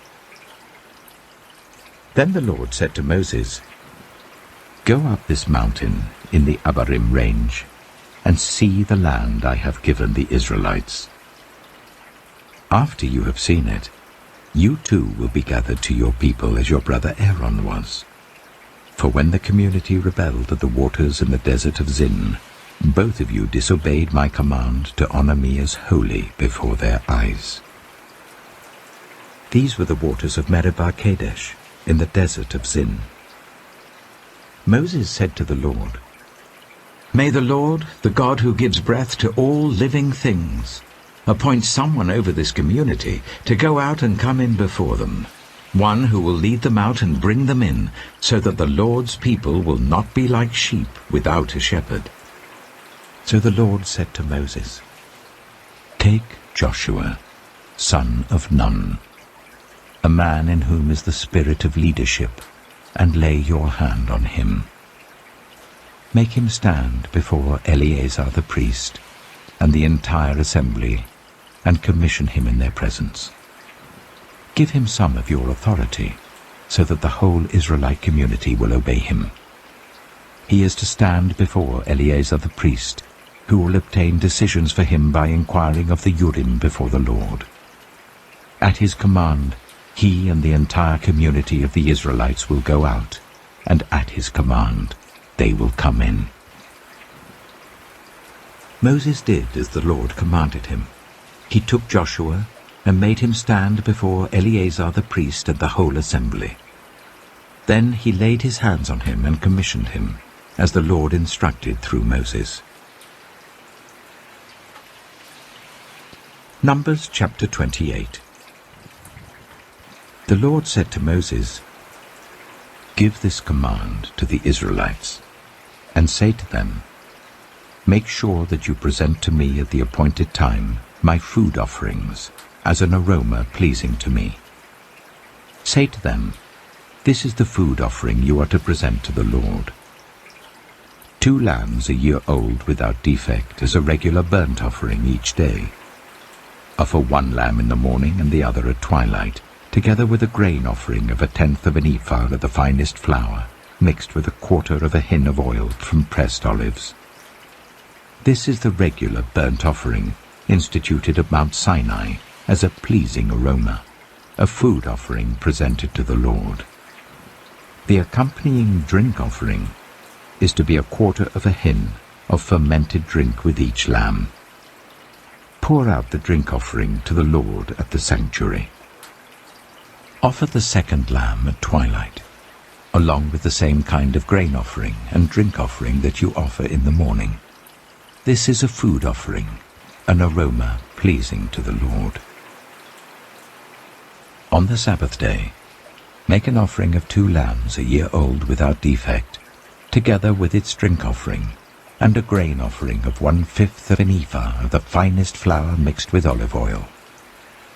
This is the burnt offering for every Sabbath, in addition to the regular burnt offering and its drink offering. On the 1st of every month, present to the Lord a burnt offering of 2 young bulls, 1 ram, and 7 male lambs a year old, all without defect. With each bull there is to be a grain offering of 3/10 of an ephah of the finest flour mixed with oil. With the ram, a grain offering of 1/5 of an ephah of the finest flour mixed with oil. And with each lamb, a grain offering of 1/10 of an ephah of the finest flour mixed with oil. This is for a burnt offering, a pleasing aroma, a food offering presented to the Lord. With each bull there is to be a drink offering of 1/2 a hin of wine. With a ram 1/3 of a hin, and with each lamb 1/4 of a hin. This is the monthly burnt offering to be made at each new moon during the year. Besides the regular burnt offering with its drink offering, 1 male goat is to be presented to the Lord as a sin offering. On the 14th day of the first month, the Lord's Passover is to be held. On the 15th day of this month, there is to be a festival. For 7 days eat bread made without yeast. On the first day hold a sacred assembly, and do not do any of your ordinary work. Present to the Lord a food offering consisting of a burnt offering of 2 young bulls, 1 ram, and 7 male lambs a year old, all without defect. With each bull offer a grain offering of 3/10 of an ephah of the finest flour mixed with oil. With the ram 1/5, and with each of the 7 lambs 1/10. Include 1 male goat as a sin offering to make atonement for you. Offer these in addition to the regular morning burnt offerings. In this way, present the food offering every day for 7 days as an aroma pleasing to the Lord. It is to be offered in addition to the regular burnt offering and its drink offering. On the 7th day, hold a sacred assembly, and do not do any ordinary work. On the day of first fruits, when you present to the Lord an offering of new grain during the festival of weeks, hold a sacred assembly, and do not do any of your ordinary work.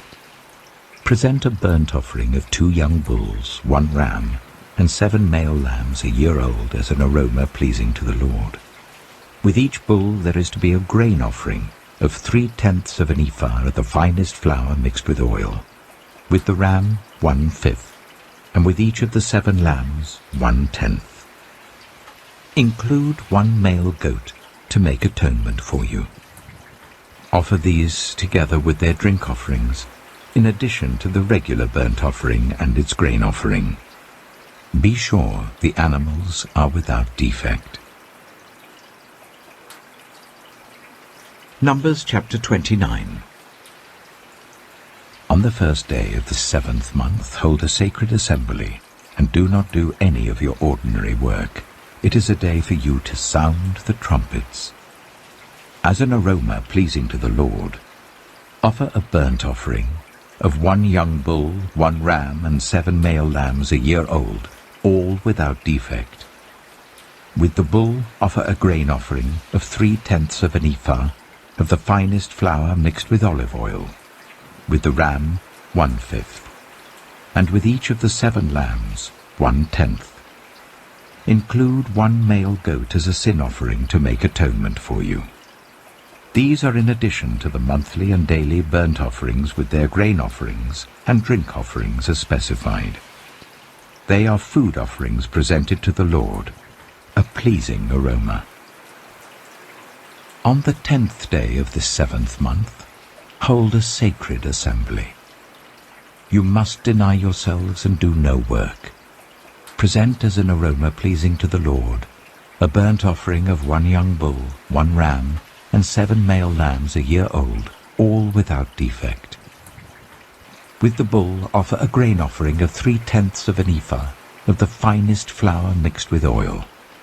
With the ram 1/5, and with each of the 7 lambs 1/10. Include 1 male goat as a sin offering, in addition to the sin offering for atonement and the regular burnt offering with its grain offering and their drink offerings. On the 15th day of the 7th month, hold a sacred assembly, and do not do any ordinary work. Celebrate a festival to the Lord for 7 days.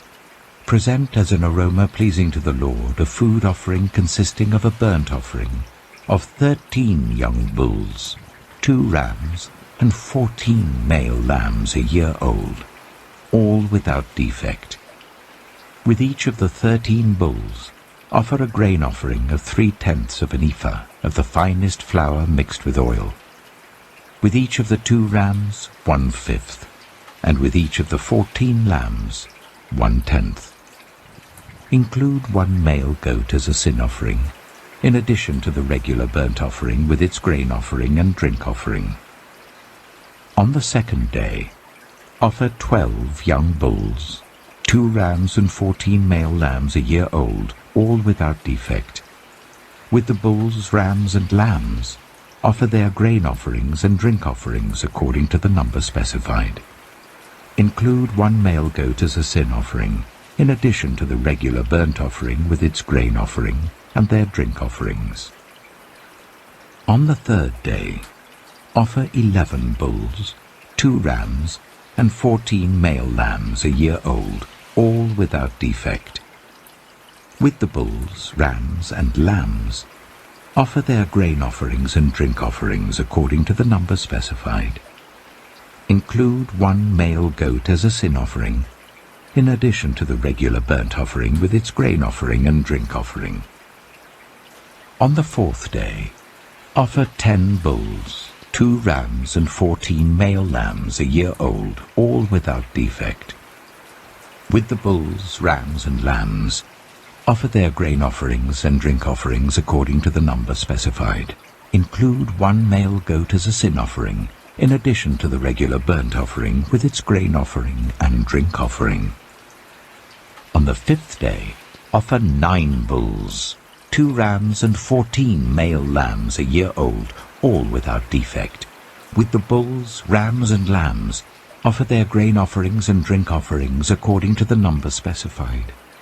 Include 1 male goat as a sin offering, in addition to the regular burnt offering with its grain offering and drink offering. On the 6th day, offer 8 bulls, 2 rams, and 14 male lambs a year old, all without defect. With the bulls, rams, and lambs, offer their grain offerings and drink offerings according to the number specified. Include 1 male goat as a sin offering, in addition to the regular burnt offering with its grain offering and drink offering.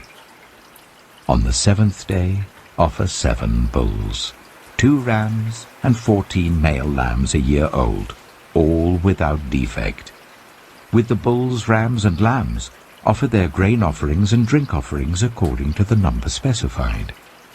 Include 1 male goat as a sin offering, in addition to the regular burnt offering with its grain offering and drink offering. On the 8th day, hold a closing special assembly, and do not do any of your ordinary work. Present as an aroma pleasing to the Lord a food offering consisting of a burnt offering of 1 bull, 1 ram, and 7 male lambs a year old, all without defect. With the bull, the ram, and the lambs, offer their grain offerings and drink offerings according to the number specified. Include 1 male goat as a sin offering, in addition to the regular burnt offering with its grain offering and drink offering. In addition to what you vow, and your free will offerings, offer these to the Lord at your appointed festivals: your burnt offerings, grain offerings, drink offerings, and fellowship offerings. Moses told the Israelites all that the Lord commanded him. Numbers chapter 30. Moses said to the heads of the tribes of Israel, "This is what the Lord commands. When a man makes a vow to the Lord or takes an oath to bind himself by a pledge, he must not break his word, but must do everything he said. When a young woman still living in her father's household makes a vow to the Lord or binds herself by a pledge, and her father hears about her vow or pledge, but says nothing to her, then all her vows and every pledge by which she bound herself will stand. But if her father forbids her when he hears about it, none of her vows or the pledges by which she bound herself will stand. The Lord will release her because her father has forbidden her." If she marries after she makes a vow, or after her lips utter a rash promise by which she binds herself, and her husband hears about it but says nothing to her, then her vows or the pledges by which she bound herself will stand. But if her husband forbids her when he hears about it, he nullifies the vow that binds her, or the rash promise by which she binds herself, and the Lord will release her. Any vow or obligation taken by a widow or divorced woman will be binding on her. If a woman living with her husband makes a vow or binds herself by a pledge under oath, and her husband hears about it but says nothing to her and does not forbid her, then all her vows or the pledges by which she bound herself will stand. But if her husband nullifies them when he hears about them, then none of the vows or pledges that came from her lips will stand. Her husband has nullified them, and the Lord will release her. Her husband may confirm or nullify any vow she makes or any sworn pledge to deny herself. But if her husband says nothing to her about it from day to day, then he confirms all her vows or the pledges binding on her. He confirms them by saying nothing to her when he hears about them. If, however, he nullifies them some time after he hears about them, then he must bear the consequences of her wrongdoing. These are the regulations the Lord gave Moses concerning relationships between a man and his wife, and between a father and his young daughter still living at home. Numbers chapter 31. The Lord said to Moses, "Take vengeance on the Midianites for the Israelites. After that you will be gathered to your people."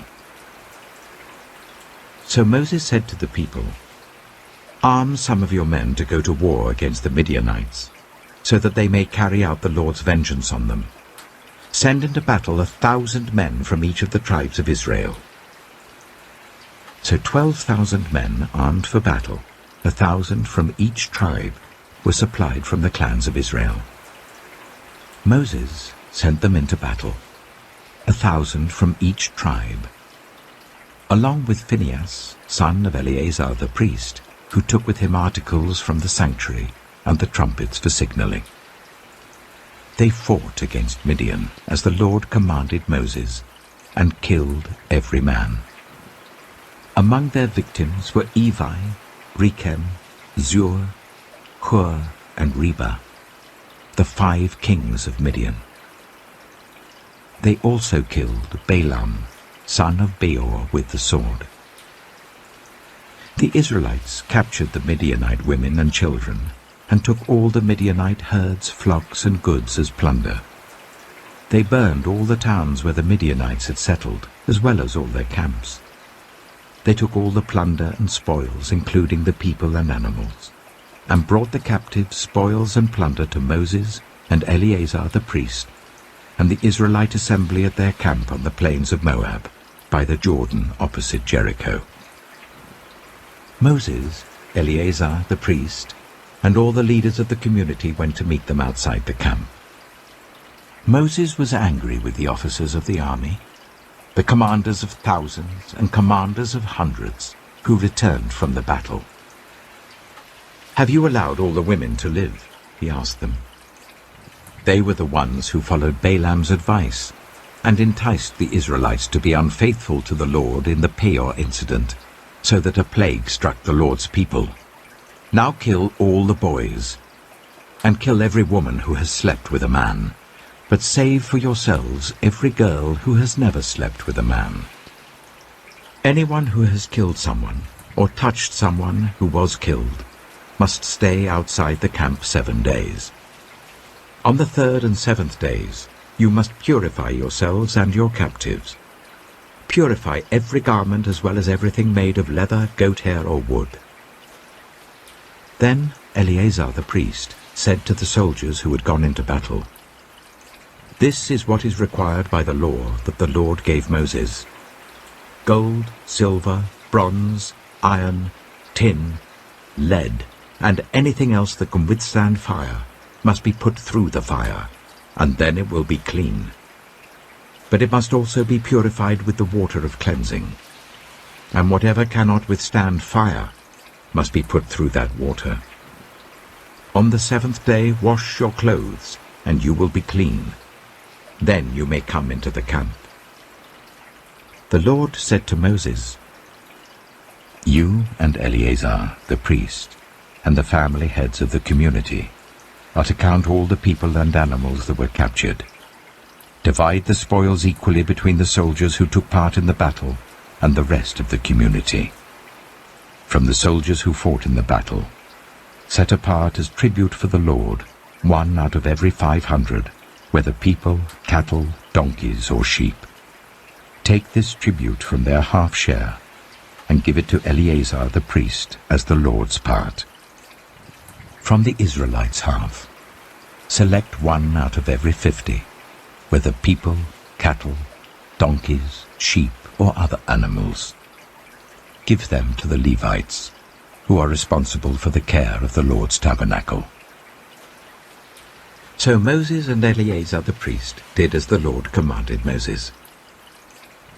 The plunder remaining from the spoils that the soldiers took was 675,000 sheep, 72,000 cattle, 61,000 donkeys, and 32,000 women who had never slept with a man. The half share of those who fought in the battle was 337,500 sheep, of which the tribute for the Lord was 675. 36,000 cattle, of which the tribute for the Lord was 72. 30,500 donkeys, of which the tribute for the Lord was 61. 16,000 people, of whom the tribute for the Lord was 32. Moses gave the tribute to Eleazar the priest as the Lord's part, as the Lord commanded Moses.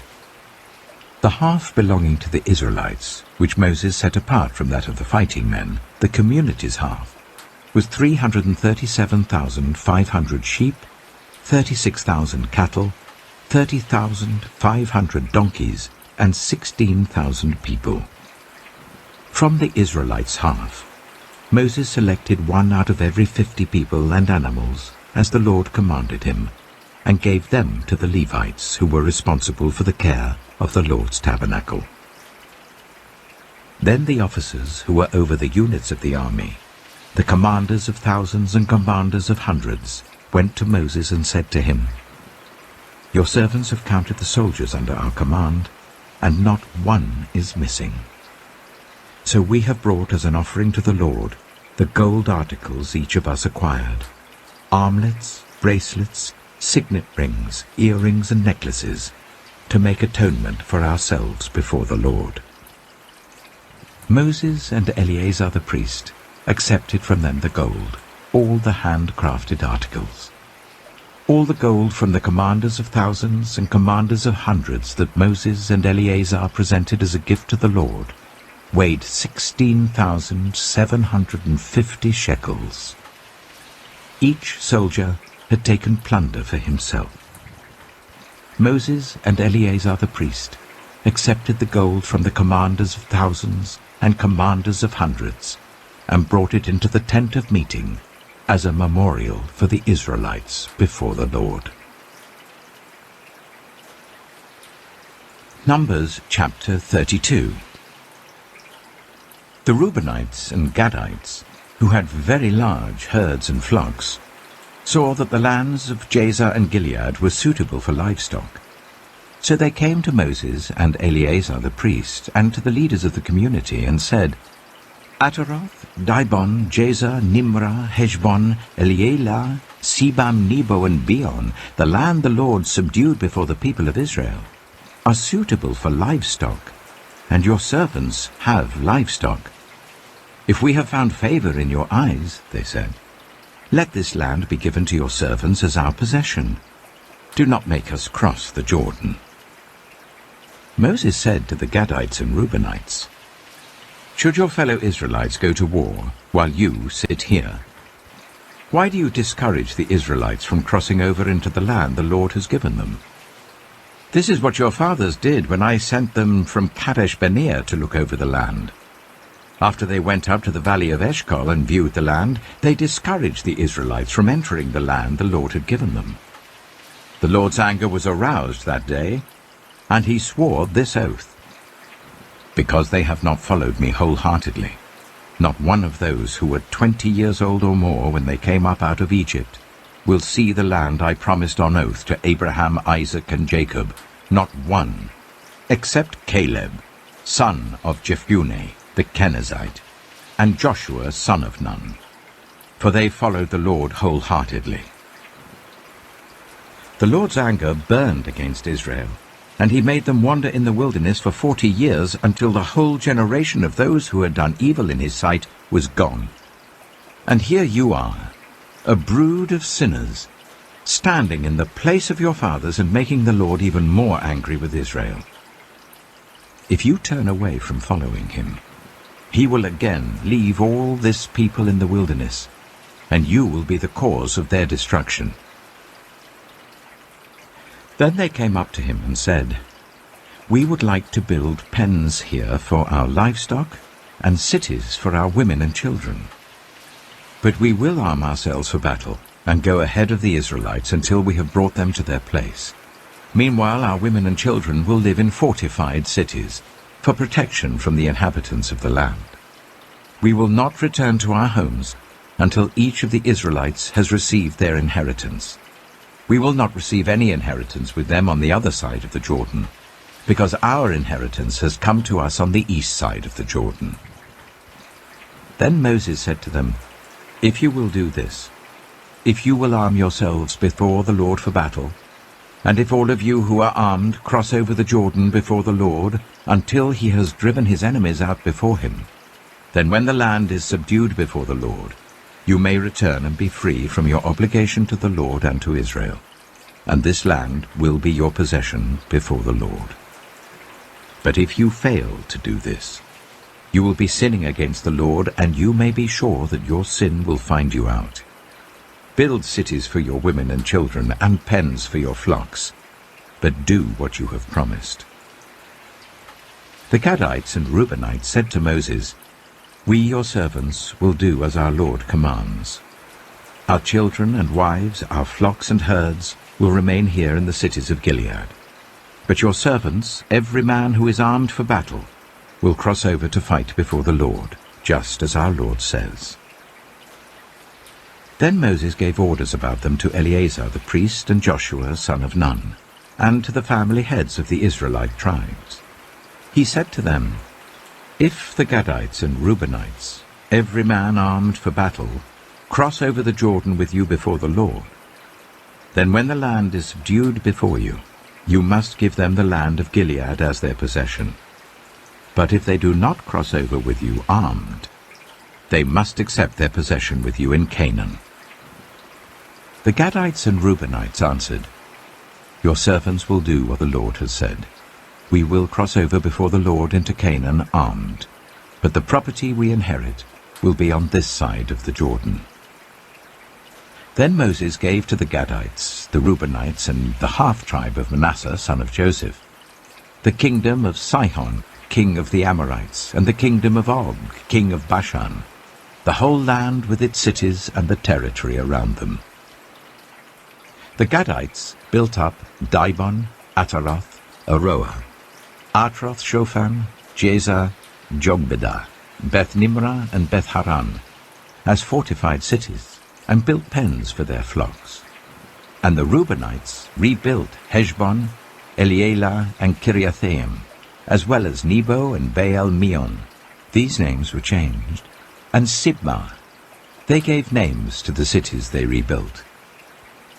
The descendants of Machir, son of Manasseh, went to Gilead, captured it, and drove out the Amorites who were there. So Moses gave Gilead to the Machirites, the descendants of Manasseh, and they settled there. Jair, a descendant of Manasseh, captured their settlements and called them Havoth-Jair. And Nobah captured Kinah and its surrounding settlements and called it Nobah after himself.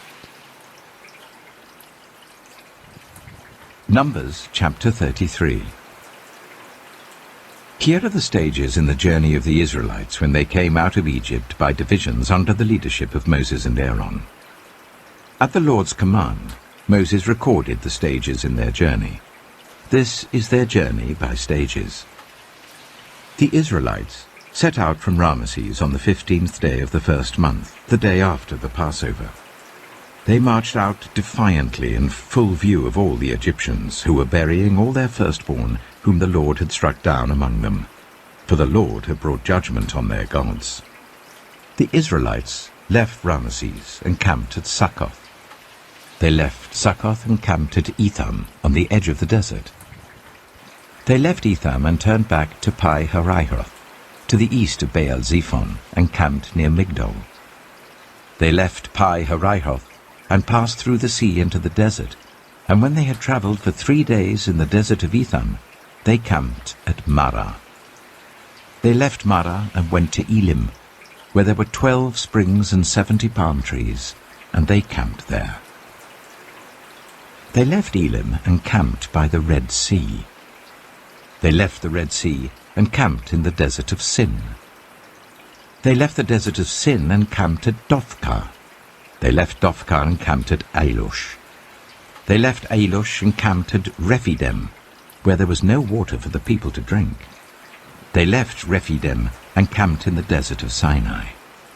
They left the desert of Sinai and camped at Kibroth Hattaavah. They left Kibroth Hattaavah and camped at Hazeroth. They left Hazeroth and camped at Rithmah. They left Rithmah and camped at Rimmon-Perez. They left Rimmon-Perez and camped at Libnah. They left Libnah and camped at Rissah. They left Rissah and camped at Kehalath. They left Kehalath and camped at Mount Shepha. They left Mount Shepha and camped at Haredah. They left Haredah and camped at Makheloth. They left Makheloth and camped at Teath. They left Teath and camped at Tirah. They left Tirah and camped at Mithkah. They left Mithkah and camped at Hashmonah. They left Hashmonah and camped at Moseroth. They left Moseroth and camped at Bene-Jaakhan. They left Bene-Jaakhan and camped at Hor-Haggidgad. They left Hor-Haggidgad and camped at Jothbathah. They left Jothbathah and camped at Abronah. They left Abronah and camped at Ezion-Geber. They left Ezion-Geber and camped at Kadesh in the desert of Zin. They left Kadesh and camped at Mount Hor, on the border of Edom. At the Lord's command, Aaron the priest went up Mount Hor, where he died on the first day of the 5th month of the 40th year, after the Israelites came out of Egypt. Aaron was 123 years old when he died on Mount Hor. The Canaanite king of Arad, who lived in Negev of Canaan, heard that the Israelites were coming. They left Mount Hor and camped at Zalmonah. They left Zalmonah and camped at Punon. They left Punon and camped at Oboth. They left Oboth and camped at Layabarim, on the border of Moab. They left Layabarim and camped at Dibon-Gad. They left Dibon-Gad and camped at Almon-Diblathaim. They left Almon-Diblathaim and camped in the mountains of Abarim, near Nebo. They left the mountains of Abarim and camped on the plains of Moab by the Jordan opposite Jericho. There, on the plains of Moab, they camped along the Jordan from Beth-Jeshimoth to Abel-Shittim. On the plains of Moab by the Jordan opposite Jericho, the Lord said to Moses, "Speak to the Israelites and say to them, when you cross the Jordan into Canaan, drive out all the inhabitants of the land before you. Destroy all their carved images and their cast idols, and demolish all their high places. Take possession of the land and settle in it, for I have given you the land to possess. Distribute the land by lot according to your clans. To a larger group give a larger inheritance, and to a smaller group a smaller one. Whatever falls to them by lot will be theirs. Distribute it according to your ancestral tribes. But if you do not drive out the inhabitants of the land, Those you allow to remain will become barbs in your eyes and thorns in your sides. They will give you trouble in the land where you live, and then I will do to you what I plan to do to them. Numbers chapter 34. The Lord said to Moses, "Command the Israelites and say to them, when you enter Canaan, the land that will be allotted to you as an inheritance is to have these boundaries. Your southern side will include some of the desert of Zin along the border of Edom. Your southern boundary will start in the east from the southern end of the Dead Sea, cross south of Scorpion Pass, continue on to Zin, and go south of Kadesh Barnea. Then it will go to Hazar Adar and over to Asmon, where it will turn, join the Wadi of Egypt, and end at the Mediterranean Sea. Your western boundary will be the coast of the Mediterranean Sea. This will be your boundary on the west. For your northern boundary, run a line from the Mediterranean Sea to Mount Hor, and from Mount Hor to Lebo Hamath. Then the boundary will go to Zidad, continue to Ziphren, and end at Hazar Enan. This will be your boundary on the north. For your eastern boundary, run a line from Hazar Enan to Shepham. The boundary will go from Shepham to Riblah on the east side of Ain, and continue along the slopes east of the Sea of Galilee. Then the boundary will go down along the Jordan and end at the Dead Sea. This will be your land, with its boundaries on every side. Moses commanded the Israelites, "Assign this land by lot as an inheritance. The Lord has ordered that it be given to the 9½ tribes, because the families of the tribe of Reuben, the tribe of Gad, and the half-tribe of Manasseh have received their inheritance. These 2½ tribes have received their inheritance east of the Jordan opposite Jericho towards the sunrise." The Lord said to Moses, "These are the names of the men who are to assign the land for you as an inheritance: Eleazar the priest and Joshua son of Nun. And appoint one leader from each tribe to help assign the land.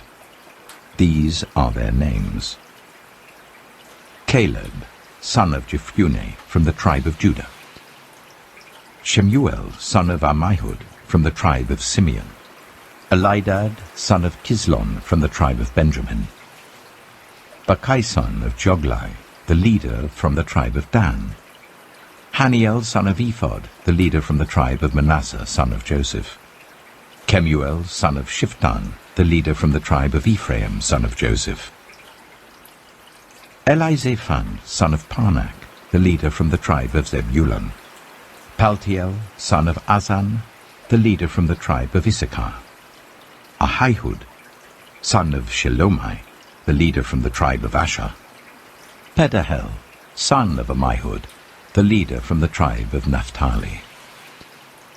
These are the men the Lord commanded to assign the inheritance to the Israelites in the land of Canaan. Numbers chapter 35. On the plains of Moab by the Jordan opposite Jericho, the Lord said to Moses, "Command the Israelites to give the Levites towns to live in from the inheritance the Israelites will possess, and give them pasture lands around the towns. Then they will have towns to live in and pasture lands for the cattle they own and all their other animals. The pasture lands around the towns that you give the Levites will extend 1,000 cubits from the town wall. Outside the town, measure 2,000 cubits on the east side, 2,000 on the south side, 2,000 on the west, and 2,000 on the north, with the town in the center. They will have this area as pasture land for the towns. 6 of the towns you give the Levites will be cities of refuge, to which a person who has killed someone may flee. In addition, give them 42 other towns. In all, you must give the Levites 48 towns, together with their pasture lands. The towns you give the Levites from the land the Israelites possess are to be given in proportion to the inheritance of each tribe. Take many towns from a tribe that has many, but few from one that has few. Then the Lord said to Moses, "Speak to the Israelites, and say to them, when you cross the Jordan into Canaan, select some towns to be your cities of refuge, to which a person who has killed someone accidentally may flee. They will be places of refuge from the avenger, so that anyone accused of murder may not die before they stand trial before the assembly. These 6 towns you give will be your cities of refuge. Give 3 on this side of the Jordan, and 3 in Canaan as cities of refuge. These 6 towns will be a place of refuge for Israelites and for foreigners residing among them, so that anyone who has killed another accidentally can flee there. If anyone strikes someone a fatal blow with an iron object, that person is a murderer. The murderer is to be put to death. Or if anyone is holding a stone and strikes someone a fatal blow with it, that person is a murderer. The murderer is to be put to death. Or if anyone is holding a wooden object and strikes someone a fatal blow with it, that person is a murderer. The murderer is to be put to death. The avenger of blood shall put the murderer to death.